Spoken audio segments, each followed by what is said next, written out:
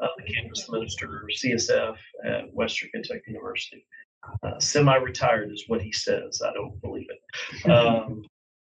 And for me, my original degree is in business and accounting. And I started out working in corporate banking because I was going to be a big corporate banker and I was going to make lots of money and retired at age 53. And I worked in corporate lending for 5 years and was well on my way. And then God jumped in there with a 5-day migraine headache and said, no, you're going to take a 92% pay cut. And you're going to go to full-time ministry and be a pastor. And that's what I did. And my wife married a corporate banker and ended up going through all of that. And as I jokingly say, she didn't even get 90 days sentence cash from me. She's got stuck. But I did ministry for 25 years, the last 15 of which was a church that my wife and I planted. So I know what it is to plant a church. And where I got into consulting about 5 years into that church plant, it had gone really well. And so Stadia and Nexus and some of those other groups that you may know approached me about being a church planting coach. And so that's where I cut my teeth into coaching and consulting, and did that for 10 years. But over those 10 years, it started morphing because of my business background to a point that after 25 years of ministry, 10 years of doing it part-time, God said, I want you to do it full-time. So I hung my shingle with Generis, and I've now been with them 9.5 years. I know I don't look that old to be 32 years old and have done all that. That's right. And I've got some swamp left. But love what I do. So I've been consulting now, either part-time or full-time, for over 19 years, and love what I do. And so excited to be here today. And so I'd love it if somebody could I pray for you? Yeah. And then we'll get started. So I'd love to pray for you. I usually ask somebody to pray, but I feel like I want to pray for you, if that's okay. Good. All right. Father God, you have given us another day. You have chosen to tarry one more day. And Father, as you tell us in your word, and we embrace that, we rejoice in this day that you've given us, a day to walk through whatever it is that you set in our path. And Father, I pray that we would do well with what you said in our path, that we would handle it well, that we would respond well. Many times not knowing the link in the chain that we are and whatever it is that we encounter, but we're grateful to do our part. And as we meet today, Father, you've just really given me perspective for some years now. We do not invite you into anything, but we are honored to be invited. To be invited to this table, to come take our places at the table, and you sit there at the head of the table of this meeting, and you've invited us here, and we're grateful to be invited. And so, Father, will you give us eyes that see where you're moving and what you're doing? Would you give us ears that are adept at listening and hearing what you say? But most importantly, Father, you give us hearts that are surrendered as we sit here at our place at your table, that we would have hearts that are surrendered to join in with what we see you doing and to be faithful to also do the things that we hear you say. I thank you for each of these faithful saints. I pray that you would bless them, that you would enlarge their territory. Father, I pray that you would, for them and in their ministries and for this church, that you would bless them in such a way that they would find success in everything that they lay their hands to in your name. Father, that you'd make crooked roads straight and you'd make unlevel ground level, as you talk about in your word. I pray that for them. I pray that you bless them indeed. And we ask all this in Jesus' name. Amen. All right. Thank you. So here's what I want to do right at the top of your agenda. There will be a team that I will work with. Some of that will, there's a point at which today we'll sort through this. We have a long day. There's going to be times today, everybody just make eye contact with everybody I can. There's going to be times today that you're going to say, why am I here? Okay, I want to get ahead of that. The reason I like for the staff to be here, the reason I like for all of you to be here, and the reason I like for you to press through the frustration that you're going to feel as to why am I here is because all of these pieces fit together, and for you to be a leader in this, and you are. That's, you just are. And some of you will be more active in other areas that you aren't. But if you don't see how the whole is put together as leaders in this church, it's hard for you to really be connected. Because at some point, I don't know. So today is one of those days, and there'll be moments in the day which, why am I here? What I will do is be as entertaining as I can. And we'll have fun like the wrestler thing. We'll try to have fun. And but I want to get ahead of that. Is that fair? Yeah. Because I've sat in that chair. And if I do anything, I try to be cognizant of the fact that I sat in that chair and I had those feelings, and I would have appreciated somebody just right up front saying that moment, or maybe more than once or twice today, that's going to happen for you, but stay with us so that you can see how this whole thing is put together. And if you walk away with nothing else, then I spent a day, was entertained, got some food, drank a lot of water, apparently. That's just for Joel and Kevin. Yeah. But I know how this thing is put together, so I can be active in leading this. Is that fair? Yeah. So going back to, there'll be a team specifically that I work with, and all of you may be on that team. We'll figure that out probably after this meeting. Some of it we'll figure out during this meeting. But I will always start in the Word, especially as right up until what we call the public phase, which we're going to go through timelines and all that stuff here in a minute. But I always want to start in the Word, and the reason is A, it's a great place to start. Amen.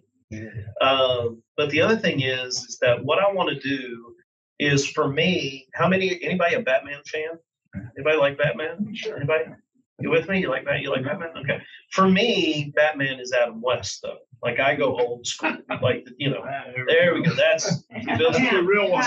Yeah, that's right. Yeah. So I'll be 60 this year. I know, shock and amaze, right? It's hard to believe that I'm going to be. But it really is true.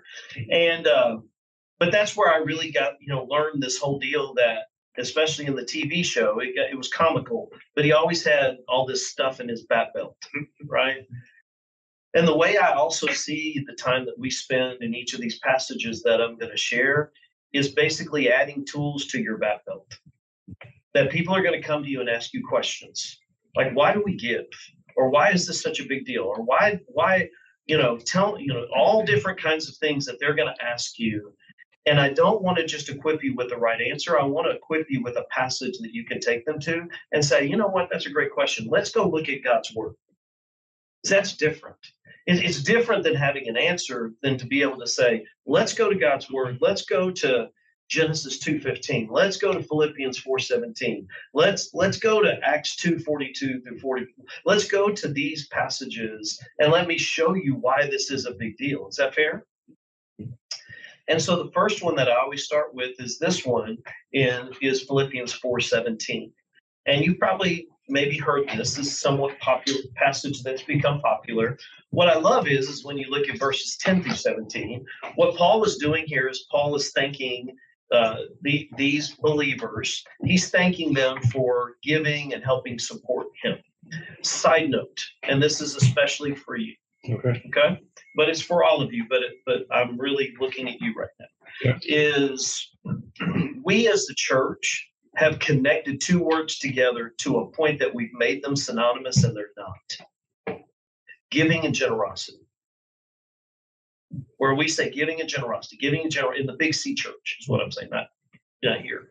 I don't know here, but in the Big C church, we've used those two words connected together so much that they mean the same thing, and they don't. Every time I'm generous, it involves giving, but every time I give, it's not generous. It's not always generous. Sometimes when I give, it's generous, but sometimes when I give, it's not generous. Does that make sense? Mm-hmm. But by connecting these two words and making them synonymous, we start misinforming, misleading, dare I say, misdiscipling our people that if I give, I'm generous. No. It may be, but it may not be. Okay? So I chose my words carefully where Paul is thanking them for giving. In some cases, some of them being generous, but for giving and helping to support him.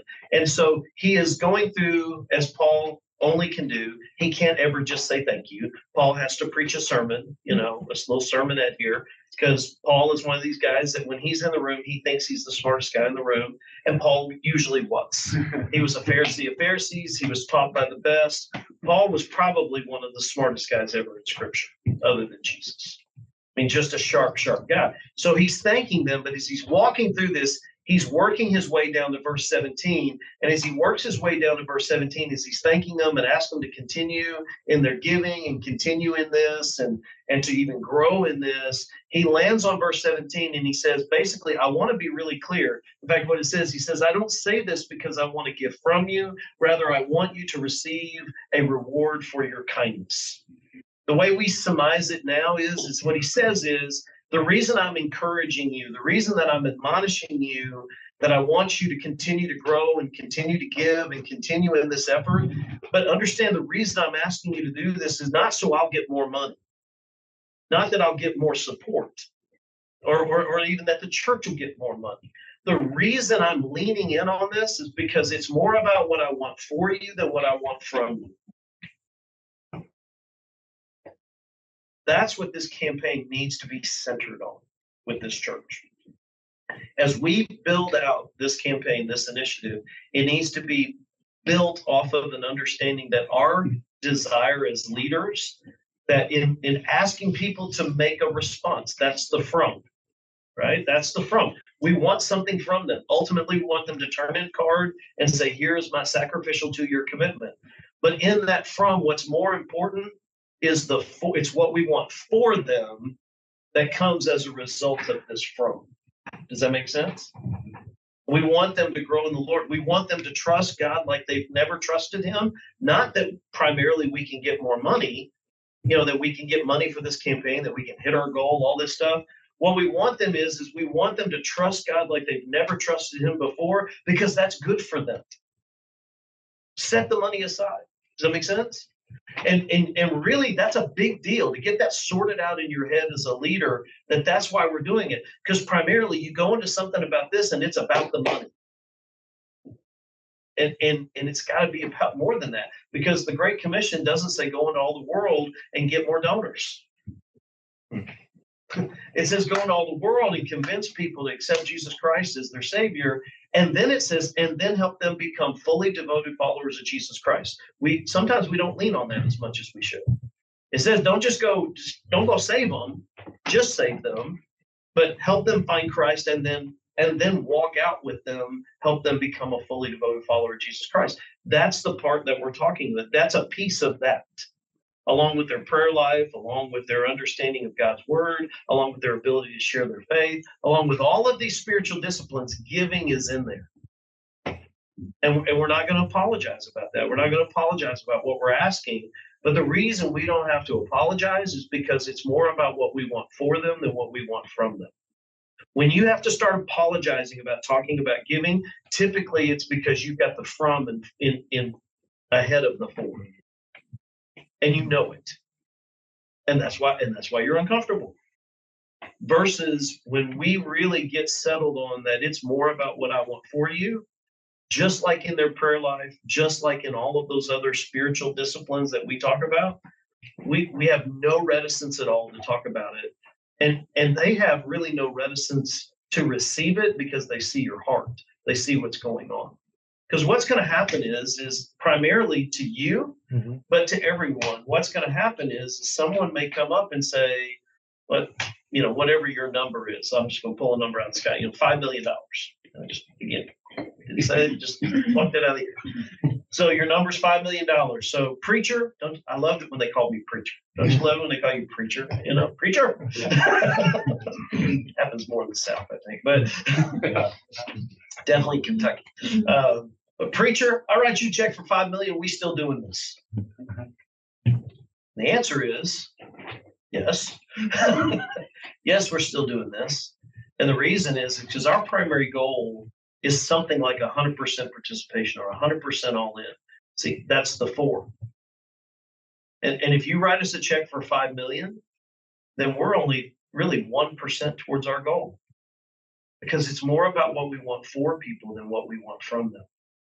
And so if you write us a check for $5 million and we don't do this campaign, then we're robbing everyone of an opportunity of trusting God in a way that they've never trusted Him. For them to maybe start getting an understanding about where money is in their life as it relates to their relationship with Jesus Christ, for them to get that better sorted out in their head, for young people to maybe be challenged to really learn about giving on a level that they've never learned about giving.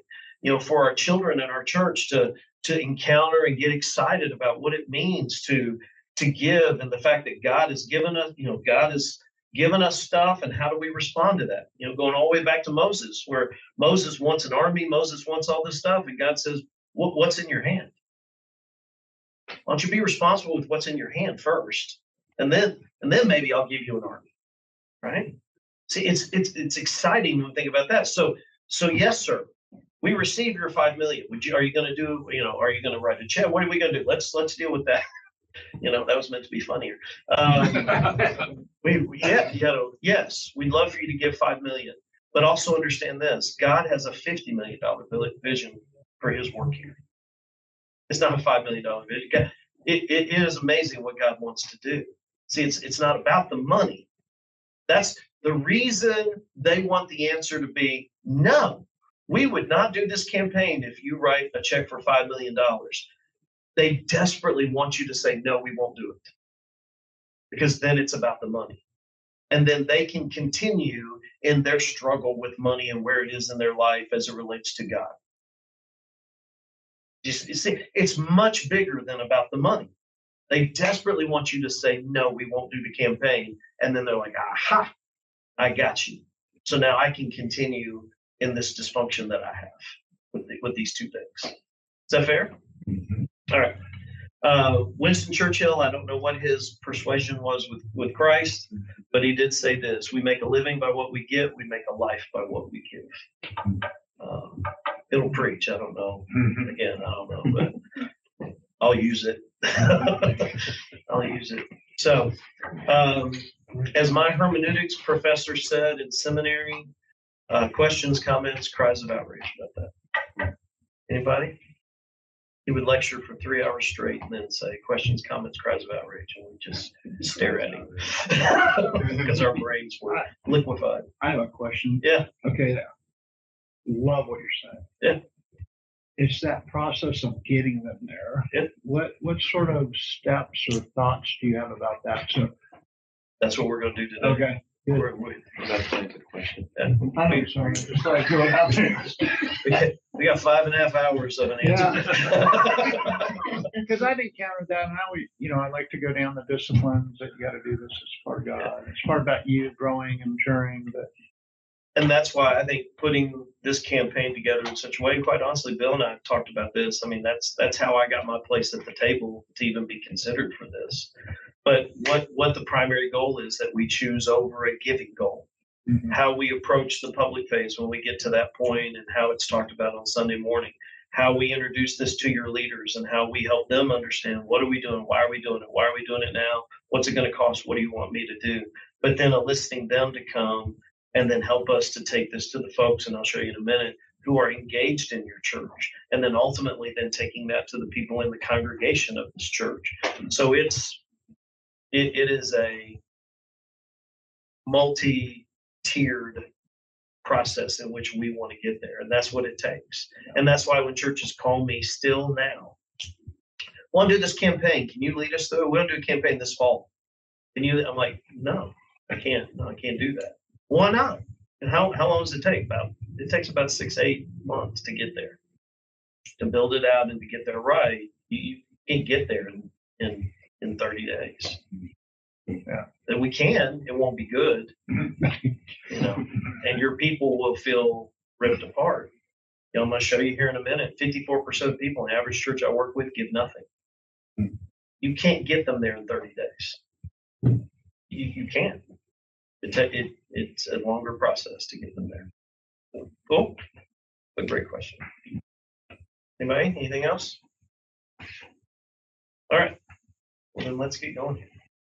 So on the back, is it on the back? Yeah. So on the back of your sheet, the first part we want to go through. So Eloi or Eloi, This hits with you, and I'm sure several others of you. But we did what we call a pulse report of your church to maybe look at your giving potentially in a way that you've not seen it before. But I want to kind of walk you through what we found. None of this is right or wrong. Okay, so there's not, if you're like, well, Chris, is this good or bad? There is no good or bad. It just this is what you look like. And we're just going to walk through this together. For some of you, this will be interesting. For some, this is one of those moments I said that you're going to hold on for dear life. Okay? Everybody good? Okay. So 21, 22, and 23. So these are calendar years and how we got the data. So the first thing is you're giving in 21, 1,972,849. In 22, 2,091,753. But then a larger jump in 23, $2,350,500. How you got that to land on 500 exactly? Not 503, not 507. I don't see that a lot. But what you see a growth in giving, which is good, right? Now the other thing that's interesting is to look at the number of gifts. So where you went from 1,972,000 to 2,091,000. But the number of gifts that you actually receive, like every time somebody gives, that is a gift, your number of gifts went down. Okay. And that can be good, because what that means is you've maybe got superfluous givers that are kind of dropping off, or maybe they visit, you know what I'm saying? That fell off, but then the meat of your giving base, that the quality of their giving went up. And so a lot of times that's what we see from that. But then you look here, his number of gifts went up 5,272 gifts, which we see that evidence here is when you look at, you had this giving is 1,972,000, this giving is 2,091,091, but basically you lost something like 50 givers, 40, 50 givers. Shoot, I shouldn't have preached that sermon. But so the number of gifts went down, number of givers went down, but your giving actually went up. And this is where I'm just trying to maybe look at your giving in a way that you don't know. That's my job. That's what I do. And I'm a numbers guy. I get all dirty about the numbers. I'm like, I love Excel. I like getting in there, making it do things that it's not supposed to do, and I make it do it. That's just kind of nerdy the way I am. So again, 511 givers, 466, and then 662, a massive jump in giving units between 22 and 23. So my question is, was there something going on? Why all of a sudden you got you had a strong influence in growth in givers between those 2 years. So what sermon did you preach? What did we do? Eric did preach. Eric, what did you do? What'd you do, Eric? Made Bill the chairman. Yeah. Didn't you preach a sermon on giving? In 2023, I think it was 2024. Okay. No, we did one right at the beginning of 20, right? Yeah, not 23. We didn't do it in 23. Yeah. We did have a lot of growth over those 2 years. I mean, the numbers are showing that. So just growth in numbers of the church. And one thing that you and I looked at, we had a lot of cash givers, which told me they're looky-loos. They're just checking us out. And I think something happened that they eventually thought, no, I'm going to start giving. And we've talked a lot about this at stewardship because we've seen these trends. But I think some of the cash givers finally became, I'm going to get consistent. So along the way, as we spend really the next 3 years together, now up until the point in the spring when we execute the campaign, but I'm with you through 2 years of fulfillment. What I'd like to do is, if we think in the terms of what's your favorite fast food place to go eat? In-N-Out. So instead of our In-N-Out growing because the community is growing, and so just by sheer numbers, we're going to grow? Or are we going to grow because we're effective at reaching our community and growing the people? You know what I'm saying? And these are good numbers, but some of what I'm hearing is we're not sure, and it probably happened because we grew, right? We grew as a church. So kind of like putting it in and out in a community that's growing. We just grew. Versus now, let's work on refining over especially through the campaign, but also through the next, couple of years after that. Are there little things we can do within building your culture, generosity, and strategy? How you talk about online giving, what this looks like, what that looks like. Some ways that we can even better disciple, that we don't just grow because of mass, we grow because of strategy and because of tools to help people grow in the Lord and understand and grow in the spiritual discipline of giving. Is that fair? All right. So these next two things go together. So this is looking at giving bands. So what you see right here are amounts of money. So these are bandwidths of money, bands of giving levels. And what this first one is looking at is looking at number of givers that are in those bands. And then this is looking at the total dollars that these givers gave within those bands. Does that make sense? Everybody still with me? All right. So as far as people who gave 500 or less, you went from 140 down to 92. You're like, wow, that's not good. No, it could be good, because what may have happened is they may have moved down, or moved up in another band. We don't know. Or they could have been looky-loos and they left, right? But then you go from 92 to 225, which that could have happened just because your church grew, right? Then 500 to 1,000, you went from 47, and actually in a time that you lost, in the same time period that you lost 40 to 50 givers, the number of givers in that band actually went up to, right? But then it went up again to 66. So as you start going through these bands, you start to see, where did the looky-loos come in, come out potentially? And then where is it that some of these people that were stable or were moving up in bands were moving up in bands and growing in their giving, which I think is fascinating. Anybody with me besides Eloy? Is he the only one with Is that fascinating with me? band annual or? It's annual. Okay. Yeah. So for 21, for 22, and for 23. Does that help? Does like the 225 like account for every time like a $500 check was given, or is that just from one person? They could have given you $1 and they would be in that. Yeah. Okay. And it's every time. So one giver was giving. But it doesn't count them twice. Okay. So like if I gave $1 every week, then I'm one of 225 or whatever. Oh, okay. 225. You see what I'm saying? Okay. Because Like then you- I don't. It's not like I gave Exactly. it's not like I gave $225 $1 at a time, and that's how I got there. Right. So if I gave $1 now the ticker went figuratively from 224 to 225 because I gave $1. But if I gave $1 the next week, the ticker doesn't go up because I'm already Right. counted in the 225. Gotcha. Okay. That makes sense. Right? This doesn't count cash because we can't track who gave it. Unless you've recorded it, Yeah. Unless they have an envelope or somehow identify themselves, then we call that play cash or anonymous giving. Is that fair? All right. So then 1,000 to 5,000, this is where you lost some, where we see some loss again in that giving band, but then we see it go up to 215. Now, again, look at this, 5,000 to 10,000. In a year that you lost 40 something givers, you gained 17 givers in that band. Fascinating. I don't know what happened. You'd have to do a little more forensic to kind of see where those givers moved around, and if you got extra time, knock yourself out. But it is fascinating because you look at a time of dramatic growth, you only grew by less than 5 givers in that same band, in a time that you grew dramatically. So part of the forensic understanding of that is interesting for me, because it's the same thing here. You went from 47 down to 40, but in a year that you dynamically grew. Do you see how as you get deeper, get higher up in the bands, how your growth slows? So you probably are getting a lot of people that are entering on this giving band. For me, my guess is they're entering on those lower giving bands and they're staying there.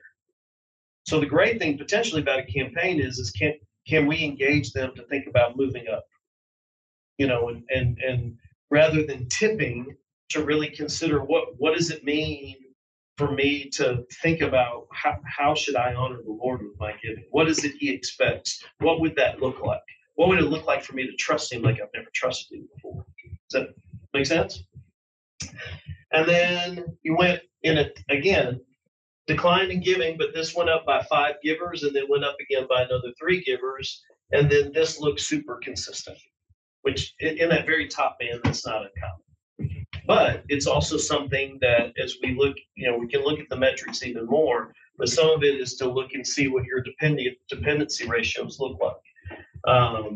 Is to make sure that, especially in this top band, I don't see that here, so I'm not concerned about it. But with some churches, they'll have maybe one heavy hitter, and maybe they're representing 15% of their total giving, or 13% of their total giving. And so that's when sometimes my counsel to a church, and it's when the banker comes out at me to say, should we be endowing some of their giving? What do you mean? Okay, well, they decide they're going to move to Texas, right? Which in California, I've worked enough over here in California where there's like I worked with a church in Irvine, and it was a mass exodus because people just don't want to live in California. They're sick of politics. They're sick of the religious oppression. They're sick of the economy. They're just sick. They just don't want to live in California.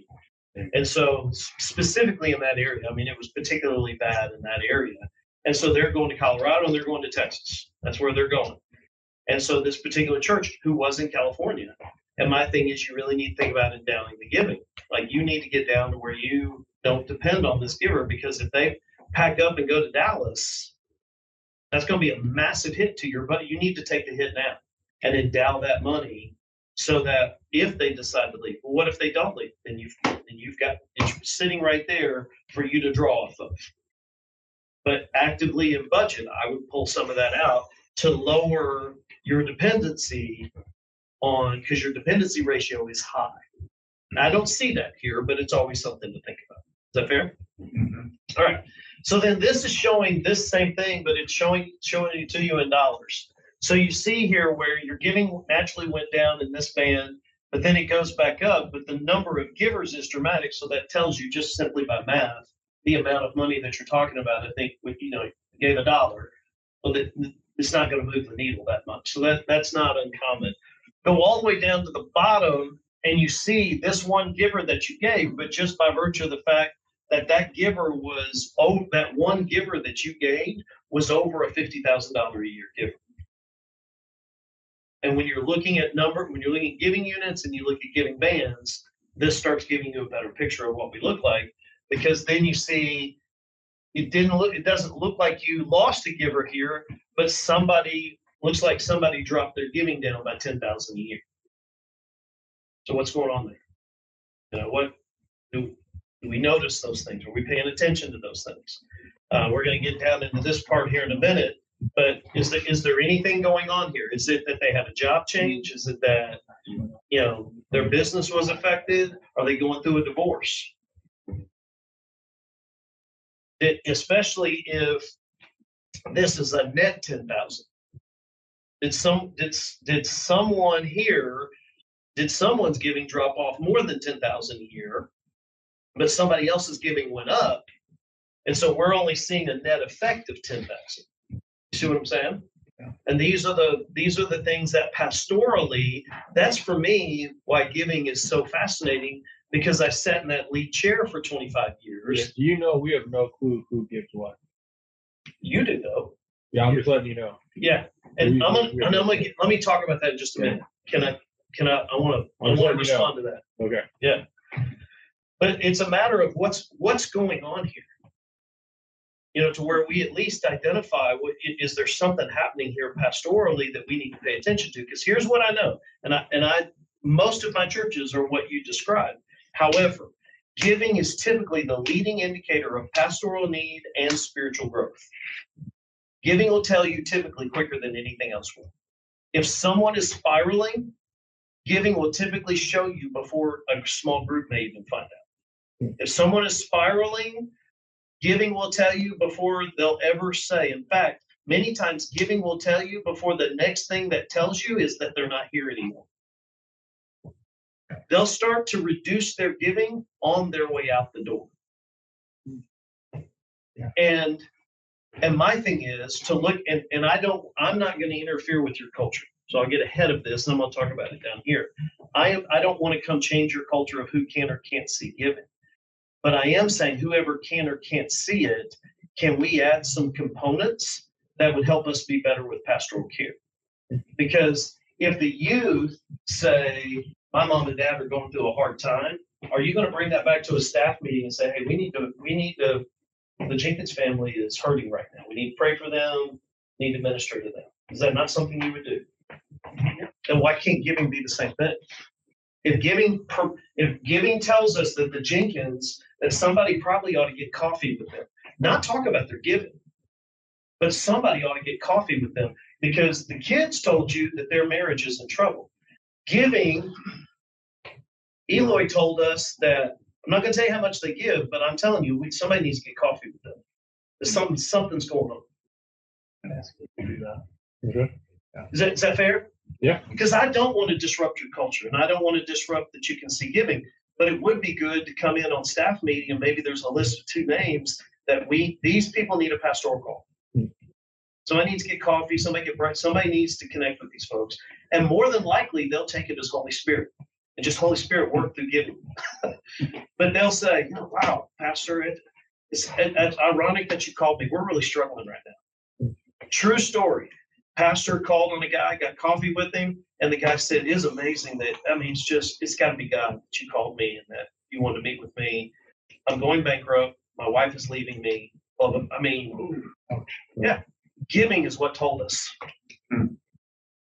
Otherwise, he's shown up for church. Everybody thought everything was fine. And giving told us that this guy is in trouble. And even in that, we don't need to know the numbers. Right? I don't want you to know a number. Yeah, we would just, all Eloy needs to do is say, here are 3 families I think they need a pastoral call. And you know what that means. And it doesn't matter if they give $5 or $500,000. That is irrelevant. The trending is telling us something's up potentially. The same thing would be true otherwise. When you're looking at establishing somebody in leadership, do you ever at least get a qualitative understanding of their giving to decide if that might factor into the other things you're looking at, if somebody should be over the parking team or somebody should be leading a small group? Because if their giving is growing, don't you want to know that? You don't need to know the number, but don't you want to know that? Wouldn't that be a factor? If they're growing in their prayer life, do you want to know that? If they're growing in, their participation in a small group, do you not want to know that? Because that helps you choose a good leader, right? So why wouldn't you want to know if they're ascending in their giving? You don't have to know the dollar amount. You just need to say, Eloy needs, and I keep picking on you, but you're the one that sees it, right? Yeah. So Eloy, how are they doing? Well, actually, they're emerging in their giving. That's all you need to know. That's a good sign. And it might be that they're emerging to the tune of $500 a year, but for them, percentage-wise, that might be huge. You see what I'm saying? Versus somebody whose giving is growing $15,000 a year, but that may not be generous. See, I go back to my previous comment. Them growing 15, if you make $500,000 a year, your giving growing 15,000 is not generous. But if you make a household income of $50,000 a year and your giving grows $500 a year, that could be generous. Especially in California. You get my point. So anyway, so these are the numbers here. So here's the part where I was getting to with this. So between 2021 and 2022, you onboarded 76 new givers. Well, wait a minute. Humbly, I will say there's no way you knew that. If you had looked at this number and I said, how many new givers do you get? You go, we didn't get new givers. We lost 40. You lost more than 40. You lost 73 givers is what you lost in that time period. The 76 that you gained gave 280,000. The 73 that you lost gave 155. So what we call your churn rate is you gained 3 givers in that same period.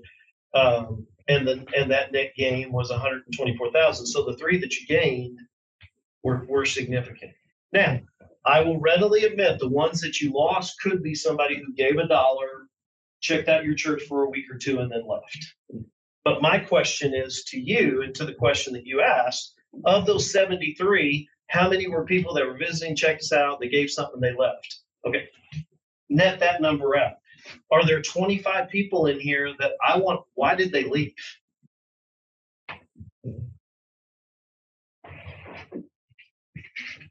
Could we have gotten coffee with them? Could we have gotten a break? Could we have done something? And so that's why I don't know. Have you looked at the company Mortarstone? Yeah. Go check out Mortarstone. And if you want an introduction, I'm a big fan of Mortarstone. They are a data analytics. I mean, they're a giving analytics company. That's all they do. That's their lane. They complement us well. The rate is quite affordable for what you gain, but they will allow you to look at your giving in ways that you've never seen it. And you can also, Eloy, you can give me access. So it helps me be a better consultant because then I can see the data, I can see the numbers, and I can better coach you. But the one thing they can do is they can set up a thing called a trigger report.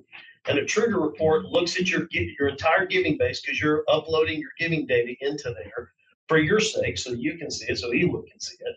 And what it does is even however you want to set it on a weekly basis, it is looking at a trailing like 13 to 14 months, but it's looking at someone and where their giving has been for the last 12 months. And then if they do something that gets out of sequence, then they hit a trigger report. And then what Eloy does is he comes into staff meeting and says, hey, somebody needs to get coffee with the Jenkins. And it'll become so routine that you won't ask Eloy why. You know why. They hit a trigger report. And we maybe need to, could we have kept this 73, could we have kept it down to 50 something? Is that fair? Yeah. Okay. So the same thing in 2022 to 2023, you see this increase, you gained 437 new givers. Oh. 2,320,000, something's wrong with that number. Yeah. We gotta look at that. So what I think happened was we switched over our giving platform. And so it's And picking so up everybody as new. Basically took everybody that was on the old one into the new one and counted them as new. Everything looks good down to here. Yeah. I don't know why it Yeah. must have just caught that. Maybe the giver ID was off. Yeah. But anyway. Yeah, it duplicated. But I still think your net number is right. You're 63. Yeah. I think your net number is right, and I think that number is right. But I want to call attention that something wonky happened here. So questions, comments, cries of outrage about the data nerd portion of our. Any thoughts overall? I really like tracking giving, and I just like that idea because I think the bigger your church gets, the more valuable it is to have that kind of data on someone. And at first look, it kind of almost seems like manipulative or like, but especially, yeah, I think it could be just really valuable though for us to be alerted about someone because it does say a lot if they just completely fall off the giving or even trouble just a little bit. So it's just a comment. I really like that idea. I think it's a good pastoral touch. And to the language you said, I can track giving without knowing how much someone gives. Yeah. Yeah, I would not want to know. Those two things don't have to be mutually inclusive. Yeah. I just want to know if they're okay. Yeah. And would not want to know if somebody's going to their small group or not. Mm-hmm. Yeah. Would not want to know if somebody is doing this or not, or doing that or not. I'd want to know those things. So knowing how healthy they are in their giving without knowing a dollar amount, that helps me be a better pastor. It helps me lead them better. It helps me help them become a fully devoted follower of Jesus Christ better. And I don't have to jack up your culture.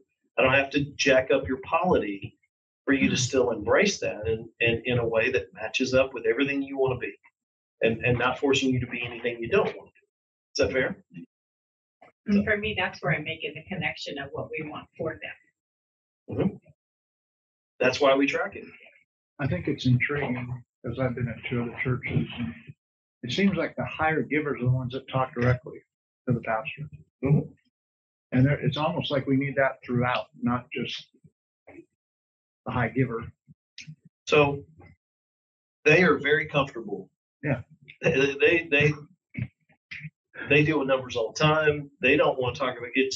And here's the thing. Typically the people that are sensitive about giving are the people that are struggling with money or struggling with giving.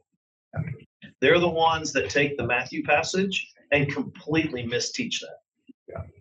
Where it says the left hand not knowing what the right hand is doing. You understand that passage has, and we're going to cover it in here, but it has nothing to do with privacy. Yeah. And people will grab that passage and they'll make it teach privacy. And that passage is about pride. It has nothing to do with privacy because the passage that follows it talks about praying on the street corners. And it says, go pray in your room in public. So if we misapply that part of the passage to the giving passage above, then we need to quit. Then I'm in sin because I prayed in public. Right. That's true. If you're gonna misapply this one, then we got to quit praying in public. We were gonna confront you on that. And when you say that, it's like, oh wow. Yeah. The reason you're misapplying this passage, sir, madam, is because you have a struggle with giving, and that's okay. Let's help you with that. But you want it to be private so that you can stay hidden. Yeah. Whenever it's the same thing, I love this whenever I deal with preachers who don't, pastors who don't want to preach about giving. And it's typically because somebody has worn them out or people have worn them out. That's all we ever talk about here is giving. That's all you ever talk about. Giving. That's all you ever talk about. Yeah, that and evangelism. We talk about evangelism all the time. Just wear me out about evangelism. Wear me out about prayer. Just talk about prayer. They don't ever say that. It's only giving that they wear you out on. And when you look at it, you don't talk about giving all the time. See, they're telling you, I have a problem. I have a problem. Yeah. They're just not saying I have a problem, but by wearing you out about that you talk about giving all the time, primarily you. We don't do that, so I don't get that. Just put our cards on the table. Yeah. The reason they're raising their hand and saying, I struggle with giving. I struggle with money. And that's why they do it. Because I've never had anybody come to me and say that they wear their pastor is being worn out about how much you talk about prayer. Or how much you talk about sharing your faith, or how much you talk about being in a small group. It's only money. Only giving. That's the most quote sacrificial part of all of this thing. Is giving is the toughest. It's the reason Jesus talked about money more than he did heaven and hell combined. Because he knew we'd struggle with it. Mm-hmm. Knew we'd have a problem with it. So, cool. I think for us, you're going to see there's two things. I think you're kind of aware of this, but we're expositional in preaching. So we kind of go where the passage goes. You know what I mean? So we don't really get a ton of you talk about that topic too much or this topic. Good. Really, That's because good. we do few topical things in between, but not a lot. Mm-hmm. So if we're talking about a particular thing a lot, it's because Matthew's talking about that a lot. If that makes sense. And then the second thing is, because we're not very topical driven, it's going to be really weird or come off even harsher if we were to just all of a sudden, boom, we're going to talk about this for 8 weeks, 3 weeks, 6 weeks. So that's kind of a cultural piece of it. And then maybe the third thing it's important to know, we're pretty dedicated to Sunday mornings about the preaching and teaching of God's word and singing to God through worship and fellowship. So we don't like to kind of make Sunday morning about any random thing we're doing, if that makes sense. So it's pretty focused in that regard. Okay. Is that fair, John? Yeah. So we just need to blend in with that. Yeah. To where it doesn't seem like. Do you talk about the offering at all, or how someone can honor God with their giving in your service? Nope. So how do I discover that if I'm new here? I think you would discover it through the giving button. Yeah. Offering box in the back. Offering box in the back. But do you ever point me there? Once in a while. We have Okay. people in the courtyard or in the foyer and stuff like that Mhm. are asked. Like, so when we give, where do we Give? Yeah. But I need to know I need to, right? If I'm asking, I have to know I need to. Yeah, if you're a new believer, you might not know that God wants you to get it. Oh, we've had people attend here a long time and not know where to go. And that's partially our fault, but it was part of. I'm not being critical. I'm just going. It was just part of You our can be as critical as you want, man. That was my feelings. Yeah, the former pastor that set this up, that was sort of his view, is let God take care of the giving. But every now and then he would mention, oh wait, here's where you give. So it's just been Yeah, and if we a get radical philosophical change. if So we get to a budgetary need, I'll usually say we're at this distance. We're not in an emergency, but we'd like to make you aware. You can give online on the box in the box through the app, and I'll mention certain ways. It's like a few minutes before a sermon, Yeah. or as he's getting into a sermon. Also, I mean, every year though, you guys do cover end of year giving. Yeah. So you do a year And in it's, giving, but I mean, but again, a it's year like in giving emphasis. it's like 2-3 No. minutes from whoever's preaching. I don't before. spend more than 3 minutes on it Yeah. before I preach. I only need 2. Yeah. Well, that's good. Even better. Yeah. But I'm not talking about a campaign. No, Like, I'm I'm just not even telling talking you. about a campaign. I think it's healthy. Where I'm going with this, I think it's healthy that there's 2 minutes or less to Mhm. help people understand, and something that is respectful. Yeah. Something that's not oriented to, hey, we're in trouble. Right. Which then why would I give? If this is a censorship, why would I give? But that it's disciple Mm. and it's thoughtful. Like for instance, do you guys ever take the youth to camp? So can I pick? So how many went to camp this summer? 246. Did you help anybody with the fee to camp? Yeah. How many? Yes. Essentially 246. 250? I mean, we It's paid way for the too bus and counselors. I mean, but if somebody can't pay for the fee to go to camp, do you I would want say those- we probably had like a handful. We have like scholarships. 6 to 8 that we like almost paid our way. So church, as we bring a focus on how we honor God in giving and what He's placed in our hands, first, I just want to say thank you.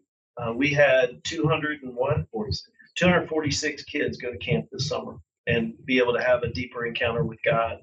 Of those 246, we had a handful that their families are just in a situation they couldn't afford the whole tuition, but because of your giving and because of your faithfulness, we were able to make sure that any kid who wanted to go to camp went to camp. And we just want to say thank you.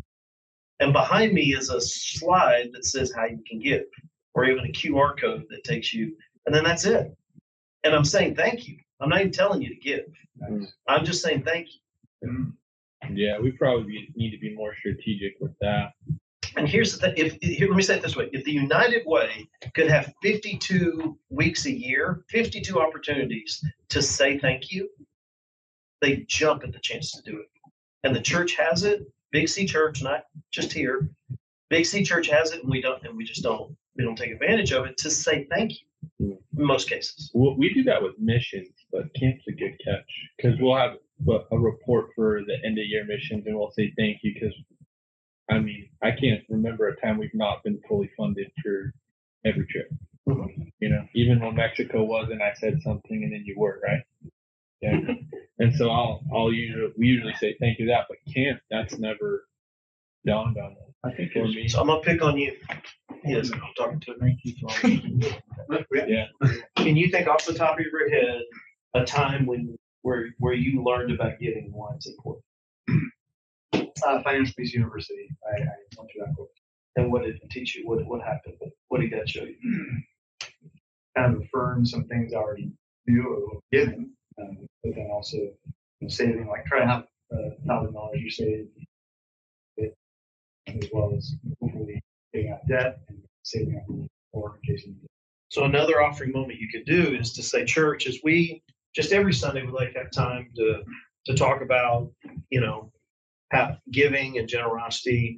For me, I wanted to share offering moment this week is I remember when I went through Financial Peace University and God just really laid on my heart about how it's good for me to be faithful in my giving and what it means to be responsible with God's placed in our hand. And I just want to share my giving story and tell you what God has taught me. And I know all of us are growing in our giving and growing in our understanding. Some more testimonial that. Well, that's another example of an offering moment. I didn't ask you to give. Yeah.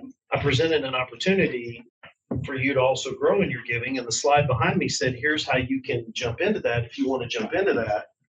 But I'm just giving you some examples of maybe some coaching we can do down the road of some ways to have an offering moment, 2 minutes or less every Sunday. That looks different. So it's not, so I used to be a worship guy. So that's the other secret about me is I actually got an undergrad in music and then became a preacher. Imagine.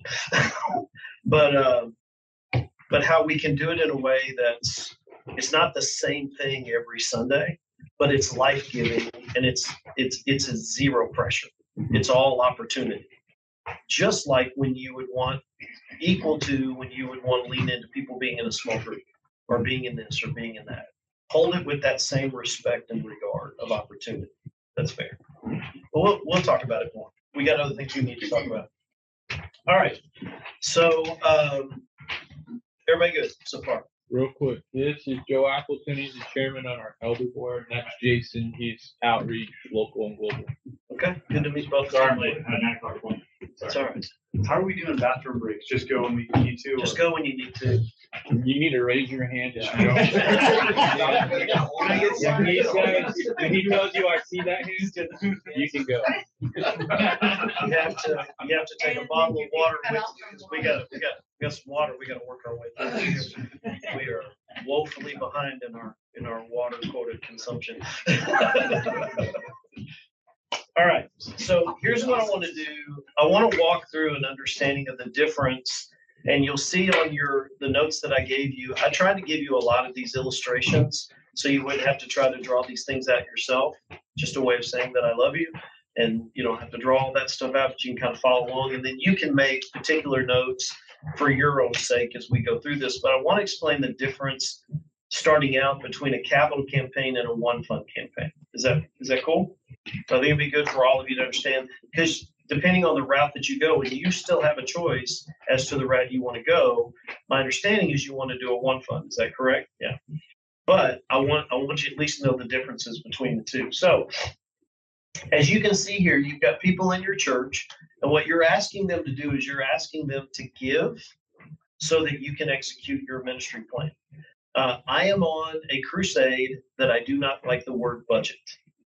I have an accounting degree, and I do not like the word budget. And the reason is, in a church context, I think budget is a very transactional word. When you say budget, I think of Excel sheets. I think of financial reports. That's what I think of. I prefer the term ministry plan.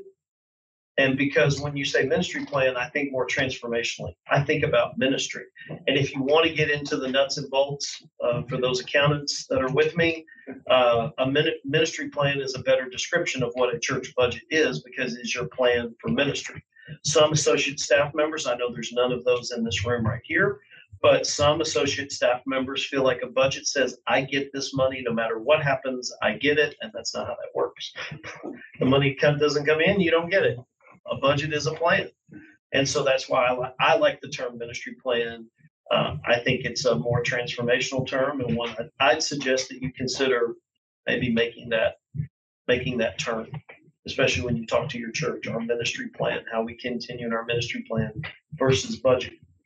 So anyway, so you're asking people to give to the ministry plan. And then what you're doing is in order that you can execute some project, you're asking them to give money over and above their regular giving, and it goes over into a designated account. This is a capital campaign. Okay, that's how it's built. The way it's then structured is because the money is given for a designated purpose, then that money is designated. And according to IRS law, that money cannot be used for anything than the designated purpose in which it was given. So if it's given to your project that you want to execute, it can't be used for anything else. Now, here are a couple of challenges of a capital campaign. The first one is this. You see that dotted line? That dotted line represents what I call reappropriated giving.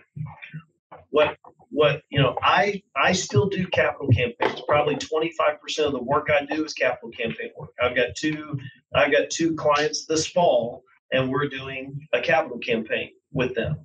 The challenge of a capital campaign that I am constantly having to work against is there's no way around the language of a capital campaign that you have to say over and above your regular giving, over and above your regular giving. There's two repercussions of that. One I'll talk about here in a little bit. The first one, though, is what if, let's say that Chris and Susie Stovall give $10,000 a year to your church, to your ministry plan, and we get excited about the project, and we say, you know what, we're going to take 4,000 of this 10,000 we give, and let's move it over to this project because we're really excited about this project. What just happened? We reappropriated $4,000 that was funding the ministry plan of your church, and now that money has gone over into a designated account, and according to IRS law, that money cannot move back the other way. So if enough people reappropriate existing giving, thinking that they're helping you, then you can end up what I call budget poor and project rich. And then you have to come in front of the church and say, good news, bad news. Good news is our project's going really, really well. Bad news is we don't have enough, we're having trouble cash flowing ministry right. And then you have to stop short of going, because a bunch of you reappropriated because you didn't truly give over and above. You just did a shell game and started moving money, existing giving around. And that is not a great narrative, right? There's no way that that's a positive narrative. So I want to jump over to the left side of the screen and show you something else, which I just talked about. 54% of people, this is according to Barna and also our own research at Generis. When I work with a church, on average, 54% of people in that church give nothing. I had one pastor in Clarksville, Tennessee, challenge me on that and say, there's no way that's true for our church. There's no way that 54% of our people give nothing. And he then went and had his Eloy's research to find out what their actual number was, and he was right. Their number was 60%. Wow. It's more than you think. I know this because a lot of, in the nature of the work that I do, I typically do see giving. I remember another church, ironically in Tennessee, and the church wanted to hire me. The elders wanted to hire me. The chairman of the elders especially wanted to hire me, which was no, I'm just kidding. They all wanted to hire me, but there was this one elder raising 7 kinds of you-know-what about we don't need a consultant. We can do this ourselves. We don't need some consultant coming here, blah, blah, blah, blah, blah. What do you see where I'm going? Looked at the giving report. Elder gave nothing to the church. That's why he was raising 7 kinds of you-know-what, because he knew he's going to get found out. Now, I hated that. But what I'm saying is who's in that 54% many times is more sobering than you think. Sometimes staff members fall in that.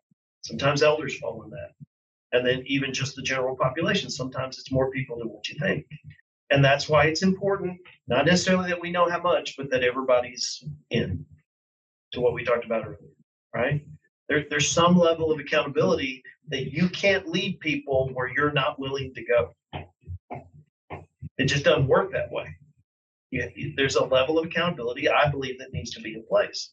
But then even among the general population. So another 23% in the average church I work with give 1,000 or less annually.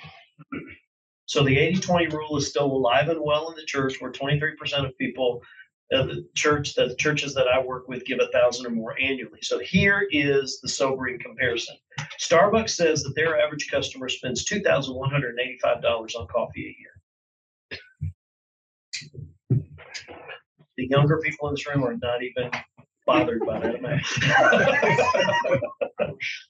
So what that means is that 77% of people in the average church I work with spend more on coffee than the cost of Christ. I thought the 2,185 meant that that's how much it's going to cost in California in a couple of years to get a cup of coffee. It's wow. Yeah, and that's not okay. And that's why, going back to something what we talked about earlier, that's why I think respectful and opportunistic and discipleship centric, I think it's why it's important to have an offering moment, 2 minutes or less in your service every Sunday, because you want people in a small group because it's good for them. You want people to be involved in ministry because it's good for them. And you want people to be faithful and to grow in their giving because it's good for them. Well, the thing is, like, the people that you're quote unquote offending, like, the people who are giving, they're going to give. Right. So when you mention that, they're not going to be offended by it because they already do it. Right. The people who are offended are that 80% that's not. And can we do it in a way that doesn't offend them, that presents an opportunity, like when you shared your giving story? Come join me, right? It's one thing for me to say, you need to go to the park and play, right? I don't want to go to the park now. because you told me to go to the park. My personality is very much, you tell me I got to go to the park. I don't want to go. I want to do anything but go to the park. Right? And that's too many churches approach giving with their people that way. You need to go to the park versus, man, the park is awesome. And I go to the park and it's your friend. Why don't you come with me? I am much more likely to go to the park now.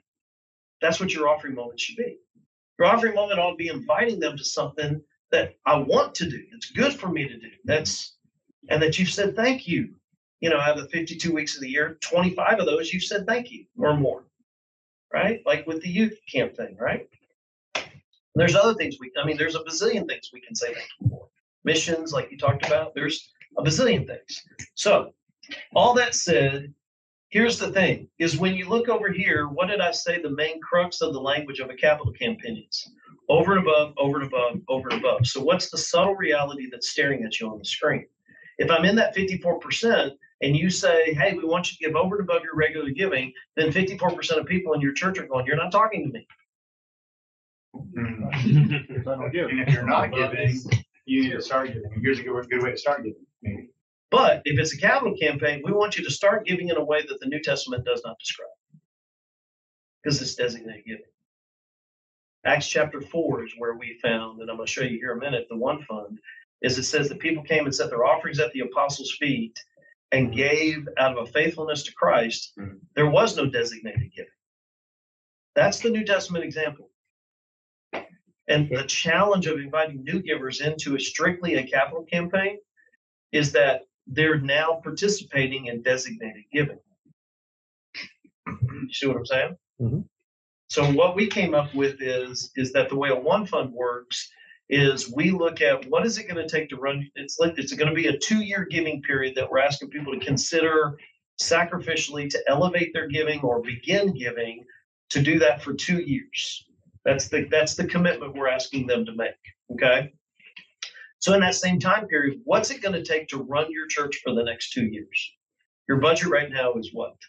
Just a round number. 2.4, I think. 2.4? So for easy math, for the next 2 years, it's going to take just as an example, it's going to take $5 million to run our church. Okay. And then let's say you want to raise what? 5? So your giving goal would be 10 million. In a capital campaign, your giving goal would be 5 million. Does that make sense? But what I'm doing is all of it's all combined. The giving effort is all combined as one. And we'll work through the logistics here in a minute of how that works with one fund. But let me show you how the difference in how the cards look. So in a capital campaign over here on the right, this is an actual capital campaign card of a church that I worked with. Over on the left is an actual one fund card of a church that I worked with. So in the capital campaign, what this person said is, I'm going to give my commitment monthly. So over and above, hopefully it's not reappropriated giving, but I'm going to give over and above my regular giving in total for the next 2 years, somehow, some way.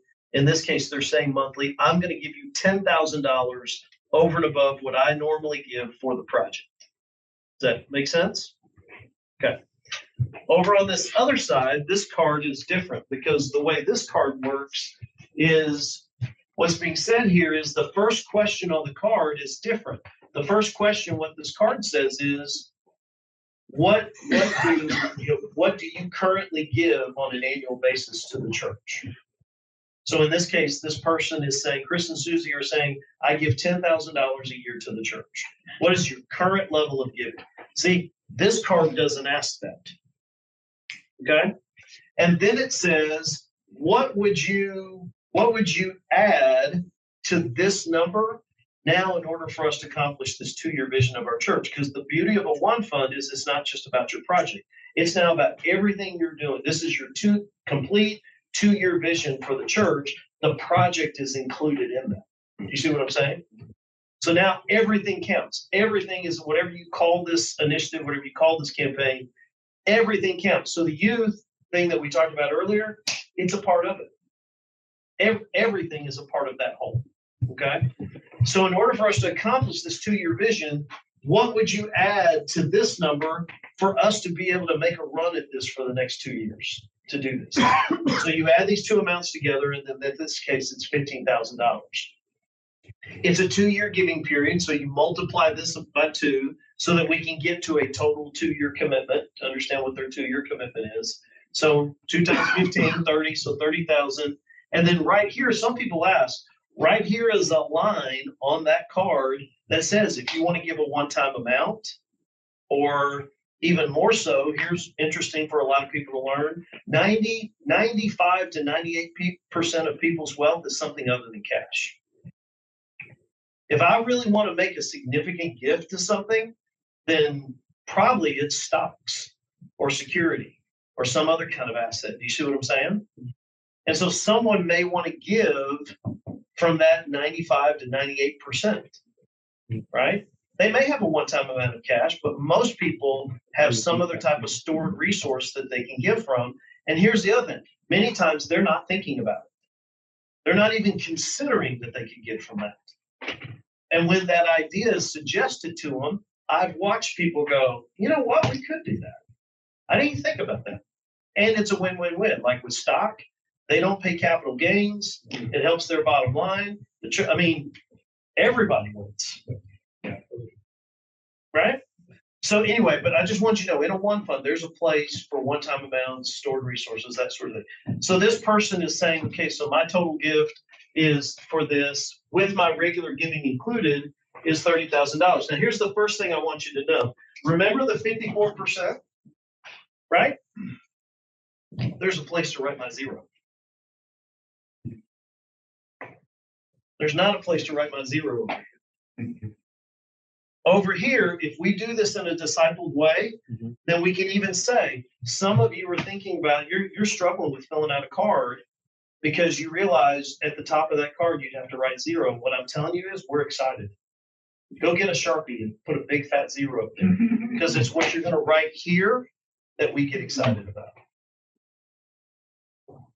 Right? And so disciple, disciple, disciple, right? So here's the big thing that is the big difference in that discipleship, okay? So notice that the increase in giving is the same. I'm going to increase my giving by $5,000 a year for 2 years, $10,000. Somehow, some way, I'm going to give you over and above my regular giving $10,000. But here's the difference. In a capital campaign, of people who turn in a card, we see about 30% of those households maintain some or all of that elevated giving after the campaign is over, which 30% is good. But the reason it's not as high is because being structured as a capital campaign, it feels like a loan payment. And when it's done, not nefariously, not that anybody's trying to do anything bad, they just, I'm done. I paid what I said I was going to pay, and it just goes back in there. You know, they're not doing it because they're mad or anything. It's just how it feels, how it's structured. With a one fund of people who turn in a card, that number's more like 70%. Why? Because they're giving it as one amount. They're not designating it. And we position them for what the Bible says in Malachi, where God says, I dare you. I dare you to dare me. Just see what I'll do. And what starts out as a sacrificial commitment, and it's truly a sacrificial commitment, this crazy idea that God will keep his promises. And they get to the end of the 2 years, and it's now happened to me twice. My own church, I've led a campaign in my own church twice. Yes, my pastor took advantage of me. He extorted me and said I had to do it. And the first campaign, we filled out a card, and I wrote an amount on that card, and I just want to be accountable to you. I'm not bragging. I won't tell you the amount, but we wrote a number on that card, and I remember sitting there before I turned in that card, and I was like I literally got cold sweats. Because it's like, this is the most I've ever given to anything ever in my life. Like, I don't even know if we can do this. But see, that's where I wanted to go. I wanted to get to a number that wasn't reckless, a number that wasn't, me just being stupid, but where God was going to show up in order for me to honor. When we got to the end of the 2 years, what do you think I did? Kept it going. I just kept giving it. It just became my new normal. Very subtly, and I wish, I really feel guilty that I didn't acknowledge it more supernaturally, but God did what he said he was going to do. It just normalized in my life. That was a blessing of God. Amen. Mhm. So then we did another campaign. We let the field rest for about 18 months, and then they did another campaign. And there I was back at a table filling out a card that was built on the amount that I just did. Right? So then I filled out another card, and then I didn't have cold sweats, I had hot sweats. Like I had filled out card, and that campaign culminates this spring, and I can already tell you what we're going to do. We're just going to keep giving it. In fact, we already increased our giving this year on top of the commitment that we already made. And you see what I'm saying? Like you just position people that it's more about what we want for them than what we want from them. How exciting is it for someone that their giving becomes very much less about their church and becomes very much about this dynamic, God, between me and you, and how I honor with what you've placed in my hand, and every year thinking about how we could give more because I love you and because of how good you've been to me. See, that's where you want people to go. Just like in the other aspects of their spiritual journey. So, questions about this, how this works, how this is structured? Everybody good? Good. Everybody still on the train? Anybody gets off the bus, you gotta let me know. So I just want, I'm sure you're gonna get into it. So you're saying we have a general fund. That's when you go to give, that's what it says. And then that's all it's gonna say? Or is there something else to say, like for one time capital, we're not gonna get, but one fund donations, however you label it? Do we separate those? Unless it's a one-time amount, and even if it is a one-time amount, so like what a lot of the churches do, where they have general fund giving, and that's just the name of it. Yeah. And I'm not suggesting this name, I'm just pulling it. I have a lot of churches that use the name Unhindered. They call it the Unhindered Initiative. And they'll put Unhindered on that line, and then parentheses, they'll put general fund giving. And then people just give, they honor their commitment and give to it. So even if you don't fill out a commitment card, guess what?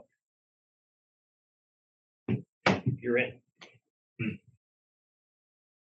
Because it's all one fund. It's all one amount. You'll get a lot of unpledged giving. I mean, I am not filling out a card, but I am going to give to this.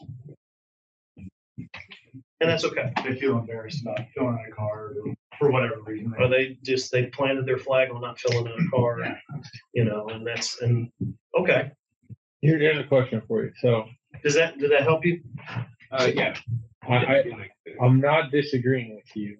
Yeah. But here is the version I anticipate. Okay. And this isn't our whole church, but this is probably at least 4 to 5 givers that give a sizable amount.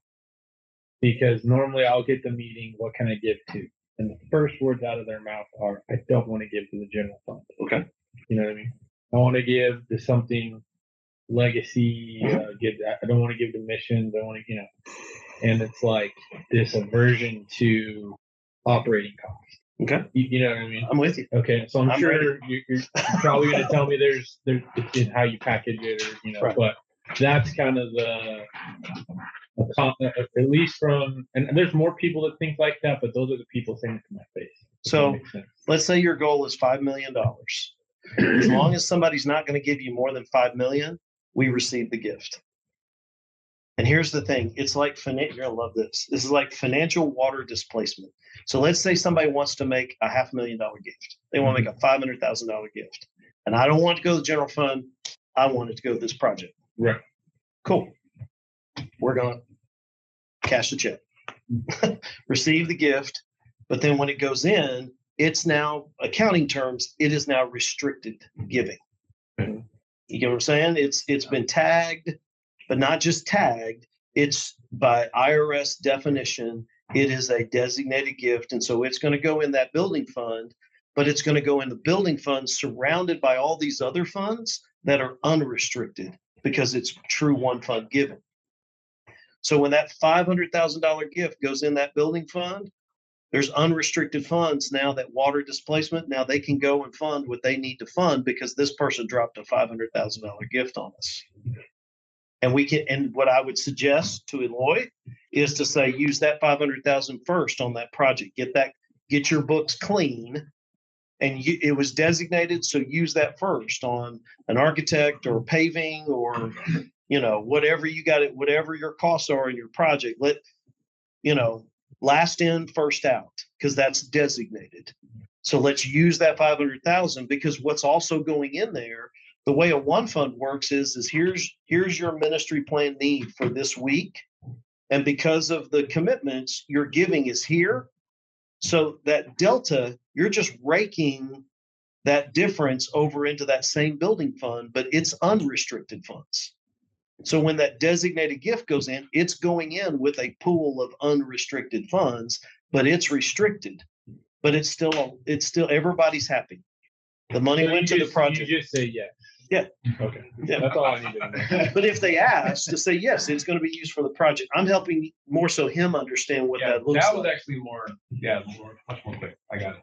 I like. Because I knew It's the first one that goes out. I was answering your question, but I could feel him. Yeah. You better give me an answer. There it is. He's short of threatening me. He wanted an answer. So Yeah. is that fair? I like your answer too. That's the first one that goes out. We get to clean the books, clean up for us. And it's literally him. It's accounting. Yeah. As far as you know, you have 1.5 million in this building fund at whatever point. Right. But 500,000 of it is restricted. Yeah. So as we spend money, that next 350,000 goes out. Take it out of that 5 that's restricted. So we leave ourselves as flexible, because then when something happens around here, so like I said, conceptually, I told you to give you an example. So here's the ministry plan need this week, but because everybody went on spring break or everybody went Memorial Day or whatever, and you're here with your giving, now you can go reach in there because you got a pool of unrestricted funds, and you can pull over $2,000 or $5,000 cash flow ministry, because the subsequent next 8, 10, 15 weeks, you're going to be back like this, and you're going to replenish that and more. So that's why we want to get clean and get restricted funds out and spent on their purpose at ASAP. So the regular one fund giving that's tied with the general fund, basically what you do is you take the goal number, divide that weekly, and then skim off the top what's over, and then Essentially transfer it every. Yeah, but we're not going to divide by 12. We're going to look, I've already got I'm going to work more with your numbers. And I want to look at what not only your prorated giving, but I want you to work with me on a sheet where I can also see your prorated spending. And what I want to do is, as we set up projections to actuals of how we expect this money to come in over 24 months, I'd like for that to be on a prorated basis. Because when you divide by 12, but let's say that 14% of what you take in for the year is in the month of December, then our projection of what we get in December should be higher. Right. Versus if in June, what you take in for the average over a 3-year trend, what is 6.7%, then the projection on June should be less. So again, it's the banker in me. I want to run where we track projections on prorated giving, and then we even maybe compare that to prorated spending. Because when churches just say, here's our budget divided by 12, that's not how you spend it, and it's not how you receive it. Let's maybe help people. It looks really weird because you look really bad at spending one week, and then you look really generous in the other. Right. Because when we have less coming in June, but we have higher expenses because camp. Yeah, things like it does, and it makes you look bad. Yeah, it makes you look poor. See, what I prefer to do is if you're reporting giving, that at any given point, and I'm just pulling a number out of the sky, and we should be 37%. Basically we should be at 37% of our budget, and currently our giving is at 38%. See, that takes into account all those things you just mentioned. You see what I mean? Versus you divide by 12, you could look like you're in trouble. Yeah. But you're not, because you know that you're giving, when everybody comes back to school and blah, blah, blah, your giving's going to go back up. That's why I like prorated giving. Churches that report their giving on a weekly basis still, that's one of the first things with all due respect, just quit doing that. Yeah. only show them like at the very least, where should we be by the end of May? And where were we by the end of May? See, that's contextual understanding. Give that to your people. Because if people are getting paid on 1st and 15th, and then you report giving somewhere in that gap, you look like you're giving sucks. We divide it by 365. 365. We look really bad. I have a question about Yeah. the example you used in that answer to Eric's question. Yeah. You said, let's say your cap was 5 million, you said you don't want to go over that 5 million. If they're gonna write you a check for 5 million, it's now you've exceeded the amount that you want in your giving goal for your project. So then probably a deeper conversation would need to happen. So my question is, in that needs to be the conversation, is that your goal is 5 million because that's the numbers have been set for. But if you get 8 million, now your eventual loan down the road has to be less. We have to talk about how it would affect that, right?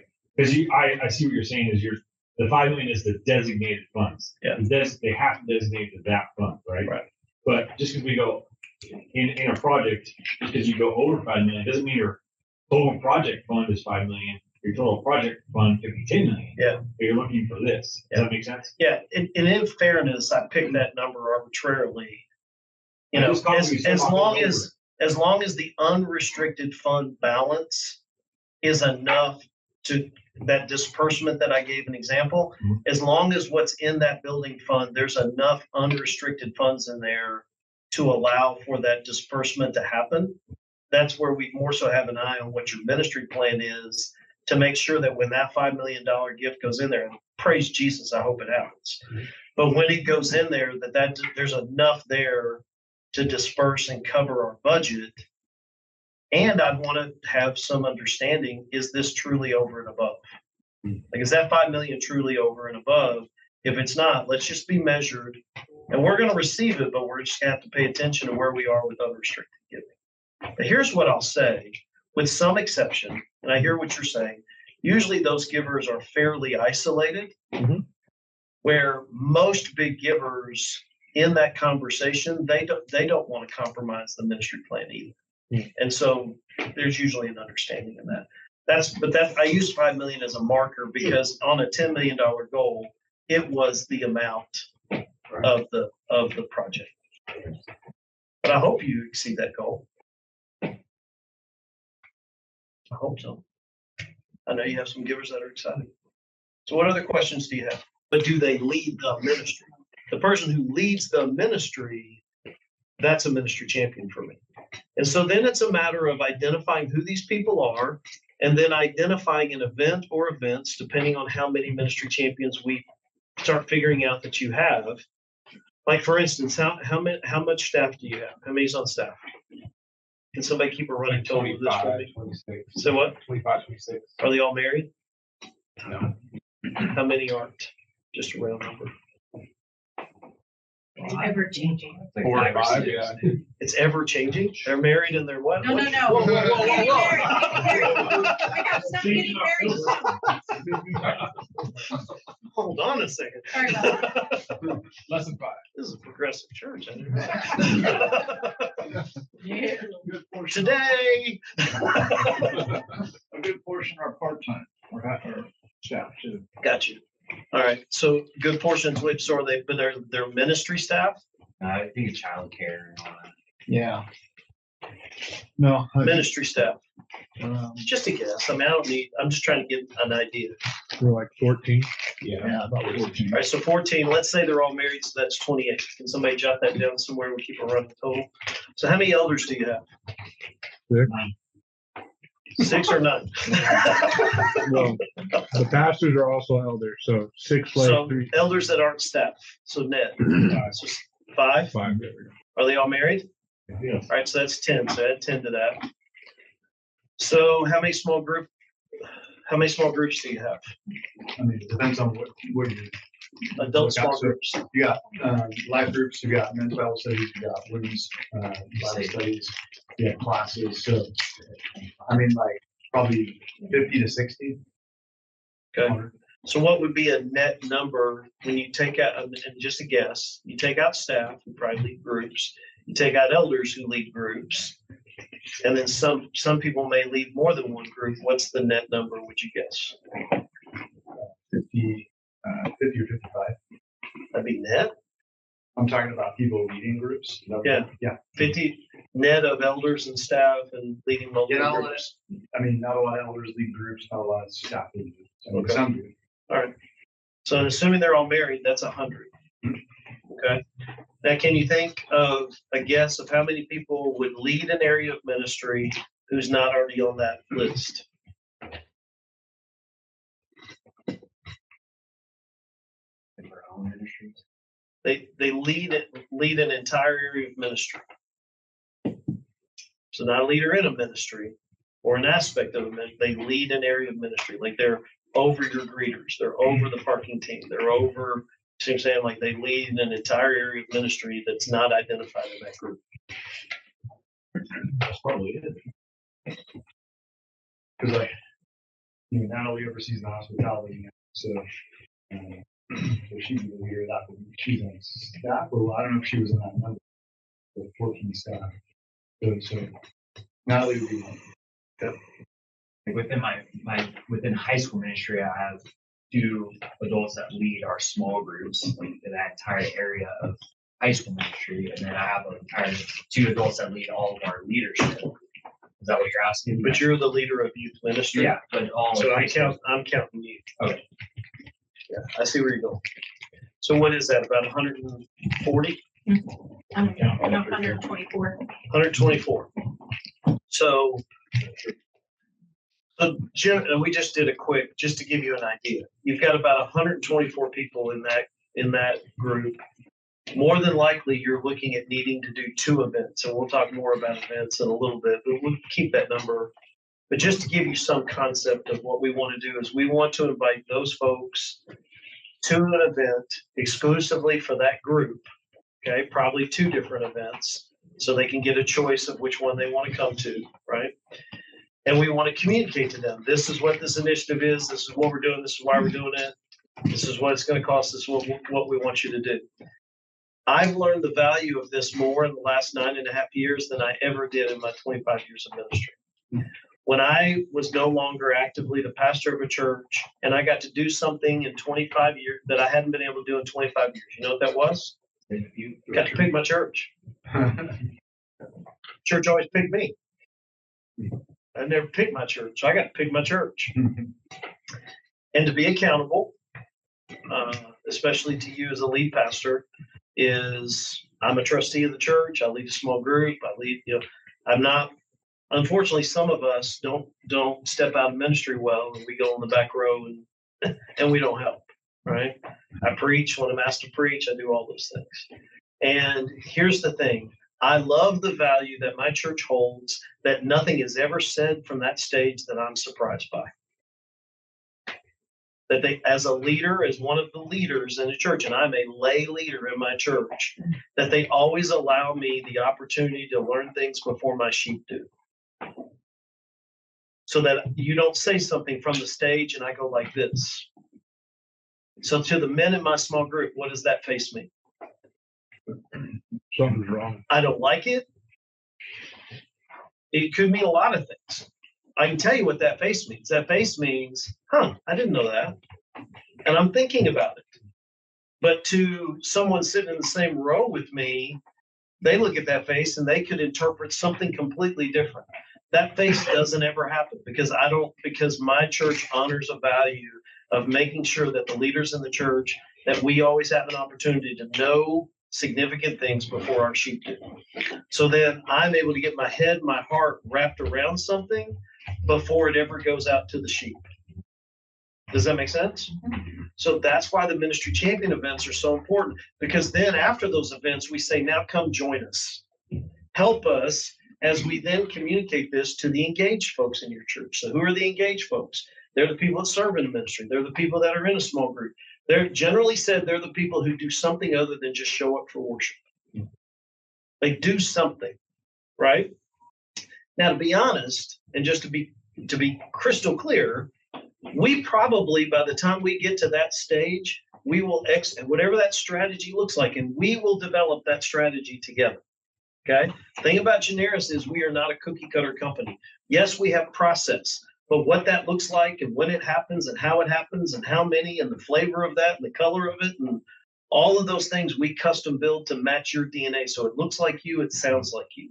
If you think I'm going to show up on Sundays and I'm going to show up and I'm going to be some kind of miracle worker, I want to be able to walk into this church and everybody think I'm a visitor other than you.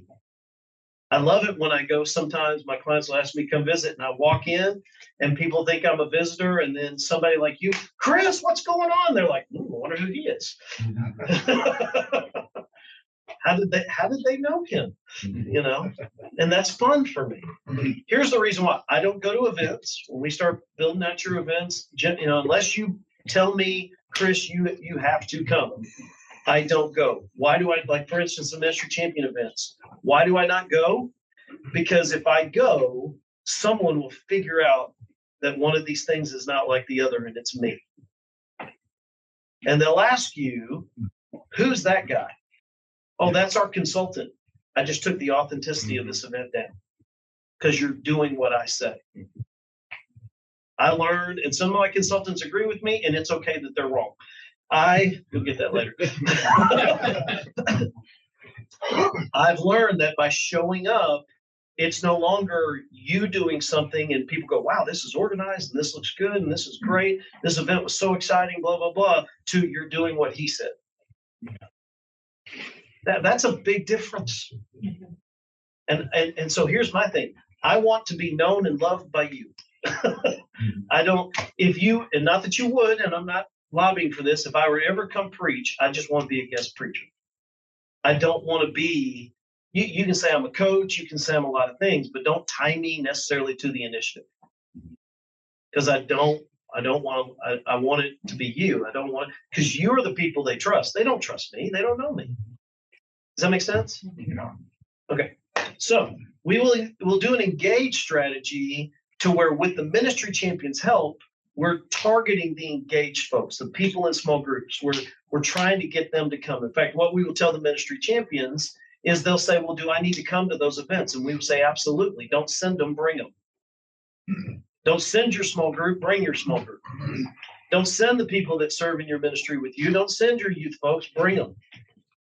Decide, all your youth leaders, hey, let's go to this together and sit together. Let me say something significant to you. It is powerful for sheep to watch their leader hear something and be for it. It is powerful. Can I keep picking on you? It is powerful for the leaders that serve in your ministry, for them to watch you hear a vision message of hear a vision message from him of what this initiative is about, and to watch you be for it. That falls on them different. And they watch. All of you, they watch. Hospitality, they watch. People serving your ministry, to watch you hear it and be for it, they watch. And it affects how they take it in. It's these details that I love, and that's where I operate in those details and behind the scenes, and just try to make you look awesome. That's what I'm doing. Yeah, but work out for But more than likely, by the time we get to that engage strategy, we're inviting the congregation. Like we're fine if they come, but we're targeting the engaged folks through you and through the other lead. We're targeting them, but it's not exclusive. The Ministry Champion event, it's exclusive. And so we have to figure that out culturally to make sure we don't get out of bounds for you. Is that fair? So then finally, we get to the congregation, and that's where what I was talking to you about a little bit, because I want to get ahead, because I want you to still love me, is because I heard expository, and I don't want you to think, if anything we gain today is I want you to know Chris is with me, and he's going to work with me, so I don't get you out of culture, that I want to flow in what you want to do. Is that fair? Oh, yeah. So I want you to feel good about that. Well, I was just trying to help you know too, like, we're not adverse to change or doing things, but it would be a culture shock if all of a sudden, you know what I mean? And I don't want culture shock. Yeah. So we're on the same page. I want you to know I'm on your page. Okay. Cool? Yeah. So with that said, when I want to get to a 5-week public phase where we now talk about this on Sunday morning. But my hope is by working through the concentric circles, 65 to 70% of the church already knows about this initiative. I don't want those 5 weeks to be about all 5 weeks what this initiative is about. Okay? I don't want all 5 weeks to be about giving. What I want those 5 weeks to be about, and this is where pastors misunderstand me, that 5-week public phase is not a 5-week promo campaign of this initiative. It's 5 weeks of preparing people to respond. So like I was talking about before, like on week 1, it's as close as we get to a robber. We're in this initiative. This is what it's about. And then quickly transition for me, and we'll work together. But for me, what I'm wanting you to lean into is to say, but what I want to challenge you is you think about this initiative and ultimately getting towards a point where we're going to respond. But I want you to think about this idea of what does it mean to surrender? Because what the world teaches us is that there are things we're for and there's things we're against. But there's not many things in life that we're surrendered to. And what the Lord calls us to is you heard me pray about it when we first prayed, right? I prayed it on you. I don't know if you knew that, but I was already praying it on you. It's one thing for me to be for the things that God wants in my life. It's another thing for me to be surrendered to Him. It's a whole different level of commitment. Different decisions get made when I'm surrendered to what God wants. You see what I mean? And so why would we not want to call people to consider what does it look like to be surrendered to what God wants in my life? How does that affect how I operate in my daily response? And by the way, how does that affect how I might respond to this? If I were to choose my choice, then I'm going to be surrendered to what God wants me to do. Here's what we're asking people to do in this campaign. Ready for this? Sounds easy. Ask God what He wants you to do and do that. But that's a lot. It's easier said than done. Because here's what most of us do. If you want to join me in this, because I stand firmly in the circle. All too often, I decide what I want to do, and then I ask God to bless it. And God pats me on my little bald head, and He says, Chris, aren't you cute? And He blesses me because He appreciates where I am. But then He also, after He pats me on my head, He kind of puts His arm around me. Yeah, sometimes smacks me in the butt, but He puts His arm around me and said, but Chris, I had more for you if you had been willing to be surrendered to what I wanted. You just weren't, bless your little heart, as we say in the South. Bless your heart. You just weren't willing to be surrendered to what I wanted. I'm with you, Chris, and I'm going to bless you. But next time, let's think about more, right? Because it's good. Again, I'm connecting all the dots because that's good for you, Chris. I have abundance, John 10:10.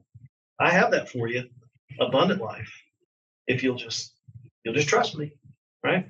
So then we talk about surrender. Like one of those weeks, I'd want to talk about trust. What does it look like to trust God? Why does God want us to trust Him? Why is that good for me? What happens in my life if I'll trust Him? What would it look like if that commitment had a factor in it that said, I'm going to have to trust God? What does it look like? Why sacrifice? Another week. Why do I sacrifice? Why does God want me to sacrifice? Why is that good for me? What do I get out of that? I mean, true discipleship. You get what I'm saying? And what would my commitment look like if I were to sacrifice? How would that change what that would be? Right? And then giving, and even talking about the difference between giving and generosity. What does it look like when I give to something? What does it look like when I give generously? And why would God want that? Why would God want me to first? Why would He want me to start giving? That's one of the things that's exciting in talking to a church. If you don't give now, how exciting would it be for you to give for the first time and then move to where you give consistently and then move from that to where you're willing to grow in your giving? Why would God want me to do any of those three things? And why is that good for me? And why does God even care? If it's true that God doesn't need my money, then why does that matter? Well, let me tell you why. Because it really isn't about the money. Right? And then finally, either talking about or commitment and unity. What is it like to make a commitment? We change cell phone companies 2 or 3 times a year, right? Divorce rate is still above 50%. We aren't committed to things. What does it mean to commit? To make if I turn in this commitment today, then that might be the Sunday that we do it. If I turn this in today, in the bigger picture, what does that mean between me and God? What does that look like? In fact, what does it mean when we talk about covenant? That's really the biblical word. Commitment really isn't a word in Scripture. Covenant is that word. Why does God care? Why does that matter? How does that affect me and him? Not me and my church, not me and anything, me and God. What does that mean? And so that's what that public phase looks like, is to prepare people to respond so we get them to their full. Is that cool? And you're saying we'll do that in under 2 minutes per Sunday? No. I'm wanting that to be a sermon. How many? You want 5 sermons? I would like 5 sermons. Oh my gosh. And that's why I want to know where you are in Genesis to see if that matches up. Okay. And that's what I want to look at. Yeah. So yeah. that's why I was trying to get ahead of it to say what happens in December, what happens in January, because where you're going to be in Genesis, is there something that matches up well with that? Isaac getting sacrificed. Yeah. Well, covenants throughout. We'll just look at it and see. Oh, yeah. But well, we got that's where I wanted January. Part of January, we can just launch something specific. Yeah. But 5. Because often in January we do topical. Yeah, we'll do like 3, sometimes 4. So, okay. But I don't want to disrupt Genesis. I just want to see where you're going to be, because I'm believing God that some things will match up in there where we don't have to break your culture or what you do. Yeah. I don't think it's breaking culture to go in January into a special sermon series. No. I just don't know that we're going to be where we need to be for that public phase in January. True. Yeah. That's what we're getting ready to map out this timeline. In fact, I'm convinced we won't be. But I'm still excited about the adventure of seeing where you're going to be and seeing the passages you'll be in. And I want to see if that matches up. Can you give me 2 seconds to kind of work this out?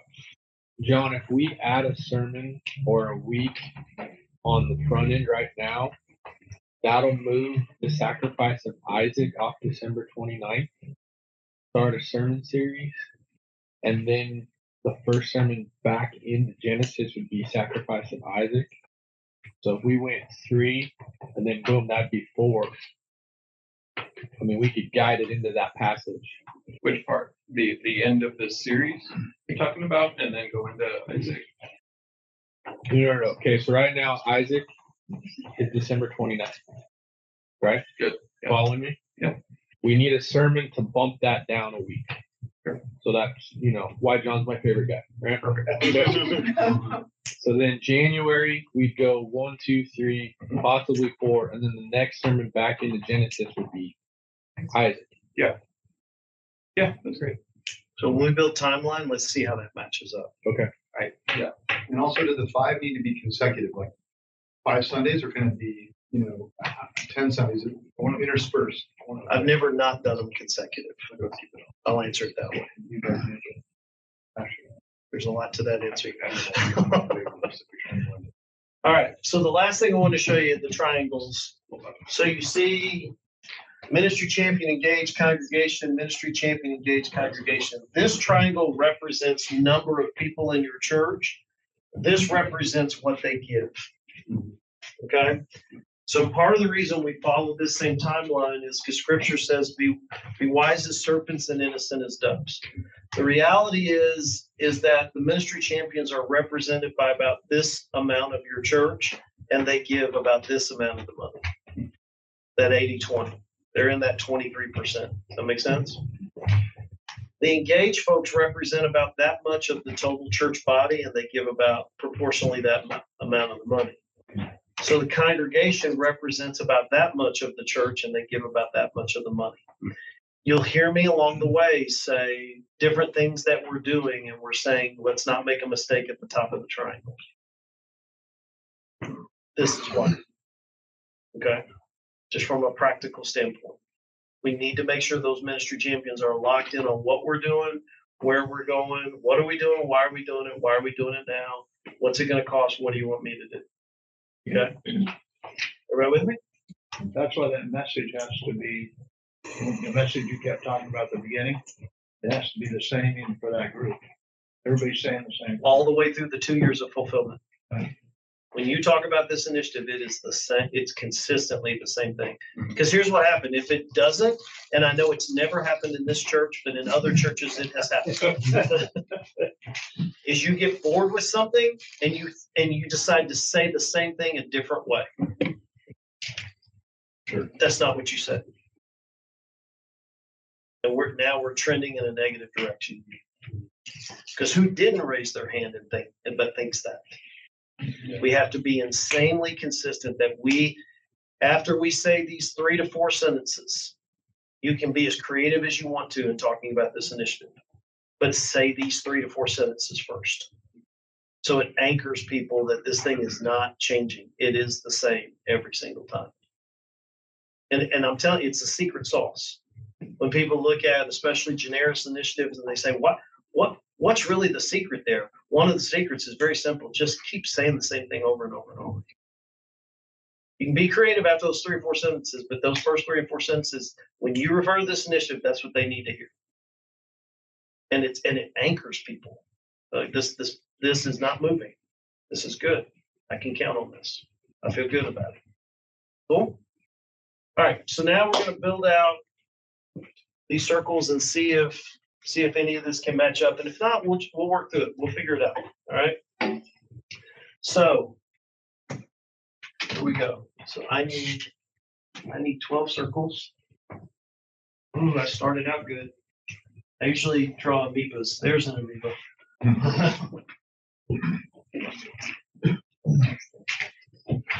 Oh, we're getting very amoeba. What do I got? 1, 2, 4, 6, 8, 10. All right. So I want us to take a shot at building out what we need. So if you look at your circles, this says ministry champion event, right? Okay. So then this is the engaged strategy. So this would be Sunday 1. This would be Sunday 2, Sunday 3. This right here, you'll see it says advanced commitment. Just kind of give me some grace and I'll come back to this later as we build out some other things.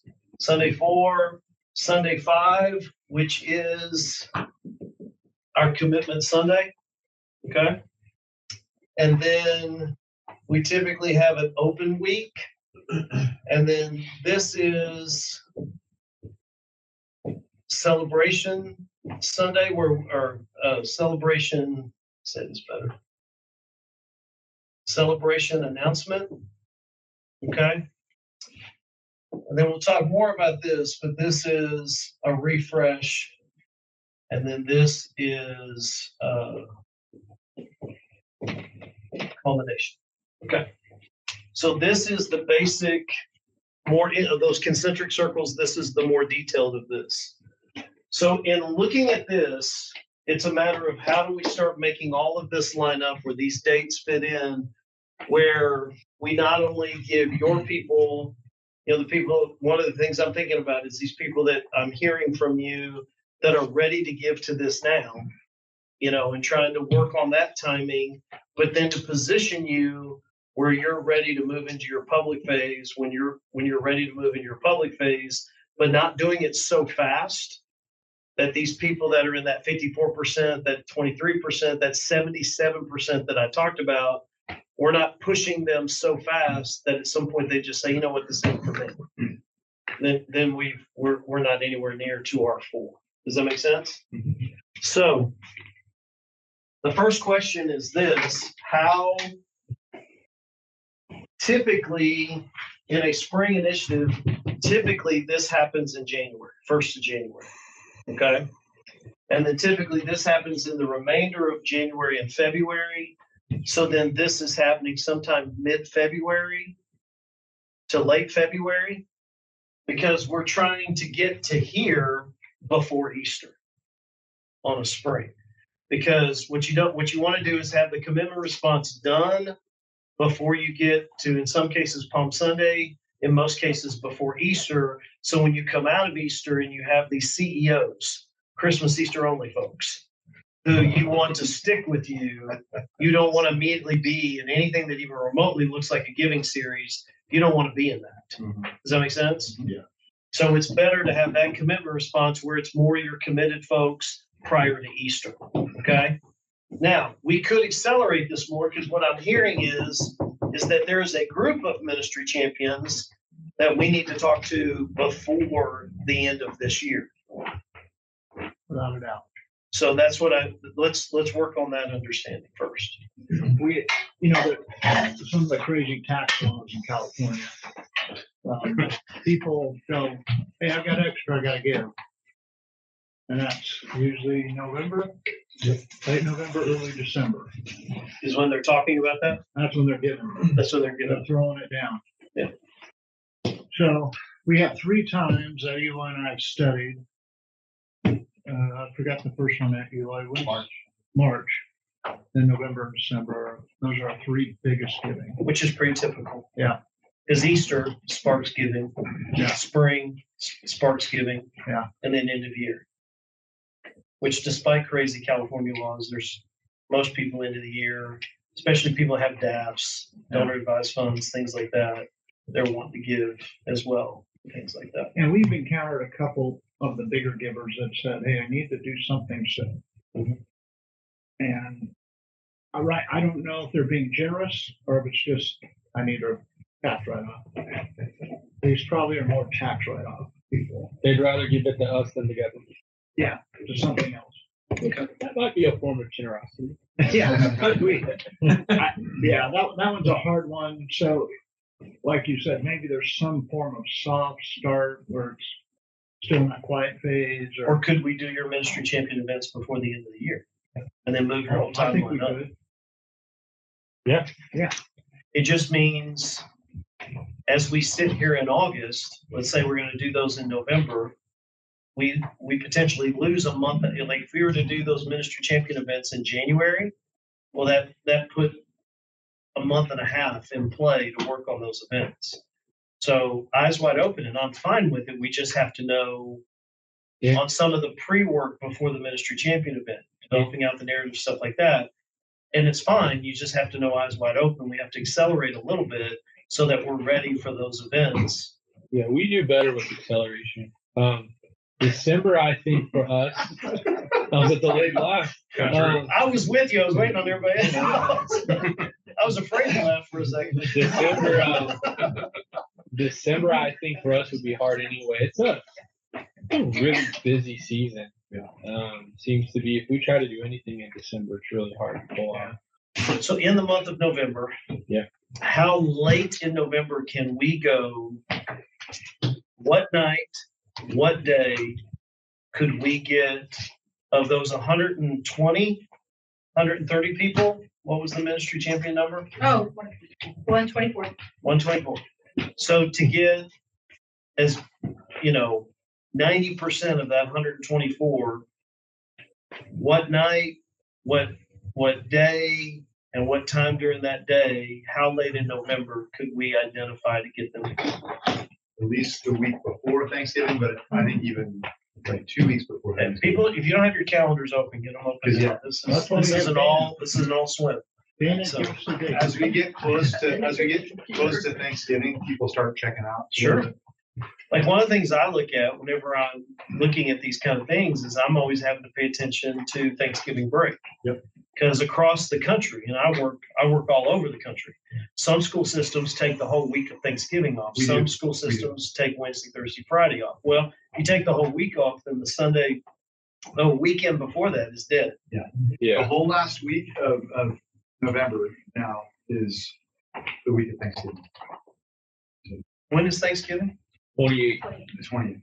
Last. It's a late one this year. Rhonda said the 23rd would be ideal. You got to do it. I'm there. What's the 23rd? Is it Saturday? Her birthday. Oh, I'll do one of those birthday She also- fundraisers, She's going to be 32 as well. For the So second we're time. looking- We now have anniversaries of my wife's 29th. I'm thinking you've got, Andy, do you do your guys' Bible studies in mine in 19th, 20th? Well, yeah, something like that. So, would it be the 20th, the 21st? Yeah. So probably the week of the 10th Yeah. That'd be good. seems, That'll be a Monday. Monday holiday. well, no, the week of, doesn't Oh. have to be that Monday. Yeah. So Yeah, you'll let have me qualify this. The reason I keep pointing you to weekends. Yeah. Is this event is not short.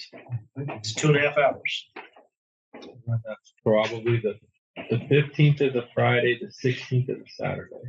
Because you're not gonna want to do it the 9th, because that leads into the Veterans Day 3-day weekend. And the only other weekend then leads to, would be the 2nd. So the 16th seems to be the strategic weekend. The 16th. Uh-huh. That seem right, guys? Looks good. Dan, is there anything scheduled for that weekend? There's nothing on Friday or Saturday.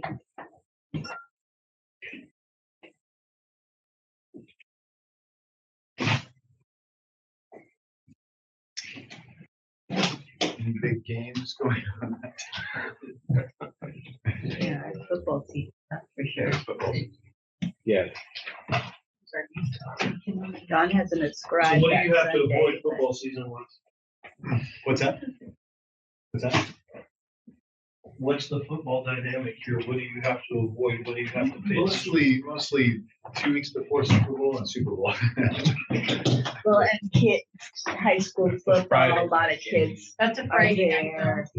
A lot of parents have kids playing football. Or cheering, or in the band. Yeah, or cheering, or in the like band, ASB, or, yeah. or the Like when I tickets. work in Texas, It's not Texas football.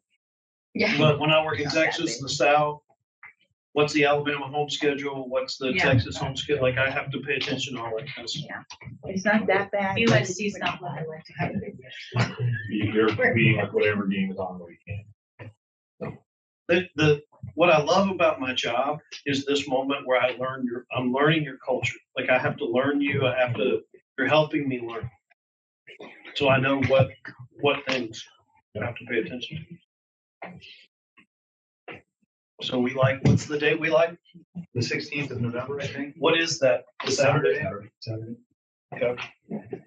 So We don't often do a lot of events on Saturdays one question I have would be a Sunday evening. Would that be better? Because sometimes we do stuff on Sunday evening, like our scribe night of worship. Just a thought. could you do both? Oh, do two different, do the same event Okay, so twice? we're gonna pick. I think which one you're they going to wanna go need two events. Here's the reason. When you get into this event, at the end of this event, we're going to talk about events here. It's part of what we're going to do today. There's a point at the end where we want to do a collaborative part where whoever's in the room, the larger room, they're going to break off and then give you some response to some collaborative questions that are derived from the narrative. Okay. We don't want the groups of those boards to be so large. If the group is too large, then there's people that will hang to the outside and they won't participate. You see what I mean? So I'm looking for that group to be, each of the groups to be probably 20, 25 at the most. Well, now that's 60 to 75 people. But you got about 120 people. So even if you took it to 30, also you have to think about the room in general. Is the larger the number of people are in the room, the less intimate that it feels. So I would suggest maybe, because you brought it up, so this is your fault, is could you do an event on the Saturday and then do an event on a Sunday afternoon, Sunday evening, and then you give people a choice of which of the two that work better for them.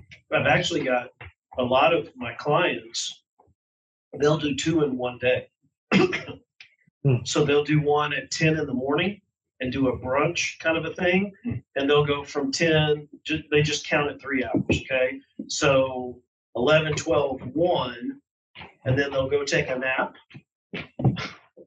And then they'll come back at 5 or 5:30 and they do one at 5 or 5:30. And then venue wise, it's easier to get it if you do a venue outside of here, which if we can, and again, we'll talk about this in events, you don't have to, but I think it heightens the event. But that way, venue wise, the venue prefers that because then you're not having to set up twice. I'll tell you what, the easiest way to get people is after second service, a lunch over in Activity Center. We get way more people at things doing that time because it's convenient. You're getting out of service, you go over, it's free food.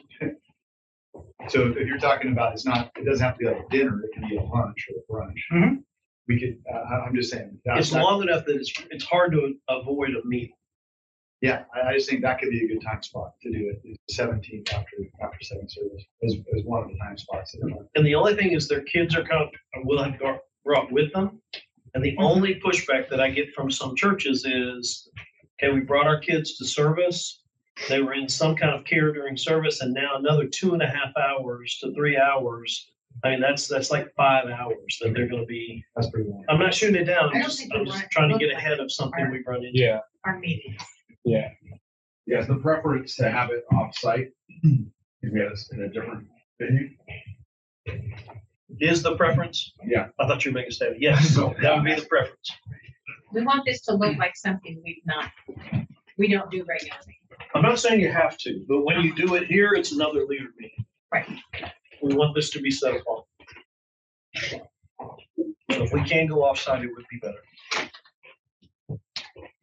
And again, we'll talk about this with events, but sometimes even the name of the initiative or how we go about it, to have it someplace that's meaningful and memorable would even be even better.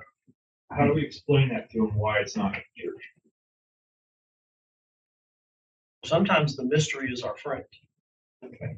So I'll go ahead and talk about events. So, Chris, where is the weirdest place you've ever had this take place? Great. Yeah, that was I've had 2 clients do it, but they did it in an airplane thing. It was conditioned so they can control the temperature, right? And they pushed the planes as deep to the sides of the hangar as they could, and they brought in those tables. They put cloth tablecloths on them, which is easy to do.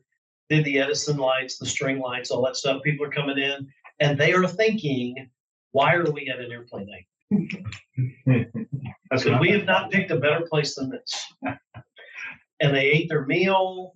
I've got a whole flow for the event, but they ate their meal, had a time of worship, and then pastor comes up and then delivers the vision message.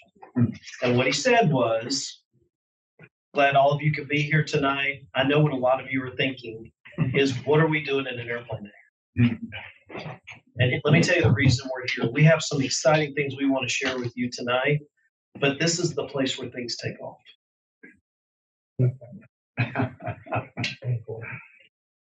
Clever. Not going to forget that. That Remember. was built for Dave. It's like they immediately got it. Another example is I had a church. They rented a venue. They were doing the Unfinished initiative based on the passage of God is always multiple like clay. He's never done, always. And the idea of this is that God's always growing us. He's always wanting us to grow. He's always, with our church, we're never done. We're always trying to reach more people, do more things, evolve. That was the idea of the initiative, is Unfinished. And so they rented a normal venue, right? But on either side of the stage, they had some college art students come in, and they were up there molding clay. Fairly large for the venue. And so people are coming in and they're having their meal and doing everything I just talked about. And no one is saying a word about these people, these 2 students, just letting them go. I'm trying to give clarity to mystery is our friend. And almost that little bit of that tension of what's going on here. I'm committed. I'm a leader. They're going to come. But you're challenging me a little bit here. And then kept going, did the meal, did the worship. Pastor comes up. The 2 artists sat down and said, appreciate everybody being here tonight. I know I know you're probably wondering, we had these 2 art students up here sculpting clay, and you're probably wondering what's going on. And excited, we're going to launch into something really exciting. I'll read this passage too. I read the passage about God molding us like clay. And he said, today we're launching into the unfinished initiative. And we wanted you to have an image, like a real image of how God is molding us like clay. Not going to forget that. I'm never going to forget this moment. I'm going to remember when my church brought me here and had this locked in for me. If we can do something like that, that's what we're shooting for. It doesn't have to be expensive. It just needs to be memorable if we can do it. We have an honest goal. We own the land. It's a piece of dirt. Oh, yeah. We do something like that there. Had churches rent a big old tent. Yeah. And they, because they want to be concerned about weather. And they rented a tent and they had them out there in the tent and they had it catered and they were in the tent. And it's less mysterious, but it's still memorable. Remember, I'm thinking 5 years down the road. Remember when we went out there and we all, as leaders, we all met into that tent? Yeah. We had that whole big event to kick off this. And remember when we did that? That's what I want. If I can. That's what I'm shooting for. Is the memory. Because those are really, if you think about it, those start to come to mind in this church. Remember let's create that in this. Saying that's treasured. I remember when we did that. Now, if we did that, we'd do that twice? Twice. It could be the same day. It could be the same day. Like if you did the tent. Just want to provide as much opportunity for people. We're trying to think. If you did the tent, then maybe do a brunch, take a break, and then do the dinner that evening. You might get more people that are scheduled to do it Saturday, Sunday. Half and half. Yeah, that's true. People who are out of town on the weekend might be home by Sunday. Yeah. I've had churches do that where you could do a Saturday brunch or a Saturday dinner and then do it again on Sunday. And we might, if you rent the tent, it's set up. And we might need to tell them, like, you have to choose one or the other. We have to be able to say, oh, that one's full, so you have to come to the next one because to make it even. What's your member management system you use? Planning center. Planning center. I think Planning Center will let you create an RSVP. It'll let you cap it. So when it's full, it kind of caps it.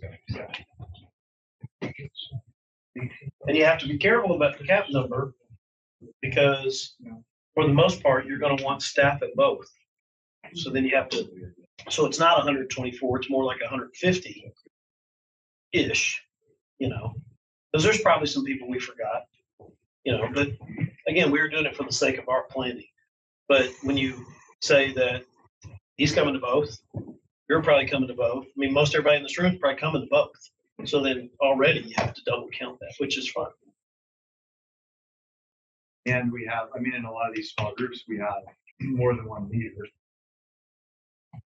We try to encourage each group to have at least 2 leaders to co-lead. So that's another thing. And part of our process is to refine, like one of our big homework things, even coming out of here, start working on that ministry champion list. What is that? Let's actually put names. Let's start working.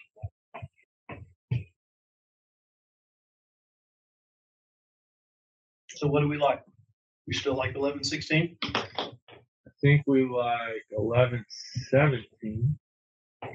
And I'm torn between a Friday night or Saturday morning works better. The other thing is families are really busy on Saturdays, especially with kids events. Because Friday night affects high school kids and above.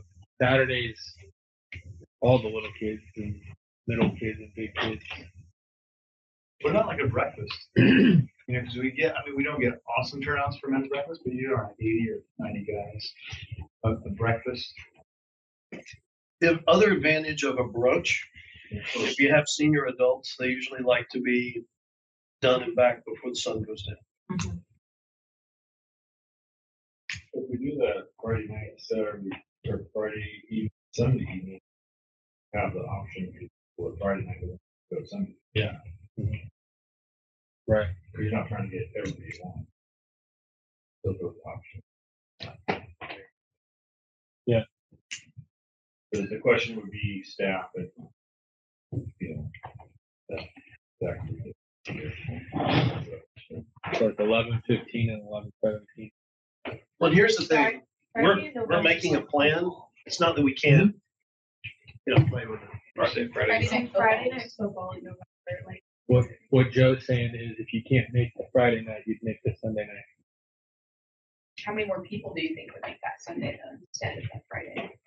Like that's just difference. I mean, if you're telling them you're meeting on the land, people are like, You'll be. You have to That's remember gonna, these that's gonna people heighten the these are, attendance. these are our champions. Yeah, They're the these are ones, they're committed already committed. They're So already they're here. the same people that come on Saturdays. Yeah. To BBS planning. Yes. Come to free school year launch meetings on Yeah. Saturdays. Those are the people that are coming to this. Yeah. Now, this is a normal population. I mean, you're gonna have some of those that are committed on Friday nights because their kids, like, if my kid was still in football, I wouldn't be there, sorry, especially because it's senior, but that'd be hard, so, yeah. But the fact that you have another one to go to. Yeah. I think that there's yeah. a lot more kid Other stuff on options. Saturday than there's Friday night. Saturday affects every age. Your 10-year-old, your 7-year-old, your 8-year-old, between soccer, football. Yeah. I don't know if baseball started up quite yet. I can tell you this. But for if we five- do Friday and Sunday, then we're looking at both evening events, right? Yeah. I can tell you this, for staff in a 500-person department, Saturday is our most impacted date because of family stuff. Yeah. Saturday is just off the hook on, and Sunday is fine. So that is Saturdays are great. Yeah. So we like that. Yeah, so So when would you like the public phase to start based on what you were talking about? the public, what? This Sunday one, based on the sermon you were talking about? Uh-huh. I think Because I'd rather sacrifice it here, right. because I'd like for you to introduce the initiative and talk about it here. Maybe the first Sunday of January. I don't think so. 'Cause if we go to Israel, yeah. Well, that's what we could do. We could just take them all this. That would be, that would, yeah. we're gonna Add a We'll- million we'll to the be goal. here. another million. Yeah, I'll be here the 5th. Yeah. But we'll be gone the 12th, We'll leave that. the 15th. So I'd either have to miss a Sunday or not start until the 19th. You need to be there for that first one, That's Correct. the 5th. so like Andy could take the next one. January Whoever's 5th would preaching. be our, The first one doesn't have to be the first Sunday in January. No, The first one has to be when we say the first one is. No, I know. I was just letting So you tell know. me, where does Isaac fall? Sacrificing Isaac. What's the Sunday, right? If you push some things back, how late in January could you do that Isaac message? Well, if we have our typical 2 to 3 week topical, And I'm saying the further back you can push it, the better. yeah, we can. could be the first of We've February. done, Eric, we've done up to 4 weeks of topical in January. Yeah. he's gone one of the 4 weeks. That's what he's playing with. We're trying to figure out if we go to Israel. So I almost wonder if we did the 5th, and I wonder if somebody else can somebody else preach on one of those topics? What's your view on that, Chris? Somebody else can preach. But he really needs to be here for the first two. There's 2. Where you were trying to line up Genesis, I'm trying to make that sacrifice one land on this Sunday too. So this could be somewhat topical, but I'm trying to push this down to January. You want to Okay. make it later. Mm-hmm. We usually Give do us a time. couple weeks of topical anyway, so. The further back you can push it, like if you do something in December to push this back, you got some So- messages in January, the further back you can push it, the more. Well, I got to be here for the first 2. We're looking at January 19th would be the first. So we could do like a couple Christmas sermons, and the Genesis sermons that were gonna be around Christmas, we could put at the beginning of January for the first 2 Sundays. Do you have time to prepare where you're coming? I mean, with this much leeway, yeah. Because we'll already be thinking about it. And then I will have been back. 1, 2, 3 Here's the days? thing, this is what I'm thinking about. Yeah.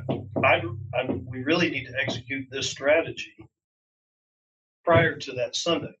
Remember the concentric circles? But I can't, it's gonna be hard to do that in the middle of December.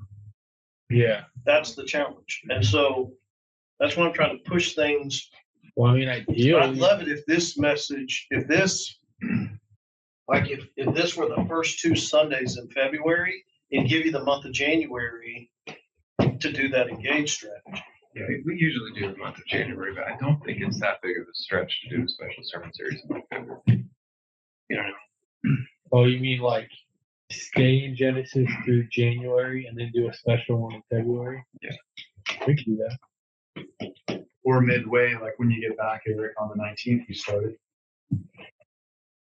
No, he's saying when we start, if I'm hearing him right, we roll through Genesis in January, and then February we would do a new sermon series. Because Easter's late too. Easter's We do engage in January. April 20th, I think. And then 1, 2. what's the Isaac passage? We will have already passed it at that point. That's what I'm wondering though, is So if we, That's a longer conversation though, I think, in terms of if we, but if you stayed with Genesis through January, and then the special series are these 5 weeks, and then after that, you go back into Genesis. yeah, I think that's what I like that too. That's what we're looking to do. And so you go as deep into Genesis as you want. Yeah. Because the further back you push this, the more I like it. If you started this the middle of February, if you started this the last Sunday in February, the Okay, further back you so- push it, the more I like it. So you can just preach so, to your heart's content through Genesis if you're going to let this be a standalone. Totally. so we would finish Jacob and Esau, which isn't terrible, January 26th. Then we would take, if we're following him, 5 weeks, and then our first sermon after that would be God's promise to Isaac in Genesis 26.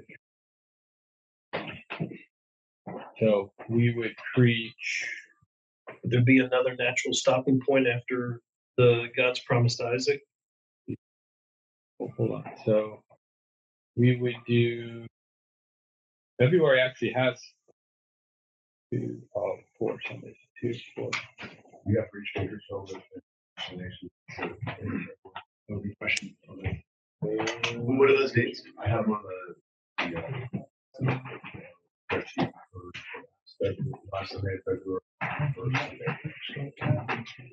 What's that? What did you just talk about? It's our outreach, focus weekends. We do local outreach for the weekend. Focus on the unreached. When We could only go when do you have that? I had it down for last weekend of February. No, that's not on the preaching calendar. So tell me what that looks like. Do you still have Sunday morning service, or what do you do? Yeah, we still have services. It's just the focus is on local outreach. Missions. I would go. So you say the focus is, that's the message, or? Yeah, that's the focus of the. If we were to In the courtyard, right in, To be honest, I don't think it's what do you call this? Reach the nations. like local evangelism is one Sunday, then global evangelism is one Sunday. And we have the courtyard filled with opportunities that you can get involved in. Could we do that earlier in February? What did you and John say? So we'll get back to you. We'll give you that. So I have a question.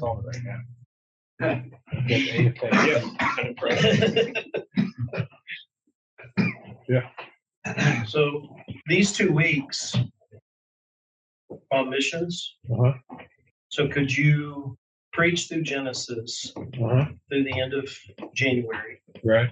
And then do those 2 Sundays, the first 2 Sundays in February, and then we jump into this, that 3rd Sunday in February. Well, I'm not opposed to that. As long as we're just letting it be known, hey, we're gonna hit a special topical series this time. I mean, we always promote it anyway. Yeah. It's special. People know that. Heavy script. It's I mean, just taking a break. and it's not like we're going topical. We're light on scripture. Quite the opposite. Right. We don't lean in. Right. But this is not countercultural. Right. You do that every year, so that won't seem countercultural. So when would we put that in the calendar? I'm saying put that the first 2 Sundays First in 2 February. Sundays in February. I'm not assistant. Is that okay? Does that work, Jason? I think we could, so we've got. I have to see it. Here, can I give you my why? Yeah. So I feel like you need to do that first before we get into the project and the initiative and sacrificial commitment, all of that. From a practical standpoint, you're helping me push this further back in February, which none of you know this, but you'll love me more because there's stuff that's got to happen. Like there's one-on-one meetings that need to happen. There's the engage strategy that's going to happen. There's vision nights that happen. So that's why because I love you, I'm trying to push this as far in February as I can Give us the time. because I'm giving you weeks is what I'm doing. If that's fair. So in some ways I'm leveraging it, but I do, once you told me about that, which was huge, like as soon as you saw my ears perk up, I'm like, whoa. I think it'd be better to get that celebrated and done and then go into that series. Do you disagree? And these 2 Sundays, mission Sundays also focus on giving on those 2 missions, Global and Block. But if we put it on the back end, it's got to go on the front or the back. Right. You put it on the back, let it lead into that, and I'm with you. So we're thoughtful about what we talked about, the narrative, all of that, so that those blend together. You put that on the back end. Number one, it's right up there on Easter now, which I don't think is ideal. But then it feels like a double ask. If we put it on the front end, then we can connect it all.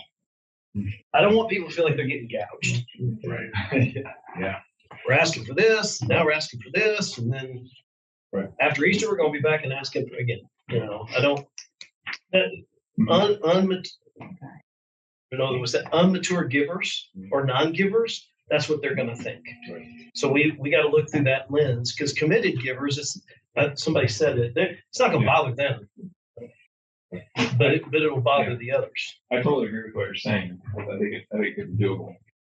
The thing with Reach the Nations or Reach Bakersfield, though, correct me if I'm wrong, it's not so much about asking people to give as it is the mandate of missions and the mandate of outreach. And so,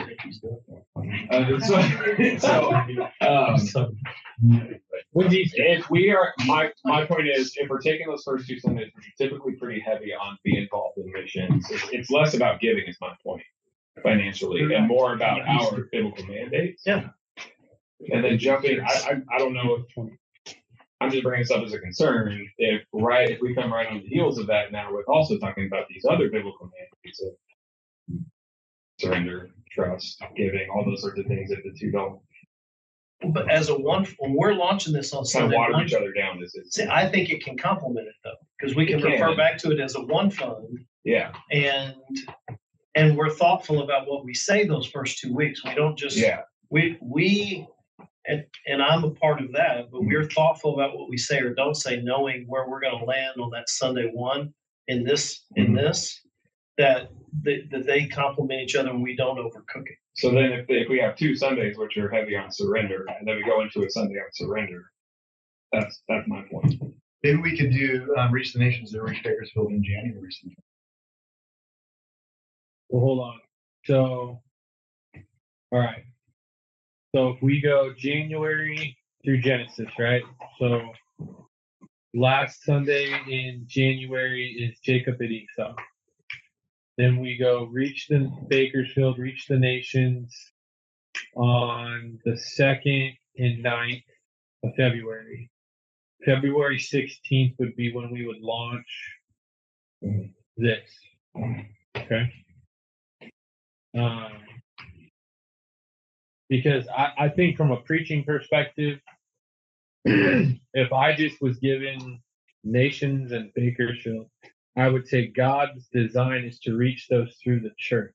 The stronger we make the church, the more we can reach those two things.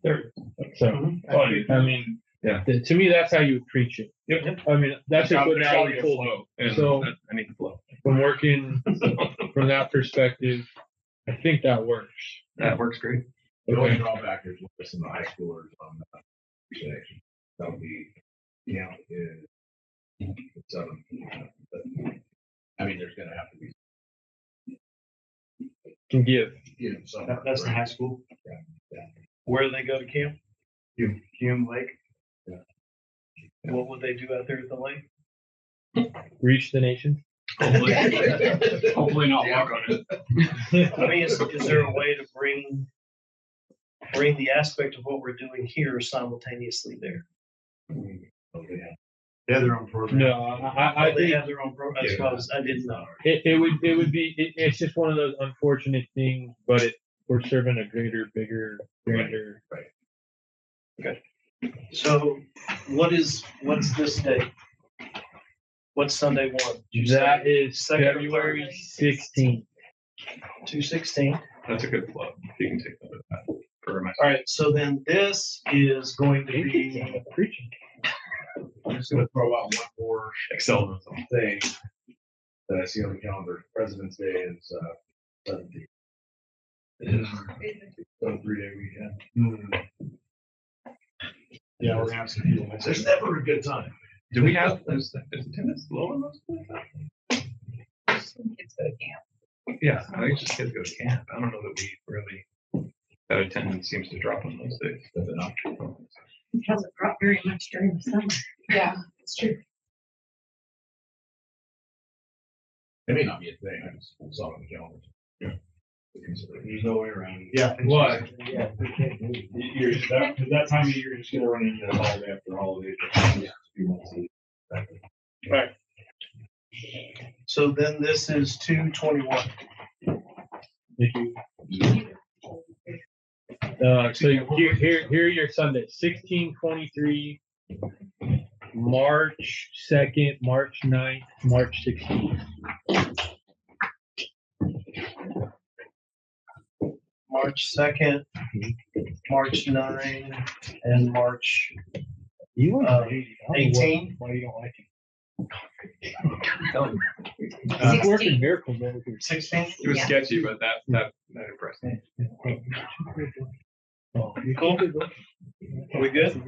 Should I go ahead and switch those on the spreadsheet now?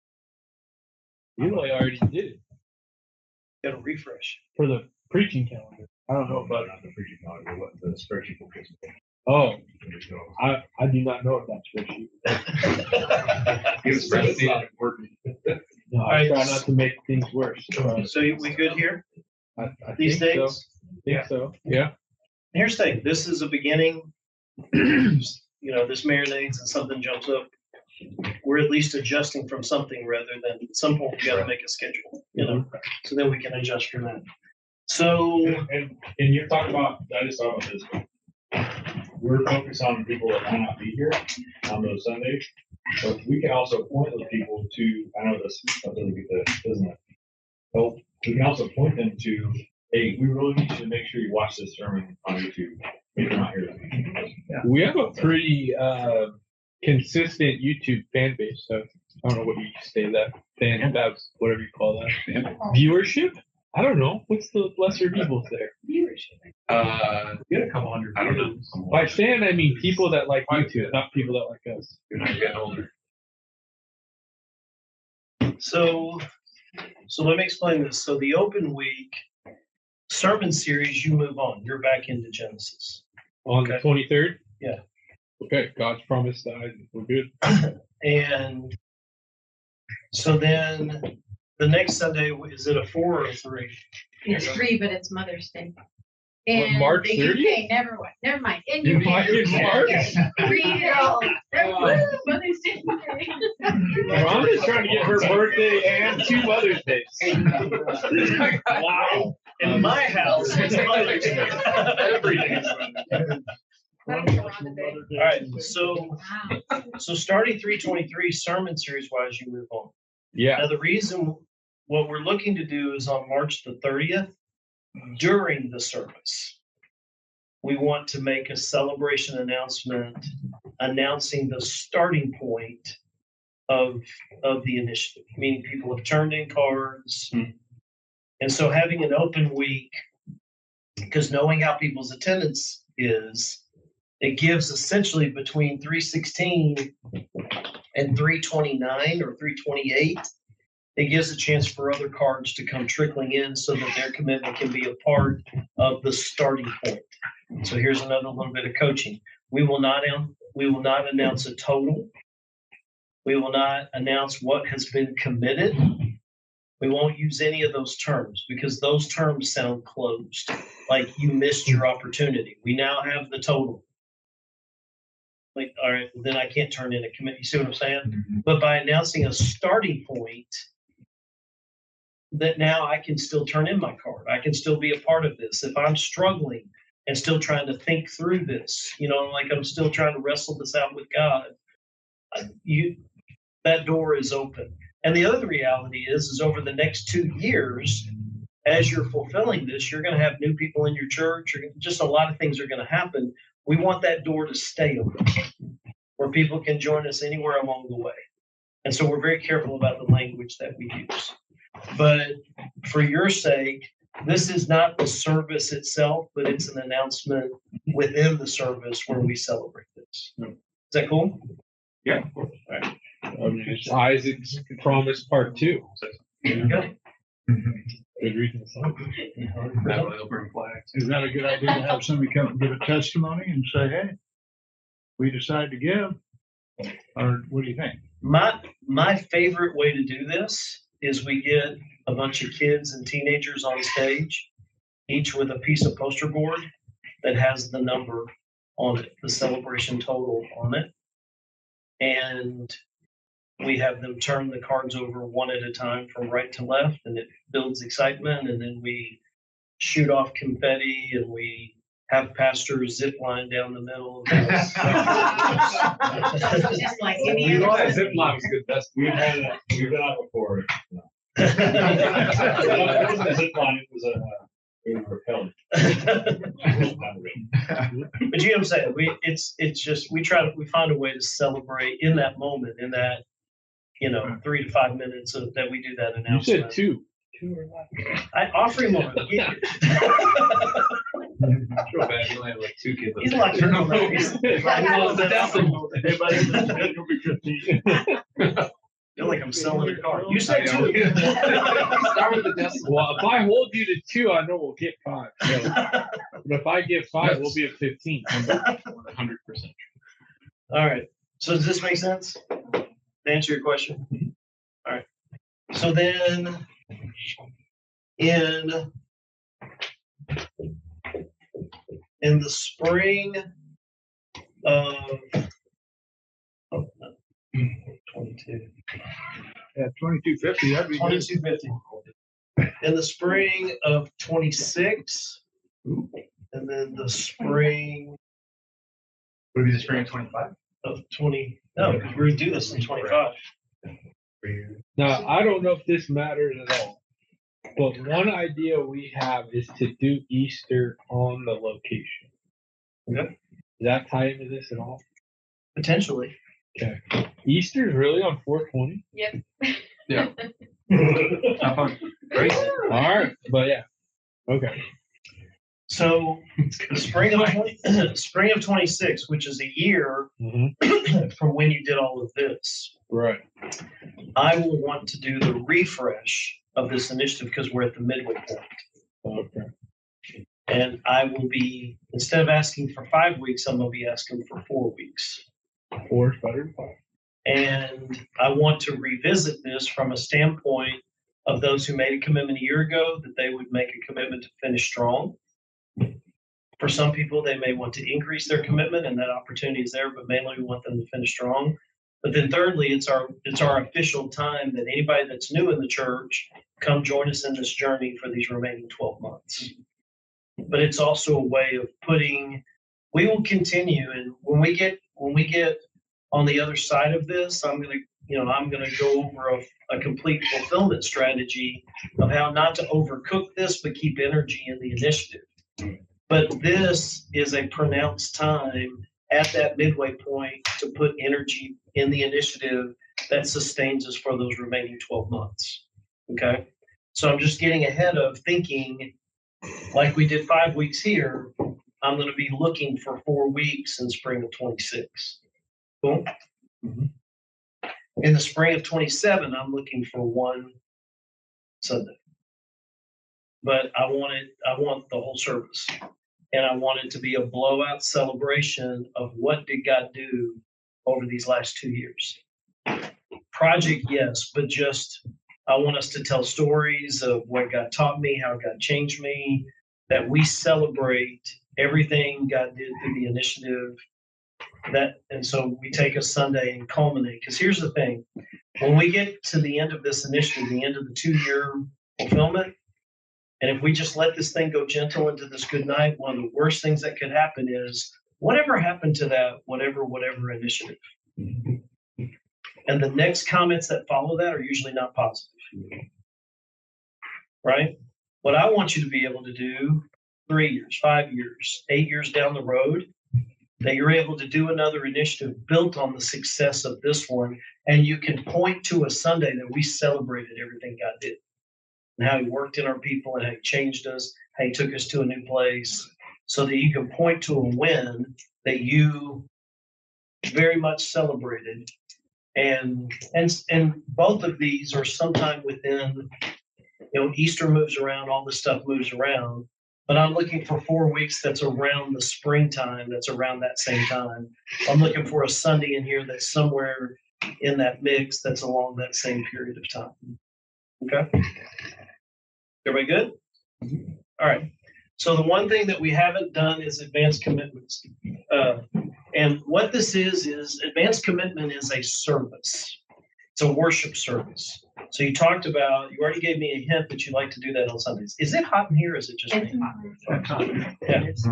Our air conditioners have a I don't think Andy should do it. Now, someone who will go nameless turned it up when we got in here because they felt it was too cold. Yeah, the AC's just shut off. Oh, wonder if I could save He's money. feeling guilty. Yeah. It was a different Andy, I don't know.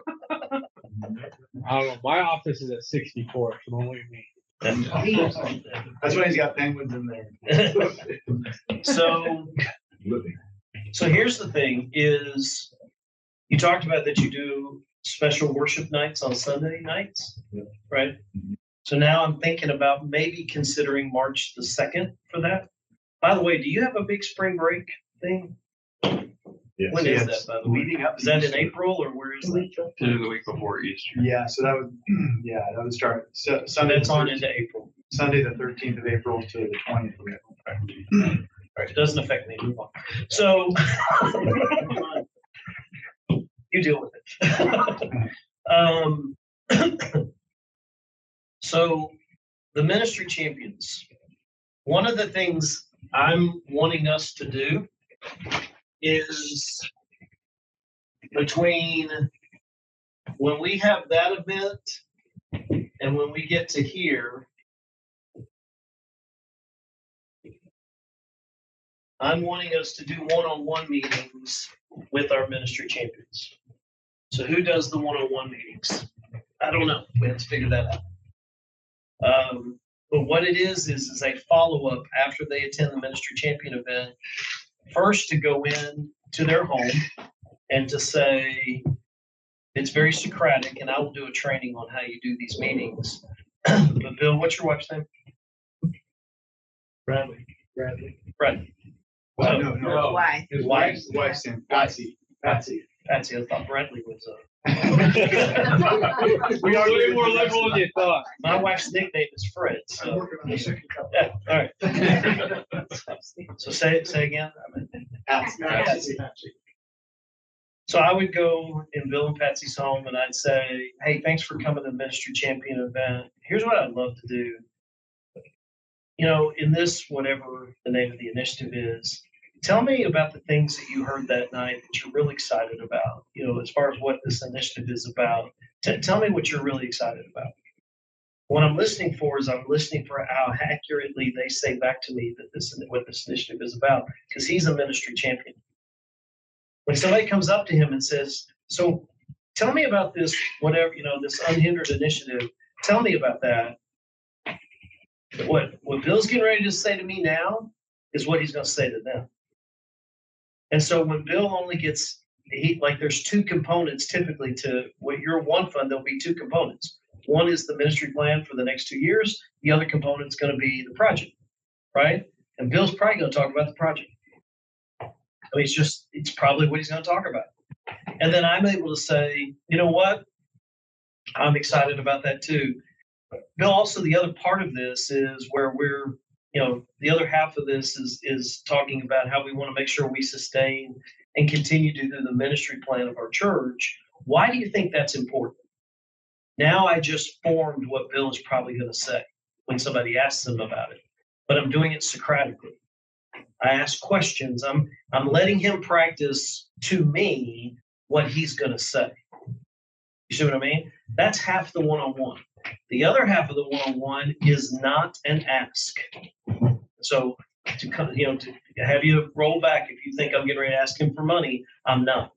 What I'm going to do is say, Bill, you and Patsy here, I brought commitment cards for you for this initiative. Here's what I want to do. This is a one fund and it's a little bit different. You know, the card is a little different. So what I want to do is I want to walk you through how someone would fill out this card, because it's probably likely somebody, being a leader in our church, somebody's going to come up and ask you, how do I fill out this card? And so I want to walk you through how you fill out the card so that you'd be able to explain it to somebody else step by step. Is that okay? And then I'll walk you through how to fill out the card. What am I doing the whole time? And I'm solidifying his commitment without asking him for a commitment. Because on the back of the card would be a gift profile guide. Bill, you see this gift profile guide? Number one, what this does is it anybody that looks at this, so when somebody's asking you what this is, this shows the feasibility of us being able to raise $10 million. And for a church of our size, someone can look at this and say, oh, this is something we can do. The other thing, Bill, is as you look at this is meant to be a tool for people ultimately to be able to figure out what it is that God wants them to do. So I know for Susie and I, our eyes naturally go to a line on this card. And so for using this as a tool, what Susie and I are doing is our eyes are starting on that line, and then we're praying about what sacrifices could we make? What changes could we make in our finances to see if we could move up a line or two? So when someone asks you about what this is, it's a tool, and that's how someone would use it. Does that make sense to you? Yep. What did I just do? I just showed Bill how to figure out what his sacrificial commitment will be and how to do it without me getting all up his junk and asking what the commitment's going to be and all that stuff. Because what I'll also say when I give him the card, Bill, Patsy, you're not going to give this back. I'm leaving this with you. Again, I want to go through so you would feel confident to explain this to somebody else. Remember I said don't make a mistake at the top of the triangle? I just am making sure I'm not making a mistake at the top of the triangle, because Bill is at the top of the triangle, aren't you, Bill? Yeah. So I'm making sure I'm making sure that that's locked in. So we want to do those one-on-one meetings and have them done before February the 16th. Do you see why I kept pushing things back? To give you more and more time to do those. So part of that will be at the end of that visit, I'll say, Bill, one of the things I want to do is I want you to mark March the 2nd on your calendar. Because on March the 2nd, we're going to have a special night of worship for the initiative. And we're going to worship and we're going to pray. And it's going to be just a dedicated time for us to worship together, potentially as leaders. You know, the group that you saw come to Ministry Champion events, that same group. But here's what we're going to do that night. We're going to show up as leaders and we're going to go first. We don't want to ask the church to do something that we as leaders aren't willing to go first. So Bill, Patsy, I want you to mark that night down. Maybe I'm talking to them about this in January. I want you to mark that night down. I want you to save it on your calendar. And that card I just gave you, I want you to bring that card with you. And Susie and I'll be there, and you'll be there, and we're all going to go first so that because what we're wanting to do on March the 9th, that Sunday before Commitment Sunday, is we want to be able to tell our church that 100% of the core leadership of our church is already committed to this.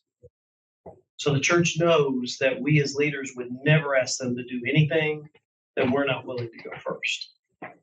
So it's not an event per se, it's a worship service. Now, you can invite the whole church to come, or you can just have them, it's up to you. And we can talk about that more later.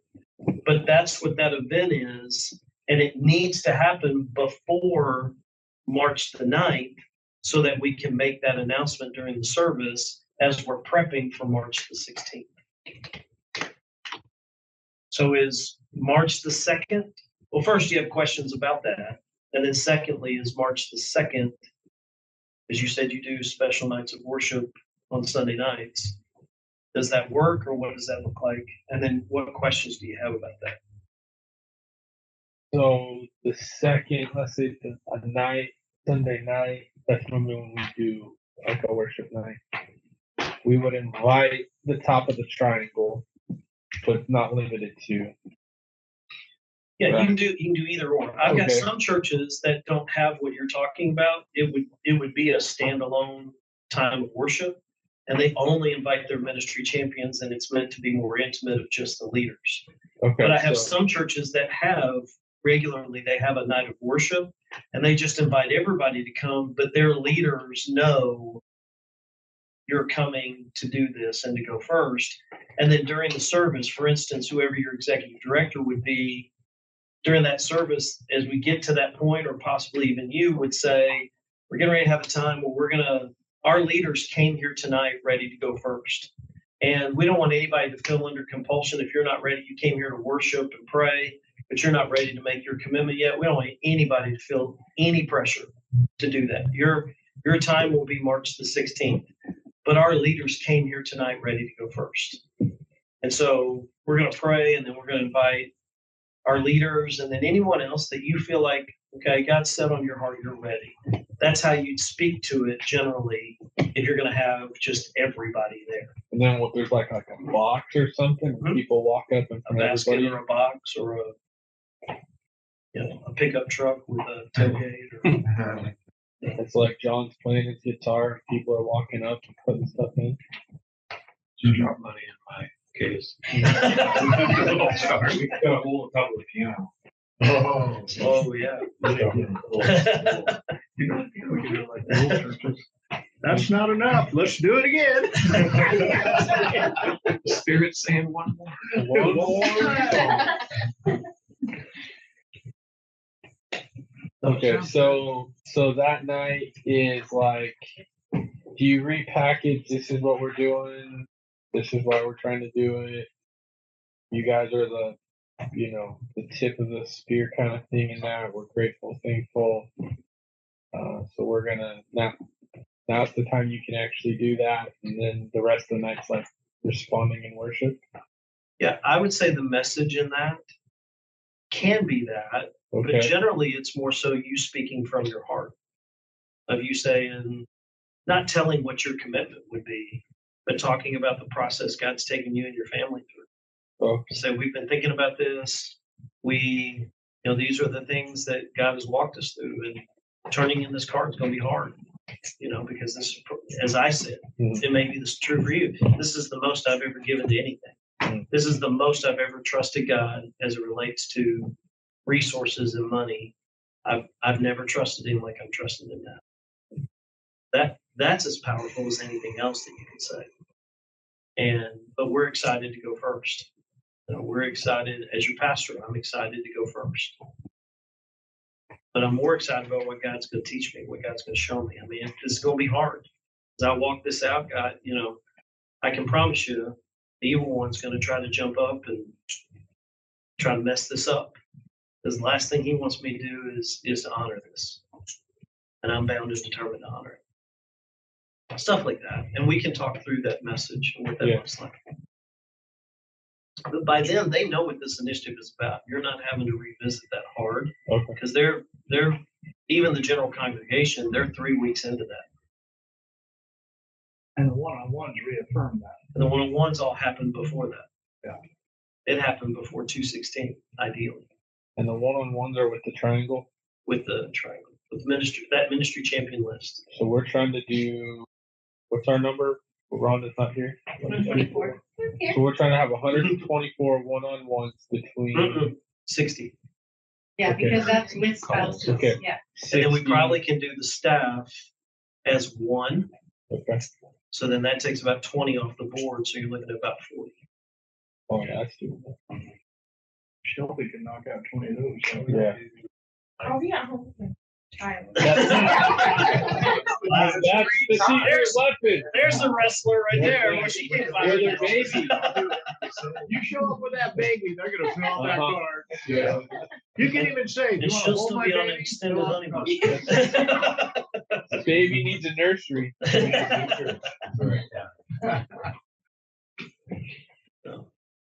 But yeah, it's very doable, and that's especially why pushing the timeline back. But you are the best one to do these visits, but I'm imagining there's probably 3, 4, 5 people divvying up these names. Yeah, Shelby's the best one. But I'm a close second. I'm second that. Yeah.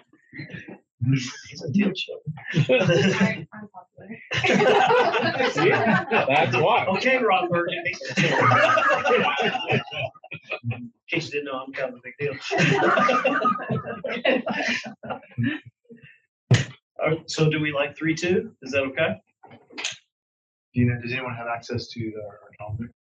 It's up. March 2nd, the evening. Maybe I should look under the 12 more, but I don't. Expand it. 2025. Are you talking PCO now? Yeah. 12 more. Like a computer over the band, she don't tell me. It's the second day of Women's History Month. It's good. It's good. Okay. Diane said it's good. You want to sit this on there?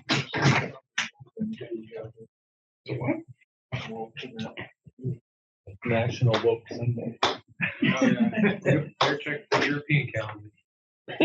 Yeah, what does the UK say? What do they say about Tuesday? Is it Mother's Day then too? That's the The third African. Mother's Day. Old King George.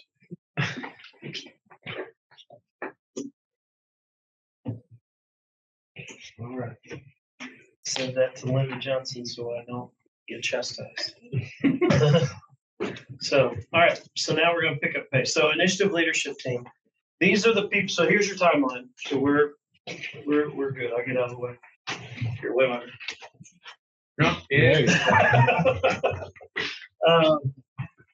So initiative leadership team. So we need a lead pastor. Do you have one?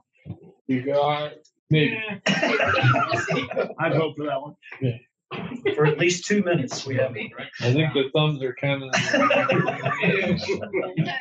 More like this. Your lead pastor is Shelby. She's right here. Oh. Told you. They're good. It's a good tag team down And there. they are buddy. a tag team. They're really trying to take some.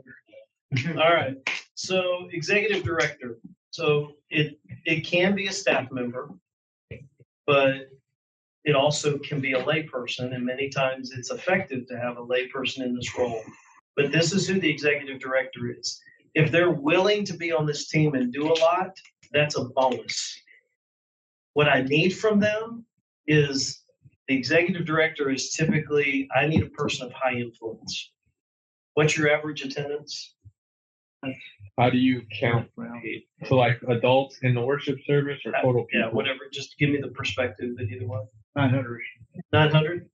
So this is the person that when they shake their head yes, 250, 300 other people shake their head yes for no other reason than because that person is shaking their head yes. That's only Dave. Maybe Dave's our executive director. They were all in his youth group. So Those must be the real old I'm like- actually. I'm like 3% joke. So that's like, I'm working with the church. We're doing actually a fall 25. They're working way ahead.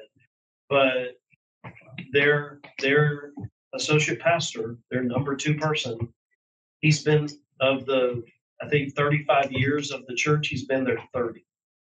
Oh, wow. And he's a staff member, but he's the person of highest influence. You're the primary voice of this initiative. You just are. We need that other voice that complements that. So sometimes if it's not a staff member, to get that person, a lot of churches I work with, that person is busy. And so when you ask them to be executive director, they immediately default to think there's this laundry list of things they have to do. I don't have a laundry list of things I need them to do. I need them to be available November the 15th and 17th. I need them to be available for vision events, and I need them to lend their influence. I don't need them to do a ton of tasks. If they can do more than that, great. They can be at all the ILT meetings, great. I need their influence. I need their voice. So for real, thoughts of who that might be? Dave. No, the guy that's who's on this, is a guy named Eric Roundson. We thought of him, Eric and I thought of him a while ago. I don't know if he's got 250 heads. Sorry, Eric. Like 218. Yeah.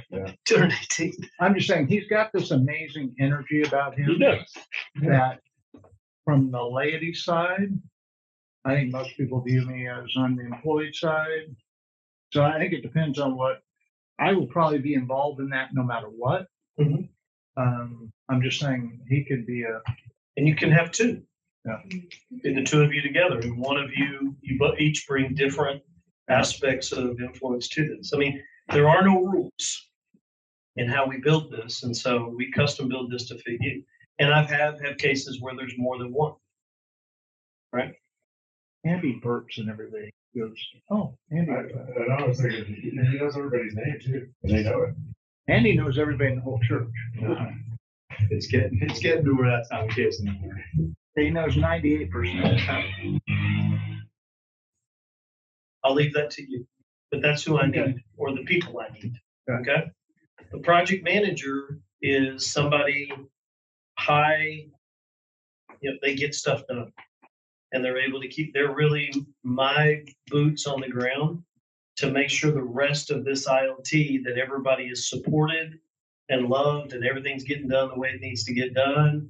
And if something's getting behind, that they're going to lend their support and get in there and help and get things done, keep things on track. Heck yeah. You do that, you live? Yep. There you go. He just got voted. Or voluntold. Got voluntold. We can take a vote. I heard a question mark though. I have to be fair. I heard a question mark.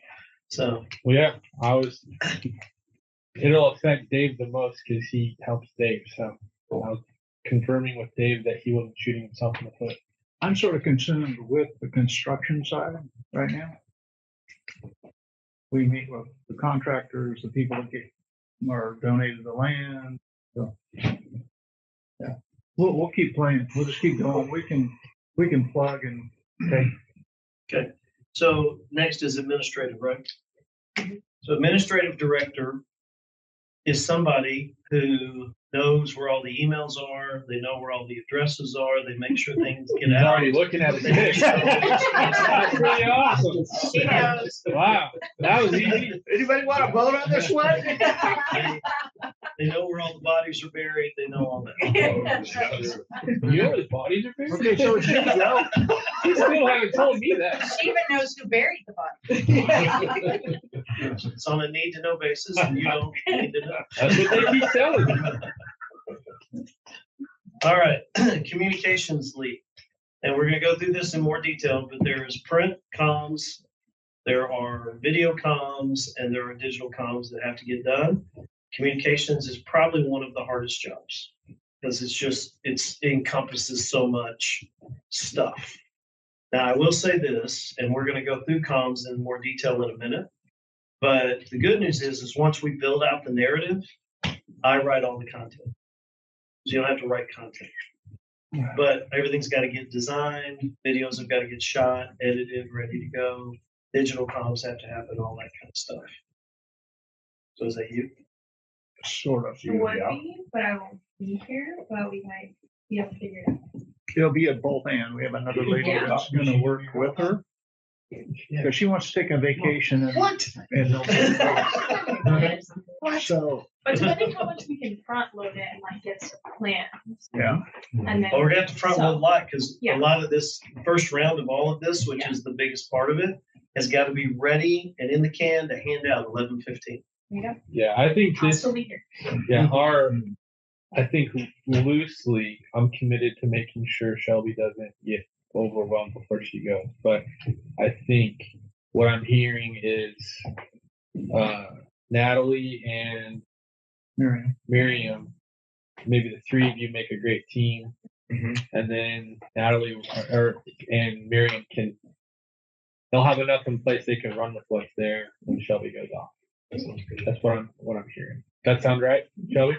and then we have a video guy that can work with them too. So Cool. we can go on watch. Time permitting, I have a video. I can show you a sample of a core video and some other things like that. Okay. All that's in that little EDD machine. I'll let you look at that. So our communications lead will probably be like a 3-team. Perfect.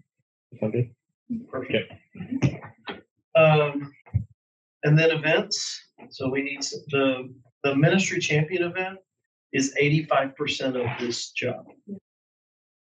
The vision events are usually pretty easy. You know, the engaged events, that strategy is pretty easy. The advanced commitment service really falls more on you than it falls more on the worship side than anything else. That ministry champion event is the Super Bowl. It's the one that person's going to spend time on. Venue, catering, you know, all this, that's where that job is. But someone who is good at event planning, somebody that's good at pulling that off.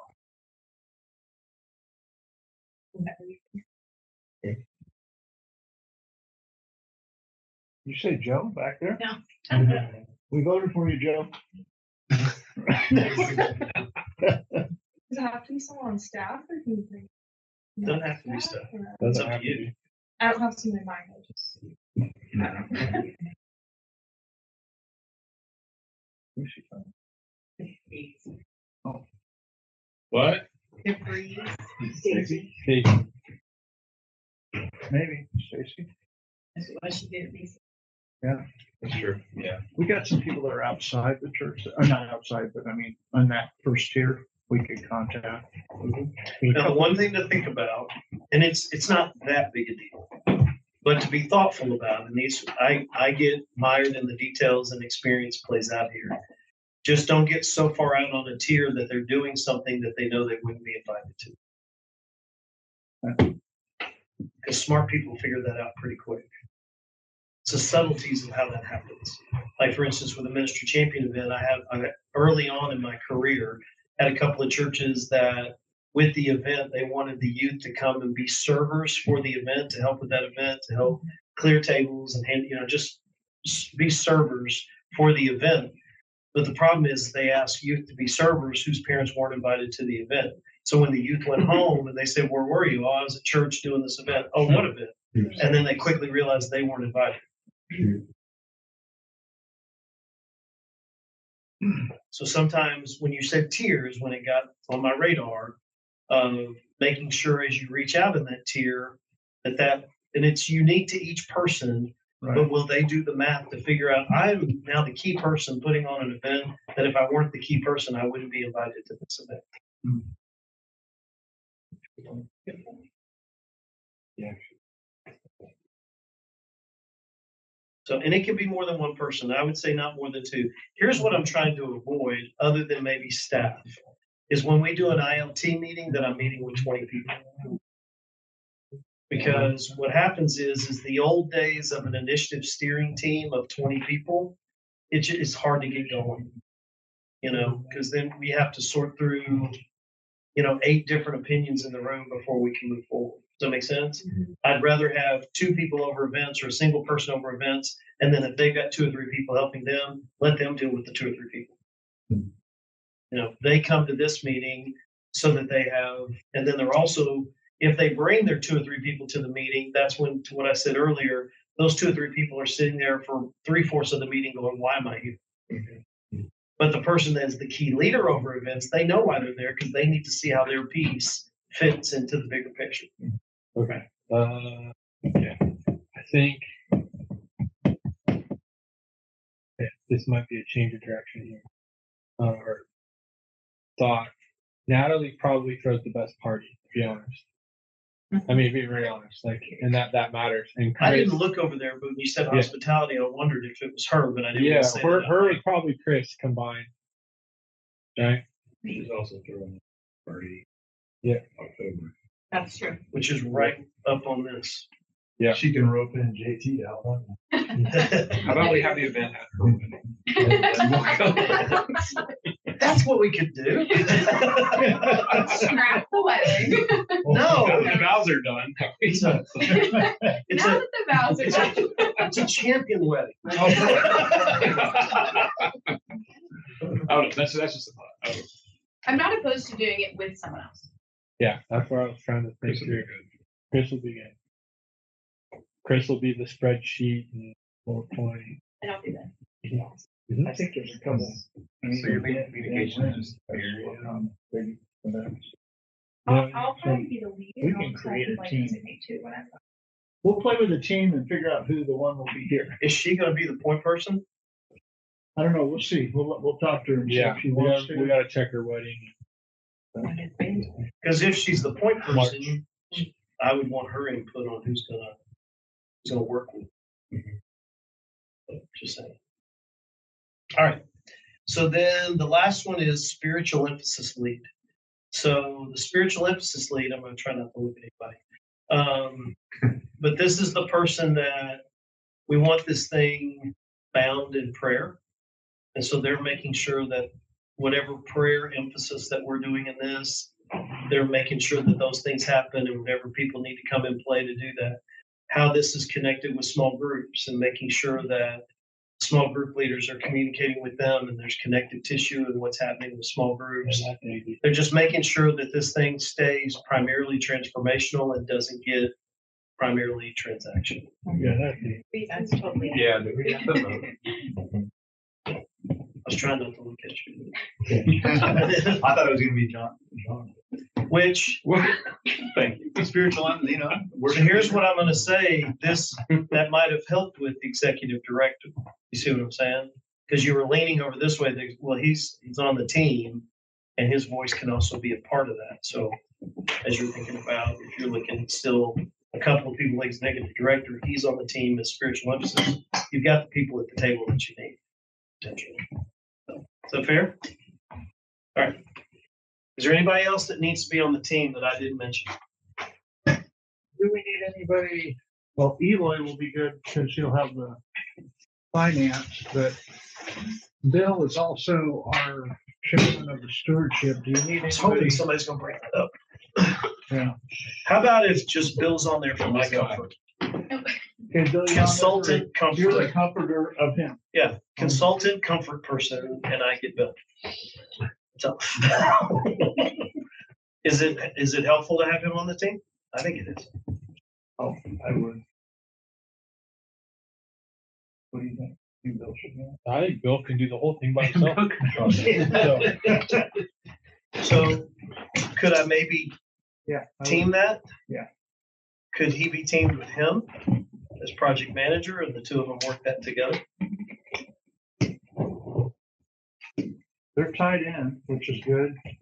I think the reason we were thinking with Eloy on the staff, Eloy knows everybody on the staff. I won't have to be doing all that type of But yeah, work. because you're focused on the building. I'm on the other side of the coin. So it'd be good that they're on it because you could be asking something of Bill and Bill can contact Eloy and get that or Well, vice Bill's versa. there for my comfort, basically. Yeah. Be there for yours, That could so, be. yeah. So here's what I like Call that. him the comforter. I just would like Bill on the team selfishly. The Holy Spirit? He's our Pericles. Yeah. Well, and I'm going to compliment him to his face. I do this a lot. I mean, it's what I do for a living. I do it a lot. And I'm just going to very plainly say, you want Bill on this team. Because I deal with a ton of folks. I thought you were gonna say we don't pay him. And I don't deal with many people as sharp as that. Yeah, sure. And that's a compliment because I deal with a lot of people. Good, thank you. So You say, Just so you say compared to to us, you it's not a big compliment, but it's still a compliment. yeah. But I can't speak to the other people. Plus anybody has the name Bill Bradley, I mean, Yeah. come on. And his wife has 2 names.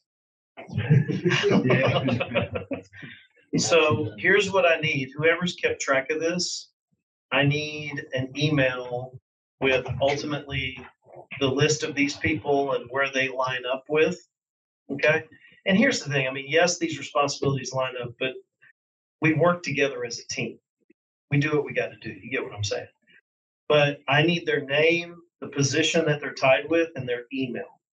And so I can give that to a name that you need to know, which is Linda Johnson.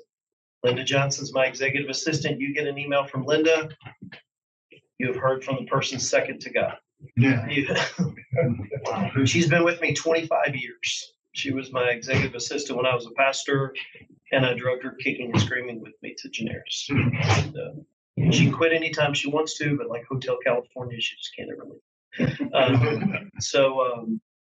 But she'll create a Google group that'll have everybody in there so we can email all of you. I'll go ahead and get to this. I usually do this at the end. She will also send you a calendar subscription link. So all these dates, and then we'll develop meetings and everything. You subscribe to the calendar, and they all just show up in your calendar if you subscribe to it. And we have a folder with resources and samples on the comm side, resources for all of you. We try to pride ourselves on taking care of you. The other person that couldn't be here today is Broderick Santiago, who is my associate, and really, really sharp guy, and much better looking, much better voice than me. But also, he still currently is a lead pastor, but he brings a lot to the table. Really sharp guy, and he'll be a part of this. Sometimes he'll lead meetings in my stead. We work truly as partners. So just know those names. Cool? All right. So communications. I told you about the big questions. You've heard me mention it several times. The what are we doing? Why are we doing it? Why are we doing it now? What's it going to cost? All of that. So, but ultimately, he has now left. But one of the big things I need to do right off is have Linda send what's called an initiative narrative worksheet, which is no small task. It's actually 5 pages of questions that not only talk about what is this initiative about, but also gets into culture in your church. And it's like a speed course for me on learning your culture and who you are and what you're about, what your strengths are as a church, what your weaknesses, all of those kind of things. So is that something he's going to want to do by himself, or is that something he's going to want to do collaboratively with some of you? What's his style? I would imagine. I think so. I don't think he trusts himself enough. Yeah. Collaborative. You know, probably. I'm just not gonna do it. Somebody. It's unacceptable. Yes. You don't have to hold that. Thank you. That's right. If you guys want to move up from that table, you can. You don't have to be in timeout if you want to. Or sit at the kid table. It's kind of like the kid table. I can pretty confidently say about the EP collaborative. Collaborative. Yeah, Okay. So in his absence, there he is. there he is. Andy says he'll take care of anything left on the list. What do you say on his way out? So I'm gonna have Linda send you an initiative narrative worksheet. What? That. Okay. And it's not a small piece. It's about 5 pages of questions. Okay. Shelby will have that done. Collaborative. Collaborative. To answer my question, Yes. I asked if you do it by yourself or work collaboratively. Yeah. So they said collaboratively. So, but it's not only talking about what the project is, but it's helping me learn your church, what's important to you, Yeah. what your strengths are as a church, all that. You just walk through the questions, but it's not something you do in one sitting. It's better to give a little time to it over several days. Can you give me a due date? How about when I have Linda send it to you, she'll give you a due date. But you. with this compressed timeline, Mhm. I will say the sooner the better. So Tuesday. Gotcha. So she'll probably send that to you first of next week. Is when she'll send that to you. You have a lot of history. So there's 3 main mediums of communications. We just talked about that. So one of the things that you will get, can you see this? You wanna move You over? can turn that TV and move. What we need is a few more TVs. We've only got 6 of them in this room. Yeah. I noticed that. You want the bigger one? No, it's fine. You had to ask. We could turn on the big one. I different. So I won't go, this will appear more than once, but let me show you what I've got, Shelby, so that you will send me a Christmas card this year. So what this does is this tells you all of the pieces, whether they're print, whether they're video, or whether they're digital. It has them all linked here. And for the ones that have samples, when I send agendas, I send it both as a PDA and a Word file. But as a Word file, all of these are hyperlinked to a samples folder that'll show you samples of each of these. Am I doing good so far? Then the way the timeline will be mapped out is it goes off of key dates. So for each of these pieces, it will suggest to you a date by which the design should be complete. It'll suggest a date for, you just follow, you know what I'm saying? You just follow across the columns. It'll suggest a date that it needs to go to print or go into production. And then it'll tell you the date that it's first needed. Still on the Christmas card list? Yes. So remember the timeline stuff that we did: ministry champion, engaged, public phase, advanced commitment service, commitment Sunday. So you see these guys right here. What this does is when you have a question, you can't get in touch with me, and you're like, I can't remember what we need for each of these, you just follow across and there's a checkbox to tell you what pieces are needed for each of these things. So you don't ever have to be left high and dry not knowing that answer. Is that fair? Mm-hmm. Then this tells you the quantity. So whenever you can't get in touch with me and you need, because you're the printer's on the other line and you got to tell them how many you need of these, this gives you perspective of how many of each of these pieces you need, so I don't leave you high and dry. Cool? And then even for the print pieces, I've put in here dimensions, and these are suggested dimensions of each of these pieces, so that when you click and look at these samples, the one thing you can't necessarily contextualize, how big is this? How wide is this? This helps you have context where you can obviously get a ruler out and say, okay, now I get how big or wide or folded or what this piece is. Is that cool? Yes. Yay. I'm expecting your Christmas card. All right.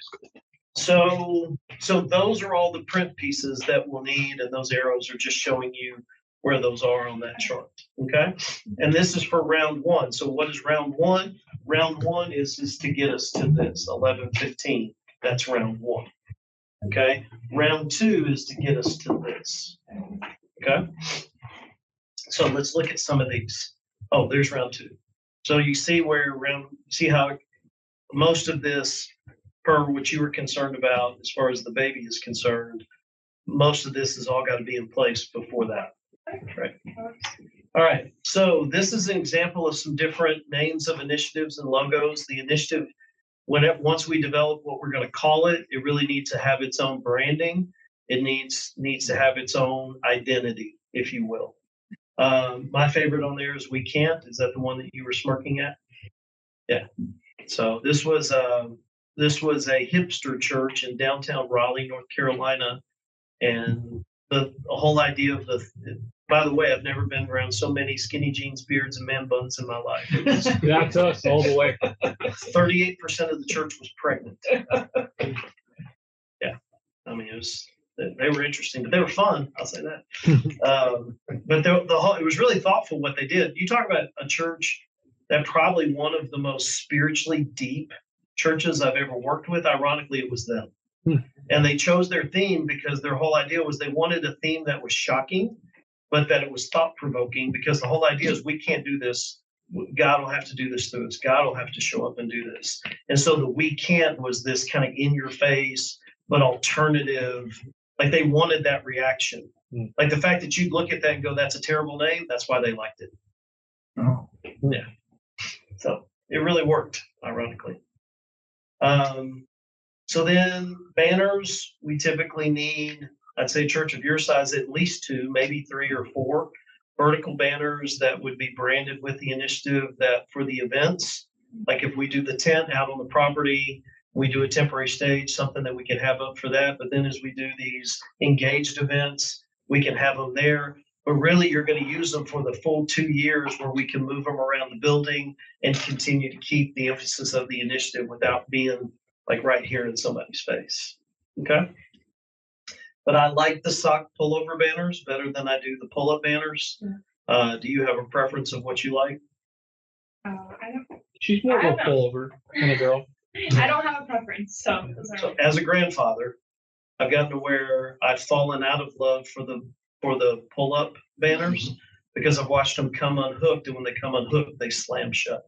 Yeah, there's a lot of truth in that. Those have a shelf life, and all it They takes. start to curl. Yeah, and then they'll come unhooked every gust of wind.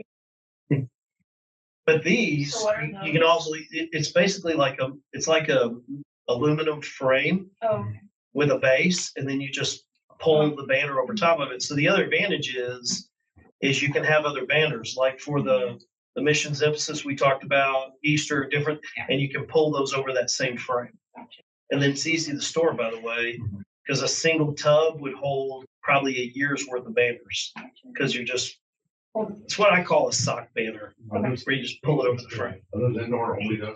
They look like they belong. Probably, yeah, they're indoor. For sure. We use a lot out. Now, I've seen people use them outdoor, but what they'll do is put weights on the base to keep them from blowing over. So then another emphasis that I like to do is a prayer dot card. So you see the little dots on there. Those are little 1/4-inch dots that you can order off of Amazon. They come like in a box and they're in a long strip. And you just cut them in sections of 6 or 8 or whatever. But the card itself, what you do is you just take that little strip of dots, and you get some folks here that come in and help you with stuff in the church, and you just double stick tape or glue dot those set of dots inside the card. And you tell people, peel off a dot, put one in the corner of your computer, one on the face of your watch.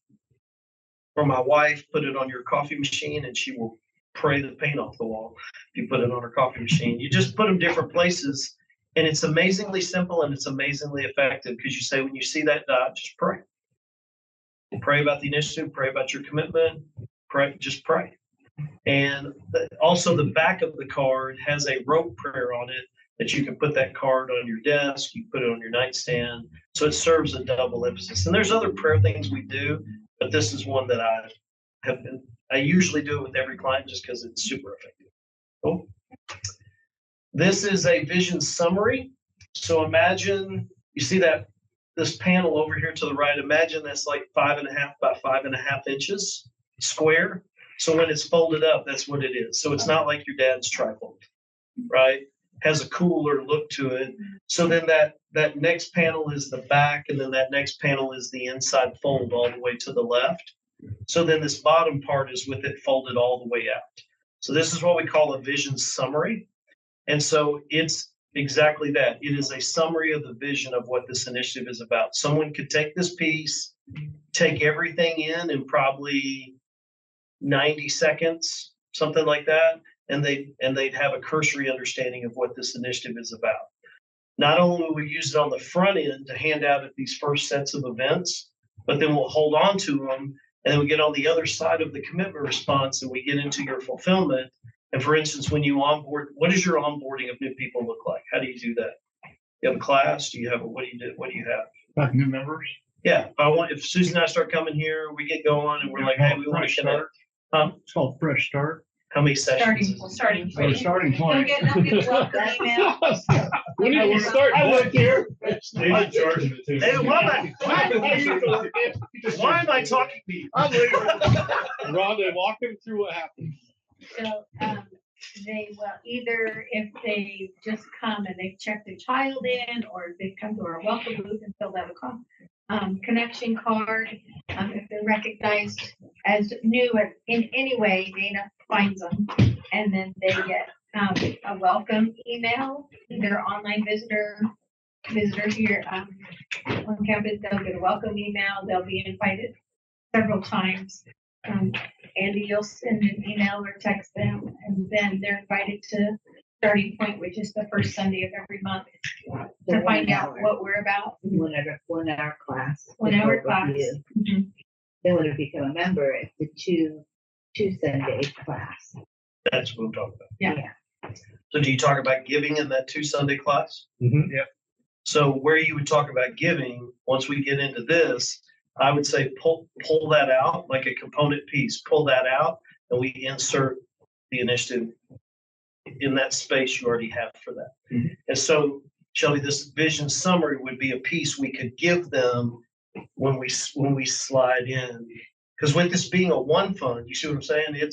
That's why you do that, because it's a one fund. This is what you're giving is the next 2 years. So we would slide that piece in there. Mm-hmm. So we'd use that piece for that. That's why there's not dates on this piece. So it has a 2-year shelf life. Cool. Do you need this is a crazy question that was in our construction meeting yesterday. They were working on a rendering of the building. Do we need that at all? Because I'm not seeing anything like that. It's because you're seeing the coaching of Cristobal. Okay. Do not put a rendering on anything until you know you can build what you're going to show them for the money you can build it for you. Okay. I mean, I'm hard on it. Like we all been joking around. You see how gregarious I am. You're not joking here. Do not show them something that has not gone out to bid, unless you're confident you can build it. I mean, like confident. Like my salvation depends on it. Confident. We got a church in Ann Arbor. They showed their church a $1.5 million family life center. Went to bid $2.8 million. Yeah. They can't do it. They can't build what they showed them. And to do it for $1.5 million, they have to cut it in half. But that ain't what they showed them. Right. And they have a mess on their hands.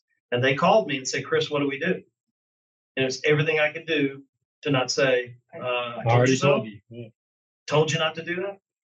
And they get excited. They want to show it to them. And I've watched it happen over and over again. There's 2 feelings I have about renderings. One is that. So don't put it in here unless you know you can do it. Church in Indian, this church right here, funny you say that, they wanted to put a rendering in here. You know where they are now 2 years later? They couldn't build what they were getting ready to show them. That church avoided a big problem. Yeah. Because they would have had it in here and then it went to bid and it was $1.5 million more than what they said. Okay, so here I guess is the backwards, working linearly backwards. Mm-hmm. So if you're saying there's a number, right? Because we're gonna have a number, I would assume. Right? You're gonna have a number that is a giving goal. It may not be what that cost, Okay. but what you want to raise towards offsetting that cost. Okay. It may be the cost. I don't know. Well, that's what I was gonna get at, because the typical response will be, if there's a number, then there should be a rendering. Otherwise, how do you know there's a number? You see what I'm saying? Mm-hmm. So how do we creatively work around that?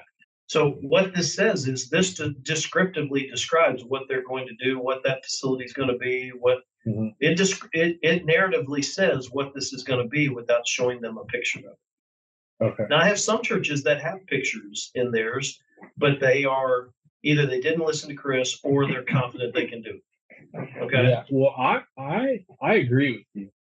I'm more comfortable where you're at, but I will tell you, our own elder board is like, we need a picture.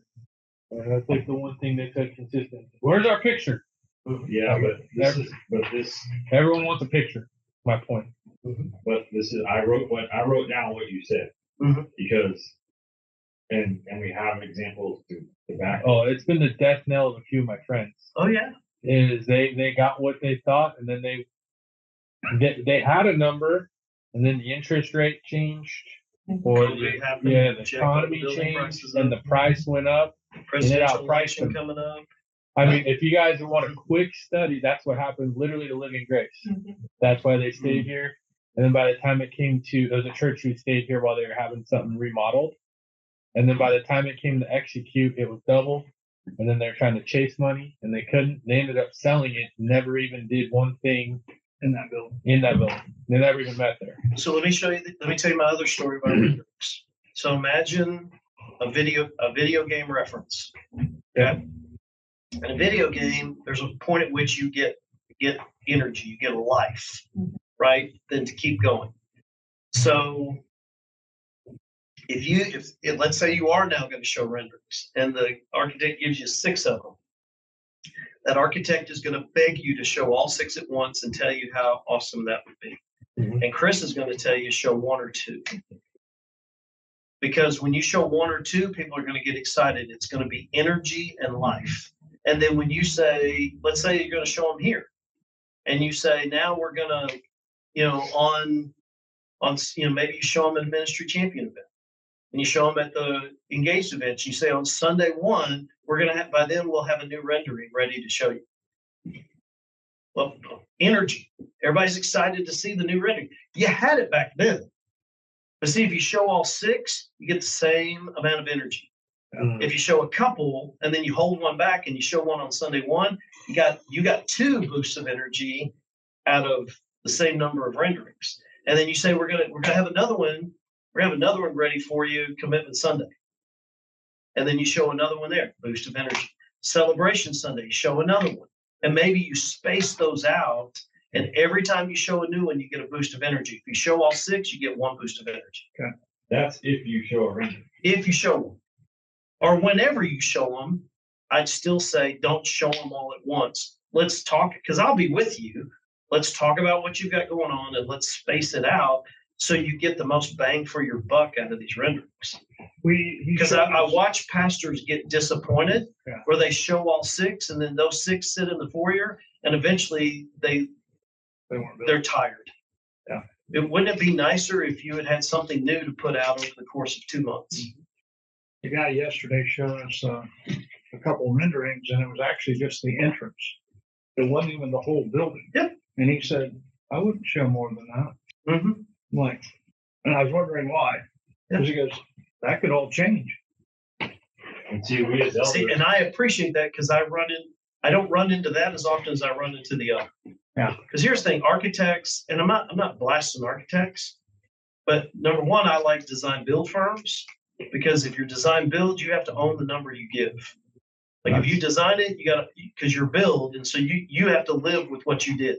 The problem with architect only is you say, hey, draw me a $3 million building, and they draw you what they say is a $3 million building, then it goes to bid and it's 4.5. Yeah, And they don't have to own it. We're actually working with a design build. Everything's one-stop shop. Yeah, where I'm worried is, I'm asking them how long can you hold your numbers, and they're like, well, that's their problem. Some of this we can hold numbers for a year, but I can't guarantee you certain numbers in other areas. You need to read that contract with a fine-tooth comb because even those that say they'll hold the number, there's a clause in there that says something. There's it's in small print. It says something about market, whatever. Right. I've had a couple of churches get zinged with, $500,000 curveballs. Yeah. And it was a market fluctuation. So that's we where. have that in there. We So also really, have your contingent. hold that price really doesn't mean hold that price. Yeah. Well, we have. And it's hard to do what they do. In defense of them, I don't do it. Not gonna do it. Yeah, there's a ton of categories they have to hold the price in. Yeah. That makes it hard. So that's where in the back of my mind, if we can not have to show a picture for as long as humanly possible, until we're at that, we have enough money, everything's clear to go, and we're actually going to build, then it's like, this is what we're actually building. Yep. But until then, everything is so, we could have to lop off 10,000 square feet because. So when somebody asks me and they're getting in my face about it, I would say, there's nothing I want more than to show you a drawing, but I will not show you something until I know we can do it. Yeah. Write that phrase down. Yeah, and that should be coachable too with our leaders. And all you got to do is say, because here's what we've learned as a leadership. Remember COVID? Mm-hmm. And what things cost before COVID and what things cost after. And we there's have an just election so many. coming. There's so many variants that can happen. Mm-hmm. And I would not, as a pastor, I would not serve this church well if I show you a picture, which is essentially making a promise, and then we can't keep that promise. Mm-hmm. We just don't want to do that. We'd rather not show you a picture until we know we can keep our promise. So our verbal description in that, we'll say we're going to build a place that will have potential for a certain amount of growth, for spiritual maturity. We are grateful that God has blessed us with continued growth. We are near capacity, and adding another service will not service the needs of our community. Instead, the time is now to add more space so that we can offer a warm welcome to the new people God is calling us to reach. For this to happen, we need to raise, I forgot what their number was. This still was before we put numbers in. I think it was $10 million over and above our current level of giving. So they really spoke to the problem, to the pain. Yeah. And that that's how they're gonna add more space to overcome the pain. And that's in the vision summary. As you talked about it verbally, they knew that they were looking to build a new worship center, which they've not built. Yeah. Because Our the price has gotten out of congregation control. knows we have that plan, and they know we're going to build on it. They just don't know I'm what. just not gonna show you a picture. Okay. Yeah, I like that using the word to describe what we want to do and let them picture in their mind what that looks like. And so, whereas what Eric was saying before is in our discussions as elders is we thought that was a thing that would drive the excitement for, but that's why we have you to help us that had experience doing this. None of us have experience doing this. Yep. So it makes a little sense. And I don't want to, I do and I don't want to keep beating this drum, but what I also want to balance that with is what does God want to do in your life? This needs to be more than about building. Yeah.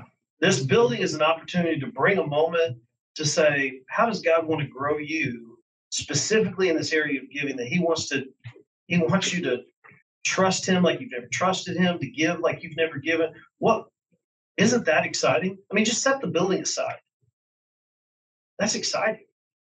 And so your excitement about giving to this needs to be about what you're going to get out of this. So, all right, back to you. So this looks like one piece, but this is a postcard, and that over there is a bookmark. So it's a key date card that only the ministry champions get, but it's got all the dates of this in a card so that a leader feels ready and equipped, that they have a card on their fridge or in their Bible or something that they can, when they get asked, they feel they can, this is when commitment Sundays, this is when advanced commitment services, this is when Sunday one of the public, all those kind of things. And that's given out on 11/15, 11/17? Yes, sir. Okay. And they're the only ones that get it. Okay. We don't give it out at the vision events because as a rule, I do not like to give out leftovers. Okay. When you start giving them out at vision events, some of the dates have already passed. And I just think it looks bad to give somebody if it's got an old date on it, you're handing me a leftover.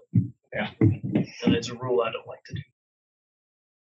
And this is making the leader feel more important because I know. So then this is a commitment card. So over there is the front of the card. Okay, you see what I'm talking about? This is the top part of the card, which has even a summarized summary of the vision, both the numbers and all of that. And then there's the bottom of the card where they completed, which I showed you earlier when I went through the description of the one fund. That makes sense? Yeah. And then on the back is the gift profile guide that I went over with Bill. You good? Got it. Commitment card has to fold. I don't care if it goes this way. I don't care if it goes this way. I don't care if you do it diagonally. I don't care how you do it. But it has to fold. Because when people come up and turn them in, if they're just single-sided, somebody could walk up and see somebody else's commitment, and then they'll figure that out and they won't turn in a card. It's about the privacy that it folds and they turn it in. Is that fair? All right. I'm sorry to ask, but I remember I would apologize for your question. We did a card, and Uh-huh. we got our card and we threw it on the printer. Mhm. Is that sort of the similar type thing you're getting at? Yeah. Okay. Yeah. And when you look at the quantities, you'll be like, Chris, this is more than enough cards we need. Yes, it's a saturation strategy. You have to give a person typically has to encounter a card 2 to 3 times in order to have a chance for them to turn in more. Wow. I don't like it, but it's real. So we're going to order 3 times the amount of cards That's what's in the quantity. I think it says 2 times average adult worship attendance. Right. And you'll be like, Chris, you're an idiot. We got a ton of these. But I'm going to be saying, put them out here and put them out there and set them here and set them there. Because I know there's people that will have to encounter that card 3 times in order to have a chance for them to turn it on. You can get a family case on 4. Every adult. Every young or high Mhm. school. If they're 18 or older and alive, I want them to get a card. Not like voting. Yeah. All right. So then this is an example when it said initiative workbook in the public phase, we're wanting to give them something that they can interact with all through those 5 weeks of the public phase. So some of what we'll spend time and work through, and when you said that your small groups are sermon centric, then it could be that during these 5 weeks, we put all of this together. So we've got other generosity content inside there that I'm deriving. But if we can get them constantly interacting with this notebook over those 5 weeks, this workbook, whatever we want to call it, then there's a chance it will greatly enhance what their commitment will be. But we'll work through that and see what that looks like for you. This is probably the most built out. This church kind of went overboard on it. But it's good.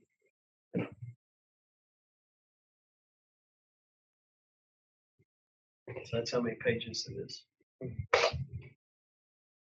And then video communications. There's really 2 things in round 1. One is a logo reveal. Do you do sermon bumpers? Mhm. Yeah, so we probably would make the logo reveal could also be a sermon bumper, so you get more leverage out of it. So when we do the ministry champion event, we would play the sermon bumper for this initiative as the reveal of the name of this initiative. Because when we go to the ministry champion event, the name of this initiative needs to be a secret until the 15th. Okay. And we reveal it on the 15th. How quick do we need to pick a name? Pretty quick. Yesterday. What's a sermon? What plays when I walk up? Oh, I was like, I don't know what that is. You know, She was shaking her. She's kind of with me. I'm like, It's like, I think so. it's like Yes, I'm with you now. it's like a For 10, I didn't know it was called. 10, 15 second video. Yeah. Which is, I like that idea because that team on the 11th and 15th, they're the first ones to hear. They have the card. I see where you're going. Yep. Yeah, that's neat. They will leave that event ready to take hell with the water pistol. I admit they will. They'll leave there fired up. Cool. And then when they're leaving the event, so this ministry champion event, we also will want to set up exit interview booths so that we can capture the excitement as they're leaving. How will we use that? We'll figure that out later. All I know is I can't duplicate that energy. They will be fired up. And so we want to do these 30, 60 seconds exit interviews where we ask them, and I'll remind you of this several times, but we will ask them, we'll have them look into the camera and we'll have them say, what did you hear tonight that has you excited? And then they'll say, what we will not ask them or suffer the chastisement of Christoval is you will not ask them, so what did you think about tonight? I do not want that on video. Not that I don't want to know it, I just don't want it on video. Because when you ask a leader, what did you think about tonight? You're probably going to get something critique oriented. You know what I'm saying? If you have a look at the camera and say, what did you hear tonight that has you excited? That's the answer I want on video. That's what I want to capture. Because that's what I can use in other videos as I need it. Cool? All right, and then round 2 is where the print stuff is high in round 1 up to ministry champion, and the video stuff is really low. As we go on the other side of ministry champion, it flips, and the video gets really high, and the print gets lower. Does that make sense? Okay. So we have a core video we want to do, which I'm hoping to show you a sample of that, some testimony videos that we would pull out of that, and then with it being a one fund, I would suggest you do a how to complete a commitment card video, which is like a 2-minute or less video, 2 minutes, of just walking them through how to complete the commitment card. much easier than implementing. That's right. All right. So, and then digital comms, all of this is round two, but we'll want to have a web page on your website that's related to the initiative where we can put a core video and someone can go and learn about it, have a digital commitment card. In today's world, we have to have a digital version of the commitment card so somebody can fill it out digitally. And then also, to whatever extent as I can learn about your ethos, is to figure out what we will or won't do in terms of social media during this public phase. And I just need to learn you. Yeah, you won't be doing a TikTok. I won't be doing this. Yeah. You're anti-TikTok? That one failed. Okay. Yeah. But more fundamentally, some churches are externally facing only with their social media. Their strategy is that it only is for external facing. You know what I'm saying? Yeah. And then I have some churches that theirs is, and they know it. It's almost exclusively internally facing. It's meant for the people who go to that church. Neither is right nor wrong. I'm not saying either one's right or wrong. Right. But if it's externally facing, then we're not going to put a bunch of initiative stuff. Social media is really not going to be a part of this at all because of that standpoint. If it's internally facing, we'll have a ton of stuff about this initiative on it. Probably a bit of both. Yeah. So we just need to be thoughtful what we do.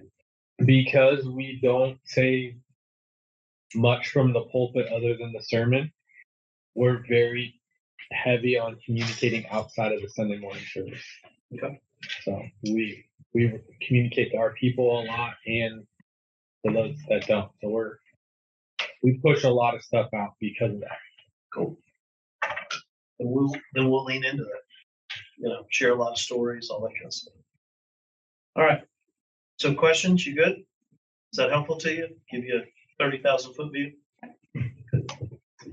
So financial. Shirts on that last slide, it's 2 slides ago. What was your, go one more back and the bottom it said shirts? Dave likes shirts. T-shirts? Yeah, T-shirts right there at the bottom. Yeah. He has a specific style in mind. In your mind, a good. I like for you to do T-shirts. Okay. But the reason it's that color is it's some churches really like it and some churches really hate it. But and even churches that hate it, I'm not going to make you do it. There's other pieces on here I'm going to stand on my head and say, no, we got to do that. T-shirts is not something I'm going to stand on my head about, but I will say whenever everybody wears their T-shirt on Commitment Sunday or everybody wears their T-shirt on Sunday 1 at the public phase, there is a sense of unity that's hard to duplicate. Right. But it's expensive to get an entire church T-shirts. So you have to be committed to knowing what that cost is going to be. What if you just get all the men to wear? The same shirt or same shirts? Someone did that as a practical joke. Father's Day. Yeah, actually. No, they're kicking you out. You didn't know that? You made the news. It made the news. I didn't know that. Well, I was thinking the group, the ministry champions. Yep. As part of, we give them the dates, everything, and then at that event, we give them a shirt. Mhm. And people are going to ask, what's that shirt? What's that 100%. about? I always think, how do we There's two people different talk? strategies. Some churches will wait and hand all the T-shirts out Sunday 1 in public face. That's fine. That's not wrong. Some churches, though, will hand them out ministry champions and tell them to start wearing them. Then they hand them out in the engaged strategy events. And so by the time they get to Sunday 1, there's a bunch of people, there's a buzz. Okay. It's hard to do that. T-shirts kind of uniquely do that. It's hard for other things to do. Does it create a why didn't I get a T-shirt? Sure. Okay. Sure. There's a couple of a why didn't I? One of them is why didn't I get a T-shirt? Well, because you hadn't come to a vision event. You didn't come to a vision event. Sounds like you problem. It's not me problem. Yeah. What vision event? The other thing is going back to ministry champion event when somebody says, why didn't I get invited to that? Mhm. But it's staff, it's elders, it's people who lead a small group, and people who lead an area of ministry. Mhm. So Ethel, this event is for our leaders. It's for people who are on staff. They're elders, they lead a small group and they lead an area of ministry, but we've been wanting to start a small group, a new small group for your age group. So I'd love for you to lead a small group, and why don't you come on to that event? And the next thing you'll see is Ethel's behind, because she don't want anything to do with it. That's how you shut that down. She just wanted a t-shirt. She just wanted a t-shirt. Yep. All right, so initiative, operations, resources, results, and tracking. Eloy. Yeah. Yes, Lord. So I'm gonna walk you through really quickly just some resources that I'm gonna provide you that we will work on together. But just give you again, just a basic view of that. So this is a worksheet called a pledge worksheet. I'm assuming you track giving and planning center. How do you track giving? PushPay. PushPay. Yeah. So I We think used to have planning center. so PushPay, I think, has a module, and they may even have a one fund module that you can add on to what you do so that you can put the commitments in PushPay. So you need to talk to PushPay about it. They're very familiar with Generis. We've referenced a bazillion clients to them. So they're very pro Generis and we're pro PushPay. But I think they have a component, a module that you can add to do that. If you were to track your giving through Planning Center, I know they have a module as well that if nothing else, you can use that. What this worksheet does is this worksheet does not track transactional fulfillment. So you will input commitments twice. You'll input them in PushPay or Planning Center, whatever you end up using to track the transactional fulfillment of these commitments. You'll input those commitments there, and that's between you and PushPay. We'll also input them here, but the reason we're inputting them here, especially with it being a one fund, is so that we can accurately track where you stand with this initiative. Because with budget numbers being in there, unpledged giving having to factor in that, this worksheet will do all that heavy lifting for you. And it'll get up and dance. And Eloy, I expect at some point to see a tear come out of your eye because this worksheet is so beautiful. But we work on it together. I usually put all these up in Google Docs so that we can play from the same sheet of music. But this thing will calculate percentage increase in giving. It'll also tell you by category how many advanced commitments we got, how many we got of each of these categories. So, and it'll also have some stuff related to the refresh that it'll do for you as well. So, cool. Can that sheet be linked to PushPay? Like If you want to link them in, yeah, I don't have a problem with it. Okay. You just tell me and I can add whoever's email you want. Okay. But that would be I would do that only upon your prompt. I'm just an old Excel guy and I would link stuff that. Yeah. I just do it on Google Docs because their security is the highest, but it saves us from having to keep sending Excel sheets back and forth. Right. Okay. The next thing is projections to actuals. So this isn't per giver tracking. This is more macro, where as you close out each month, you'll input the total giving for the month with it being a one fund. And then if you want to, you can also put in automated giving and you can even put in monthly expenses.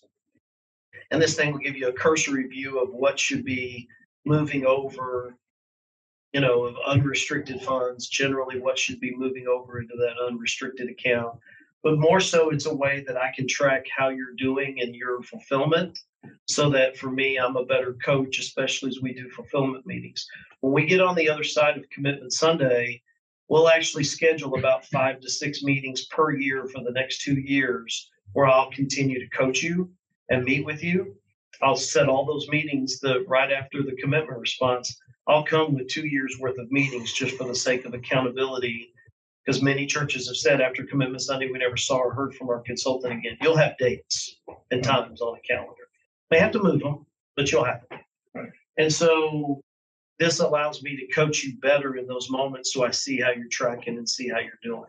If I start to notice that things are getting wonky one way or the other, then you'll probably get a phone call from me even in between those meetings and say, hey, what's going on? So that makes sense? Yeah. Very easy. I mean, it takes you probably a whole 2 minutes to input those numbers.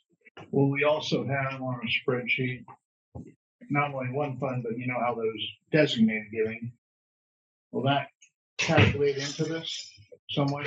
You'll just input it as if it's giving. Okay. Yeah.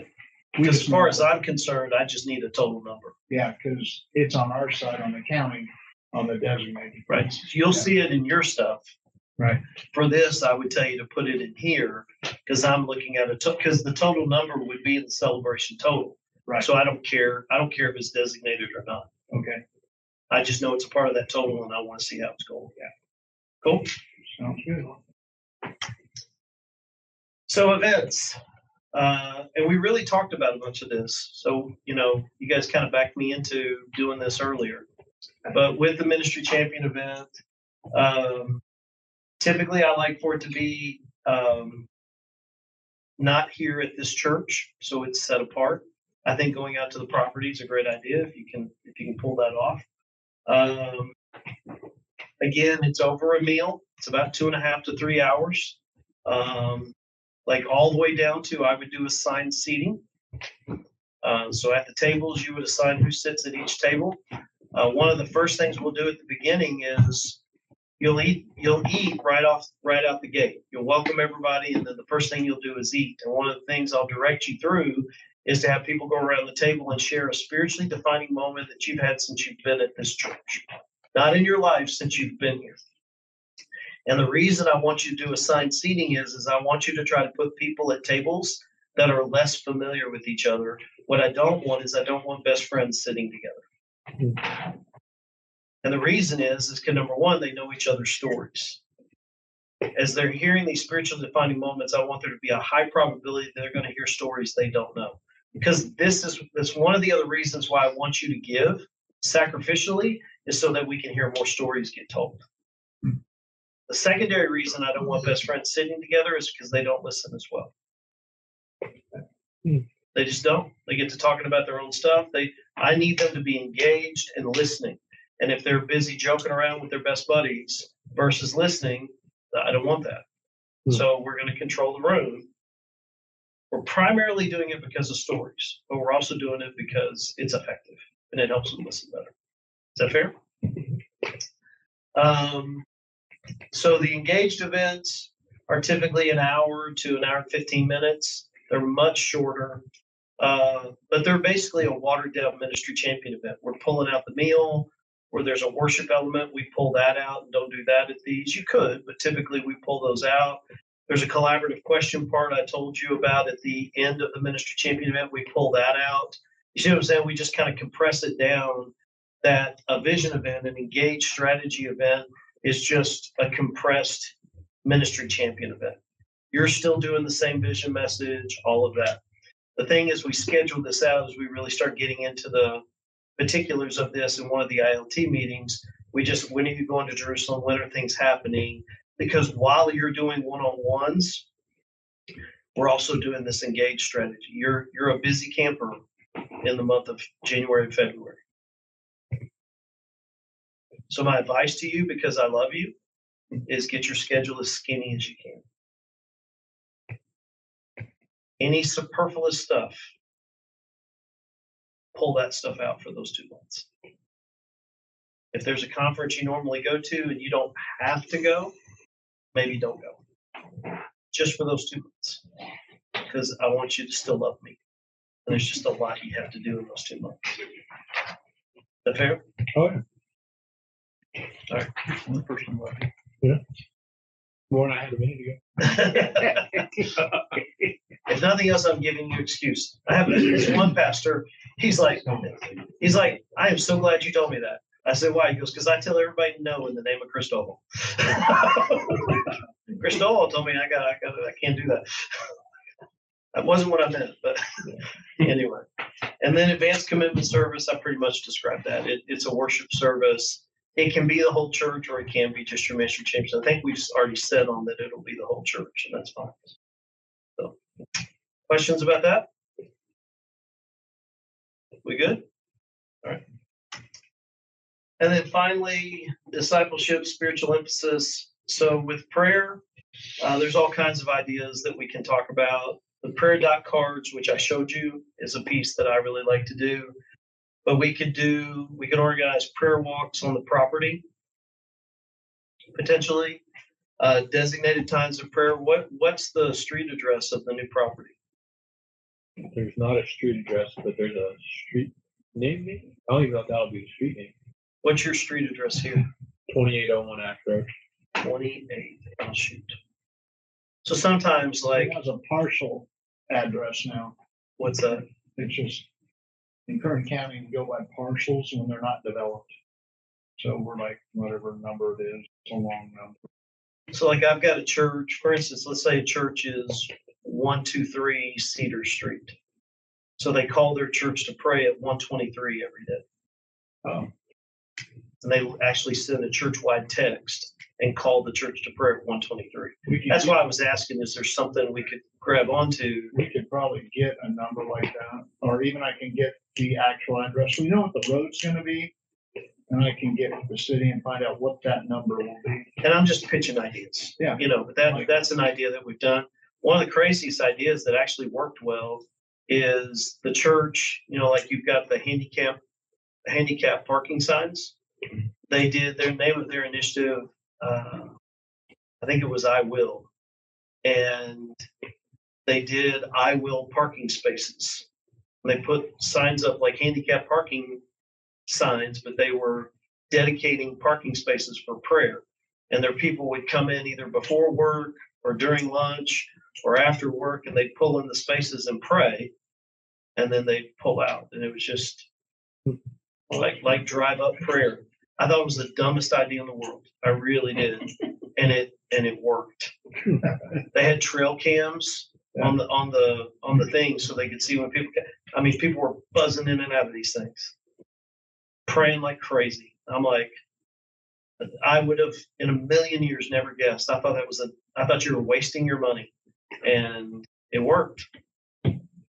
So I was completely wrong. So adult discipleship, you know, we talked about small groups and how we can draw a connection with this initiative in small groups.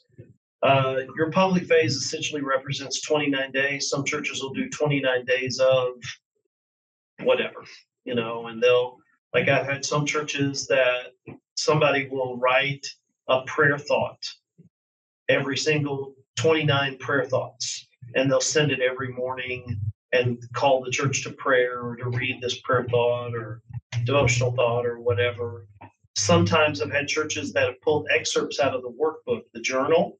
They pulled excerpts to basically try to call people back into that journal, some of the journaling sections, things like that.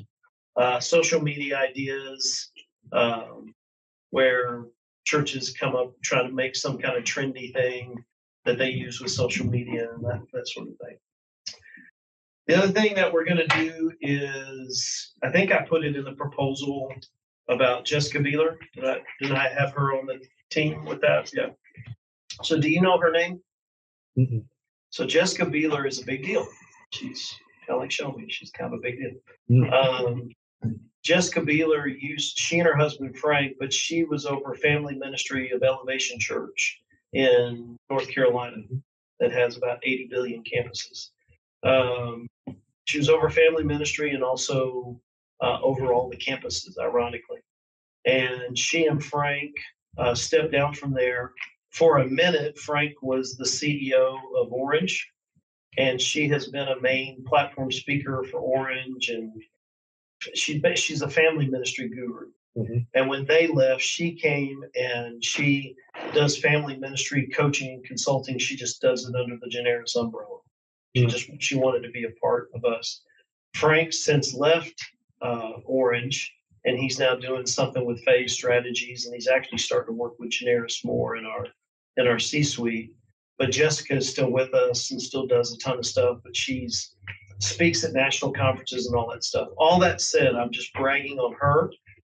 The only thing that Jessica, obviously, you could question her character is that she works with all of my clients with family ministry alignment.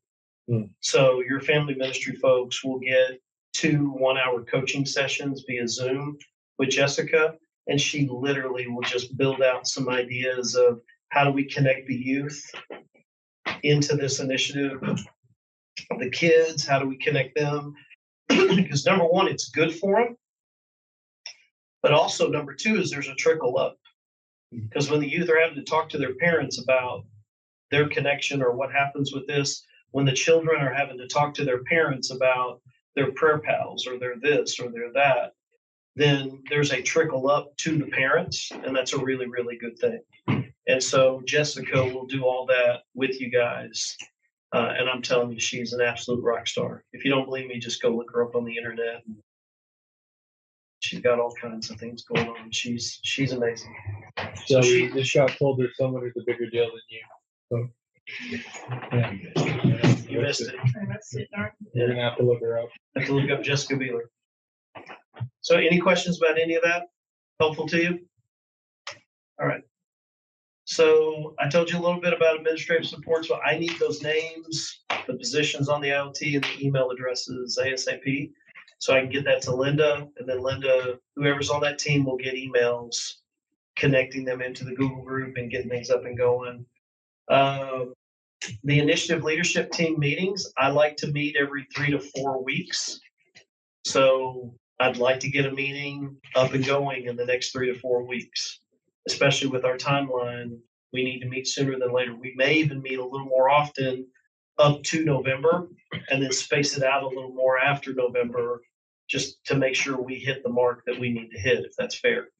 What I need to know is, can we meet during the day? And if so, I would like to have 2 or 3 preferred days and times so that I can try to go ahead and fit that. Because what I want to do is I want to plan all the meetings through the end of the public phase. The reason I do that is out of respect for you, that I don't want to hold your calendar hostage. Whenever we just go meeting to meeting to meeting, you never know when the next meeting is, and that's not fair to you. So I like to plan them all out. Not that we won't have to move a meeting or two, but it's easier to move a meeting than keep finding the next one while we're in the one we're in. And so we'll do the same thing later in fulfillment. So I need to know, especially early on, God has blessed me. I have a full client load. Like I'm full for the spring. If somebody called me now, I can't take.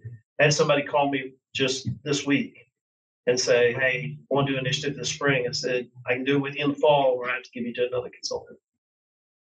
They're like, well, I don't want that. I don't want to tell you, I'm full. Because there's only so much work I can do, and do it well. So what I'm saying is, the reason I need 2 or 3 priorities is right now I'm in a really busy transition between fall clients ramping up because they're all going in their public phase now, and spring clients are onboarding. So there's this convergence that's happening right now.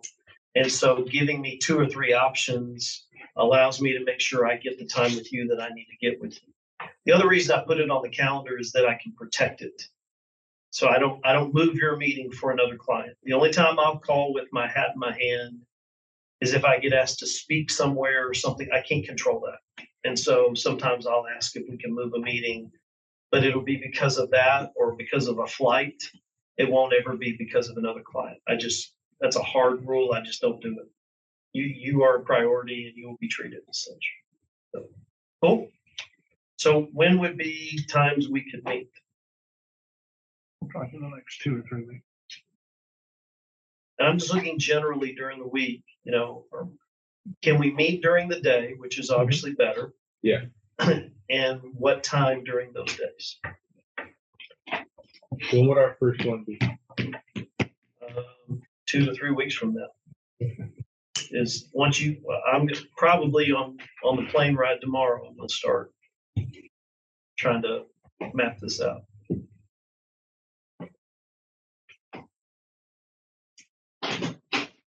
My administrative assistant cries when she looks at my calendar. I think mine does too.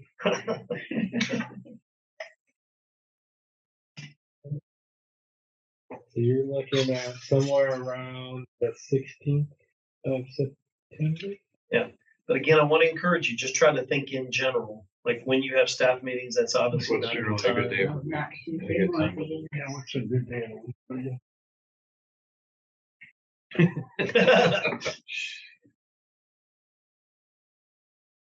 I'm wondering, what's the nature of our meeting? Is it going to be, I'm wondering, is it going to be smarter to do it like Monday? So that way, if I need to communicate to the staff, I know I have a Tuesday staff meeting, or I have all week to figure it out, then implement it for Sunday. Yeah, Mondays would be good. Generally, these meetings are 2 hours. If I don't need it, I won't take it. But we need to have ample time because especially early on, there's a lot to do. Like I had 2 ILT meetings yesterday. Nature of my schedule is I had a 4:00 flight, but I had to get to the airport by 9:00 because I had to do a 10:00 meeting to noon. I had a 12:30 call, and then I had a 2:00 meeting, and there wasn't enough drive time to get to the airport. So I had to get up early and go to the airport, do all my meetings in the airport, and then get on a plane. So You gotta let me. it's a glamorous life of a consultant. It's fine on one percent. You know, do it early or late. What's better for you? Like 1:00. Yeah, would 1:00 work on like Mondays at 1? Yeah. Okay. What else can I have potentially? That would be what date's on? The 16th. 15th September. That's That's the he's asking 16th. other days. Oh, he's asking for a backup. I'm asking just for generally, because I think generally we could lock in Mondays. I don't know that I can. That's why I'm looking for all 3 alternatives during the week. 3 choices. I'm Yeah. sorry.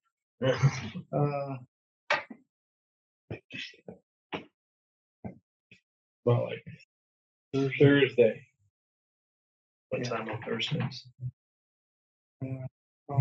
Instructions on Thursday. That's Thursday morning. Yeah. Right about the same time. Thursdays at 1? 1:30. We're getting away from 9. We can set up 3:30. Is there a third time that might work? Generally during the week? So Tuesdays are staff meetings, right? In the morning. Maybe Tuesday afternoon.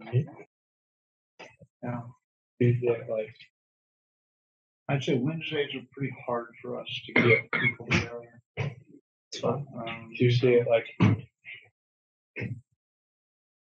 1:30. 2. Yeah. All right, let me work with that. Then we'll go from there. Yeah. Do I have both of your emails? I will get them to you. Okay.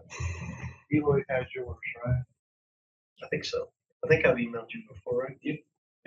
Okay, we'll get them all to Eloy and have him sending them. Yeah, and my email address is in the footer of the agenda. Okay, so the most urgent things right now are we have to have a name, a team. Don't worry about the name. Most urgent things I need, we need the team. Okay. And then I'm gonna get the initiative narrative worksheet and I want you to spend time on that. Because out of that may be where we get the name. Unless Okay. you get a thus saith the Lord. If you do, then let me know. Okay. Maybe I get a jet and I can spend time with the Lord in the sky. Closer to It's it. usually when he speaks to me, right, Eli? When you're closer to it. Uh-huh. Right It up has there. to be on a plane. Like you're right up there with all those pre-boards that, they got to get on the plane early because they're hurting, and then they get those 30,000 foot healings because when they get to where they're going, all of a sudden they're healed and they take it.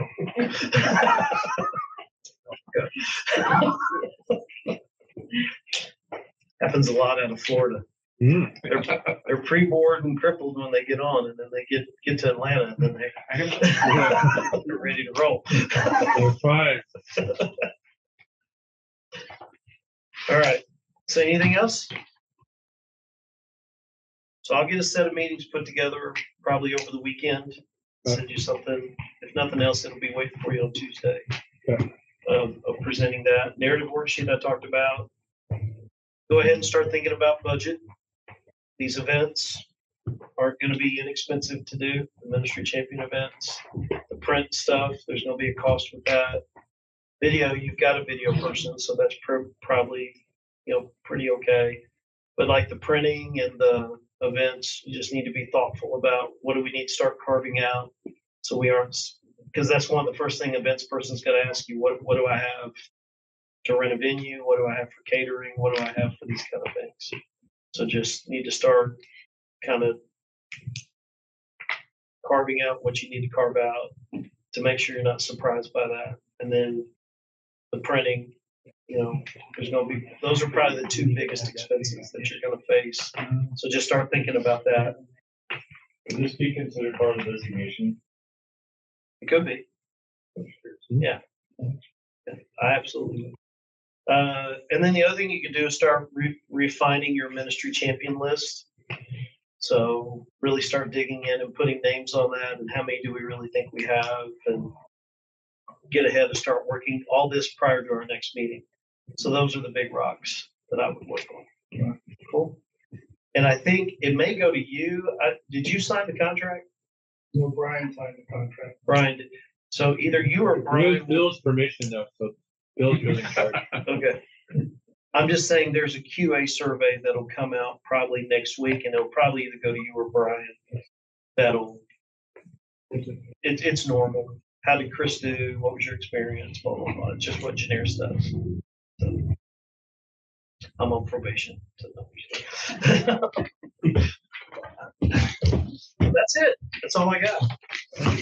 Thank you. An hour early. Oh, good. Yeah, you did good. I'll be right back. I gotta take a phone call. Okay. Do you want me to play a core video for you? Yeah, that'd be great. I'm gonna play you one because we're here in California. I'm gonna play you one out of Opelika, Alabama. So you can hear those good accents.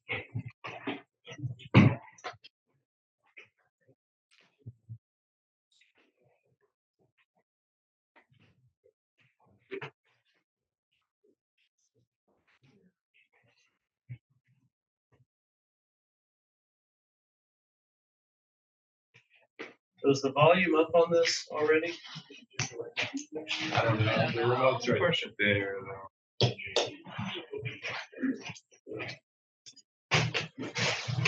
Oh, the remote's right there.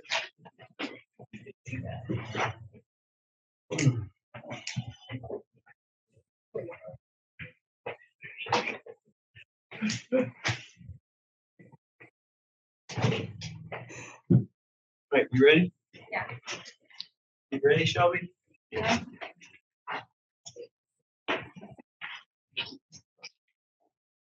Let's get on ready.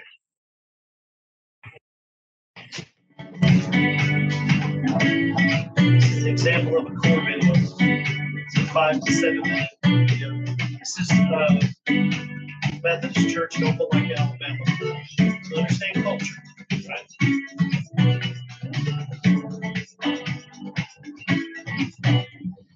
Welcome to the Immeasurably More Initiative. For 183 years, First United Methodist Church has had a pioneering and adventuresome spirit that has led it to transform lives and impact our community in phenomenal ways. First United Methodist Church has made a big difference in my life personally. I was born and raised in the church. Not only did I grow up with a great mom and dad, but we had probably 10 or 20 mom and dads watching us as we grew up. I started as a student of the kindergarten age group. When I became 11 years old, I sang for the first time in the choir. Why I continue coming is the people, and we're a loving community. Since I first started at church, it seemed like everyone was family. The Immeasurably More Initiative is a chance for us to trust that God is ready to write a new chapter in this story, that pioneering and adventuresome spirit that has led the way for 183 years has only just begun. The Immeasurably More Initiative is made up of two components: more transformation and more impact.